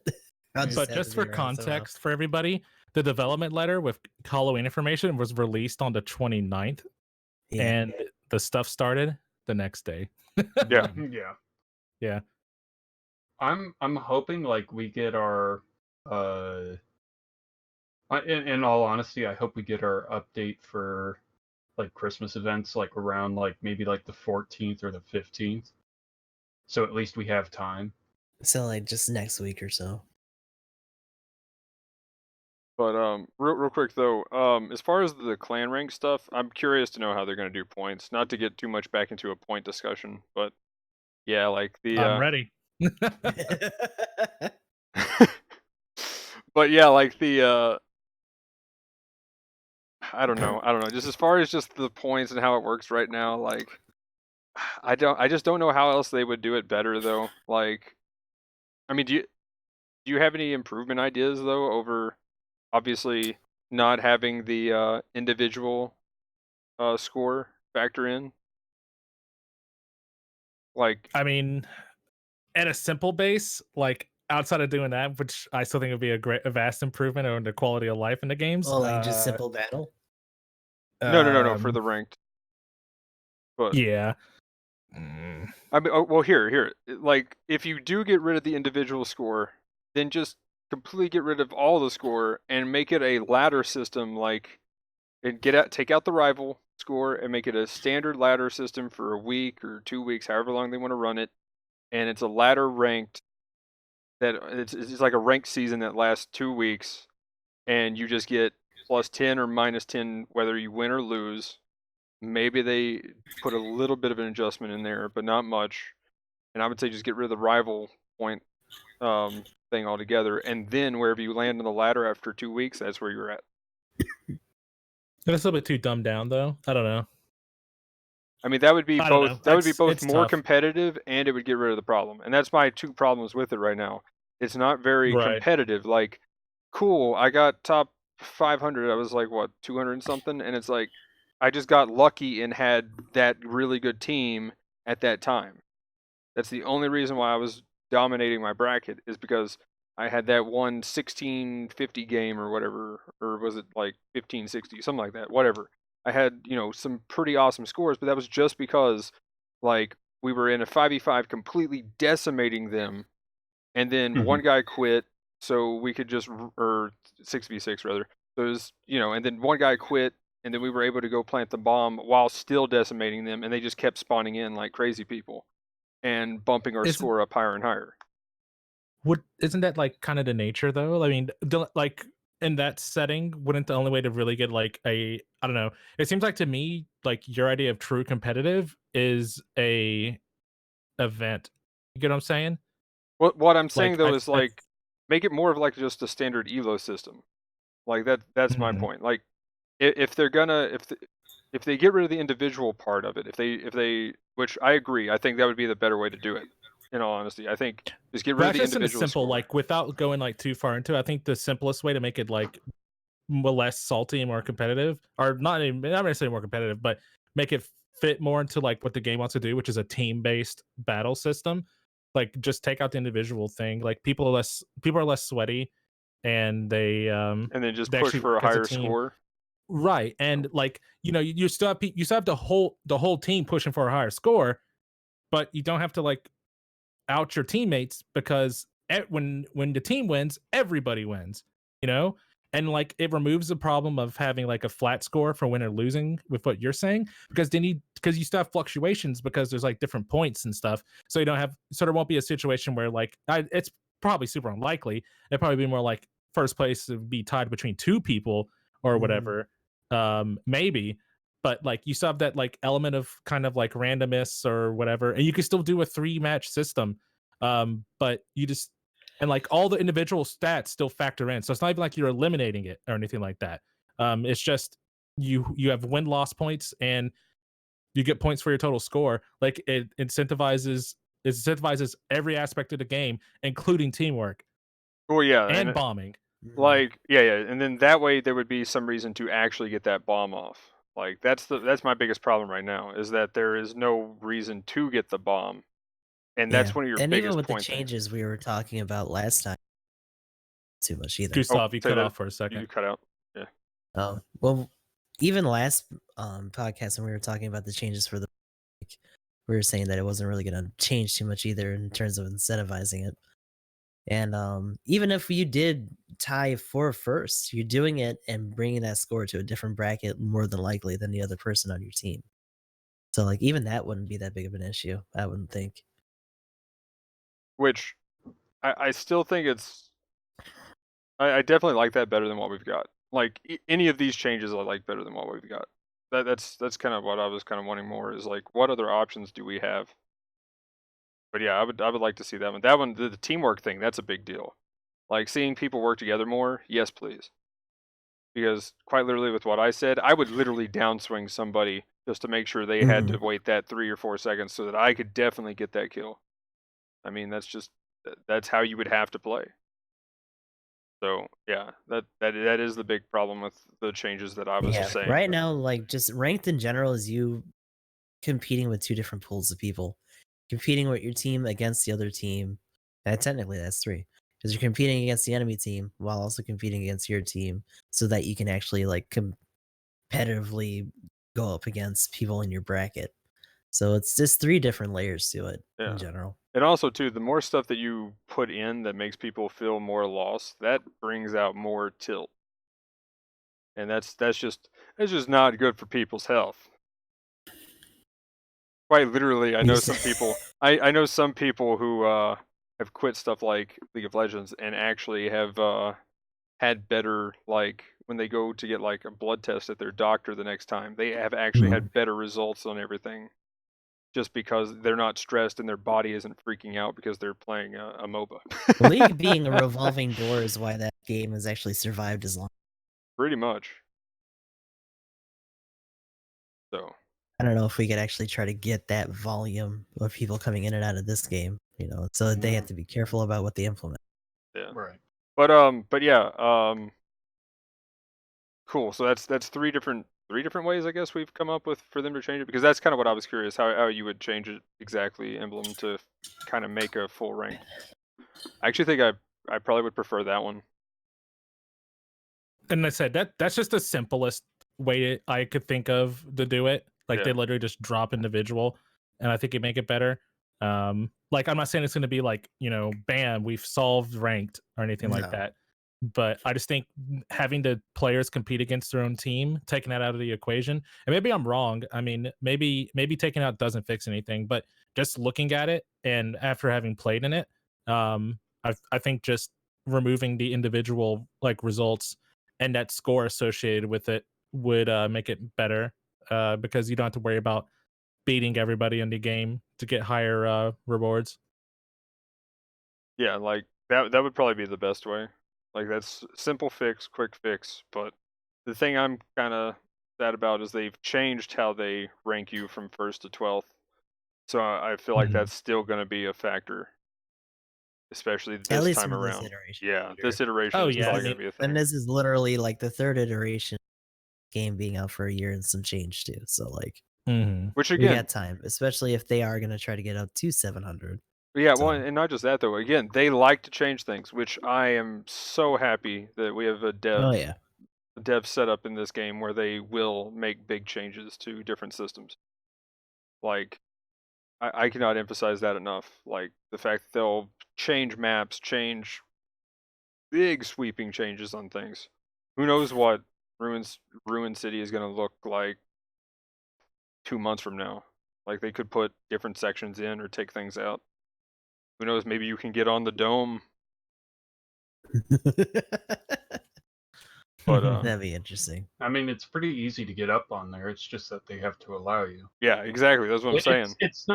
It's not as tall as the HLVs, so I mean, I don't Yeah. see a reason why we shouldn't be able to get on. I think it'd still be pretty bad, man. The same reason that they don't mean- allow people on the HLV is because it just puts an entirely different layer that takes too much time or just has too many angles eliminated for you to actually pick off people when they're actually up or on certain ends of that dome. I don't know. Also, because there's too many. I can see multiple ways for like an E-Freak Kai to get up there and take out the support, though. That's not even just so much the support, but like an entirely separate battle going on in that section, which would just take action away from the rest of the map. I guess, yeah. Because once the Ifrit goes out there, what's the general gonna do? Chase after him Gonna because chase he's after committing the melee and he's gonna get that ass. And now you're having everyone chase after the dude that's trying to get the ass before them, and then you're just gonna get a clusterfuck on the top of the dome. For what? And you're just not gonna do the rest of the map? Fuck that. Just the way So you you put just that was eliminate that beautiful. all together and just have the actual sensible, like, choke points and all this other bullshit that you're trying to do. And all those other routes are to circumvent those. Now, will they change things among those other sections? Totally. I can see that. But anyway, anything else we want to add or cover anything else?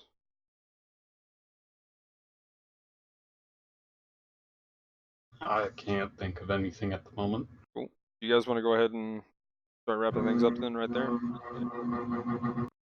Perfect cue for the furnace fan. There you go. That's gonna be our transition. Oh noise now. my gosh. Oh man, I need to. By the way, I just need to clip that sound now and just like that's gonna be a I'm sound telling bite. you. Exclamation mark fan. Yeah, furnace or fan. Yeah, but Furnace. But one thing I do want to cover next time, as far as so we should have a guest next time. We real life stuff happened this week, but yeah, Iron even came into my chat and was talking about it. So yeah. So well, spoilers, but yeah. Oh, It's not gonna be a secret because we're gonna have to. We were talking about it in our. Yeah, I know. But I try to act like it's a secret, right? No, it's a secret. No, I'm just holding up a sign. You guys, nobody knows. Nobody knows at all. But yeah, one thing I do want to see though is kind of like a perspective of somebody who hasn't done ranked yet, and so we'll probably rehash this a bit next week. But yeah. So yeah, we can go ahead and start wrapping things up. What's going on? Who's doing what? And who wants to go first? Gustav, you want to go first? Yeah, I mean, literally, I'm just doing the same shit right now. GBO2 every day, baby, and everyone. So Uh-oh. You cut out. You going cut through out. those chapter 4s. You You cut GBO2 every out. day, and then you cut out. Yeah, and then we're still doing Octopath, getting through those chapter 4s still. I saw that. Yeah, we just did Cyrus the other day, so that was nice. Besides that, still doing all my stuff on social media. Gustav_13 XIII. It's Gustav the 13 on Twitter, just THE. That's one thing I kind of wish I could have changed, but can't be helped. Besides that, I really shouldn't bring it up here, but Gundam broadcasting stations still in the works, still around and doing stuff. Throw your emotes in chat if you got them. And until next time, I guess we'll just be doing more dailies tomorrow. So tune in for that. What about you guys? Emblem? I guess it's. I guess me. Okay. I'm GndmManiac. I play a lot of Gundam Battle Operation. Ooh, who knew? And some other stuff here and there. Oh shit. So yeah, GndmManiac for twitch.tv/GndmManiac for Twitch. Twitter @GndmManiac. Hardly ever use it.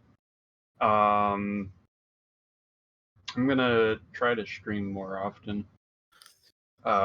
Should we just start adding you on Twitter? Sure. Blowing you Why up not? your notifications. Sure, why not? I don't care. Now I'm just gonna be looking at my phone like, why is everybody mentioning me? Like, everybody at GndmManiac. So yeah, I'm gonna be trying to. I know, what was it? Yesterday? Not yesterday. A couple of days ago. I've been trying to work on SRWT, so Super Robot Wars T, if anybody does that. So I'm gonna try to gun through that. Most of the time I'll probably be just playing some GBO2 because that's just easy to boot up and play. Other than that, I don't really have a set scheduled time because my schedule changes every week. So whatever. I'll try to stream when I can. Other than that, that's it. Yeah. Emblem?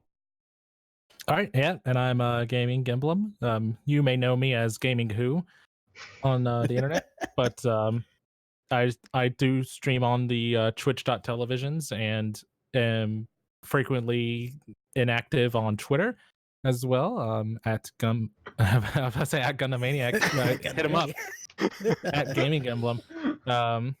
Yep. But feel free to add him a bunch. Yeah, please do. But yeah, kind of like Gustav, but GBO2 every day, and we've been splashing in some Gundam versus Zeta Gundam as well. It's a fun, clunky game, and we play games on the internet and like get a little salty, try to have fun. I'm starting to fall into the hellverse of Hikaru though, Gustav. It's it's rough. I think I've officially decided I hate the At guy at the moment. Oof. Really? Yeah.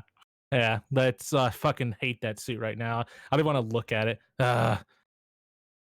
Just salty anyway. runs with it, or you're just getting man, it's just it's a combination. No, man, it has everything to do with me playing it.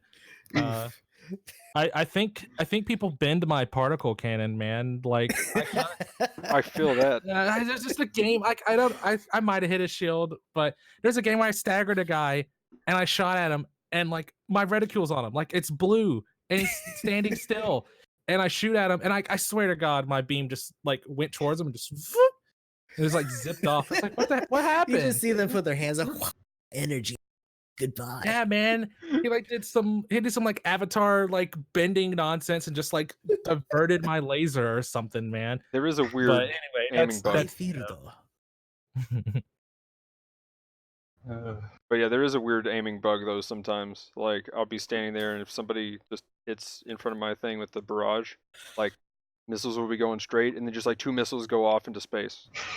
Woo! Yeah, so There's also that could the be whole thing that with could be like the beam shields thing. too. Yeah. Like literally, you hit the bear side and it counts it as a shield hit, and there's a lot of dumb shit like that in this game still. But yeah, that was all Emblem. Yeah. Okay. But anyway, I'll be putting everybody's information, Discords, Twitters, and Twitches and stuff down in the description. Go ahead and look there for that stuff. I'm Magnum, and yeah, I stream on Twitch. I do the YouTube videos and stuff. I try to do guys. Oh, by the way, we've got all of these now in a playlist. I finally put them all in a playlist now. So yeah, click on that and watch through all of them. Other than that, got a Discord. Come hang out in there. If you see me in there, just come chat. I like to talk a little bit, obviously. But other than that, got the Twitters going on. I do some tweets every now and then. Trying to get more into it, other than just now I've got it automated. So when I go live, that's how you know that it'll be tweeted out when I go live and what I'm doing that day. And I also post that on the Discord to find out when I go live, as well as updates of what's going on and changes in schedule. And speaking of that, this week, Thursday night, we get Death Stranding. I'm pretty excited. I'm really hyped for that game. So gonna be pulling an all-nighter with that. Let's see how that works. Who knows? Maybe we'll go 24 hours or longer. You have to be getting over it first. No. No. No. Oh my gosh. Okay, first I have to play tomorrow. First I have to play tomorrow getting over it. I've got to do a 24-hour stream tomorrow. And then straight into it. Yeah. We're doing a 72-hour stream, guys. Let's go. Oh, okay. So now you went to 72. I was like, oh yeah, just a 48-hour. Yeah. Getting over it. 72. Getting over it into Death Stranding. No big deal. You gotta give yourself some leeway, man. Oh no, but seriously though, so yeah, the next couple of days we'll see what happens. I'll at least try to do the dailies probably for GBO2. Other than that, getting over it's probably gonna get pushed back. Depending on how far I get into Death Stranding by the time Sunday comes around. But other than that, we should be back on the same schedule. This will be here, of course. But other than that, Mobile Suit Mondays might get changed a little bit. It might be some Mobile Suit Monday with more Death Stranding, depending on how far I'm in the game. What I'm hearing, it's around 50 hours. So should be able to finish that on the weekend. But we'll see what happens. Other than that, hopefully through the game on day one. Hopefully, next week I get over it finally. Orange Hell, man. Spoilers. He doesn't. No. I saw the stream in the future. Oh gosh, please no. He went all the way. He never made it to Death Stranding. Yeah, I ran into Chad. I ran into Captain Chad getting some tokens for his GBO2 account while I was up there. But anyway. No, he went. Oh, go ahead. He went down to the bottom. Oh gosh. Good old Magnum went all the way down to the very of getting over it. He went all the way down. Oof. I decided to just jump in the water. I went to the left and just jumped in the water. I gave up. Just paddle away. Fuck this. That was actually the first thing I tried. I was like, "What? Can I jump in this water?" Splash, and then it just respawned me. I was like, "Oh, okay, that's cool." Oh. But yeah. Anyway, if you're watching this on YouTube, like, comment, subscribe, all that. Leave us a comment down below of anything you'd like us to talk about. Yeah. But anyway, guys, that'll be it for this one. Thanks for watching. Have a good one.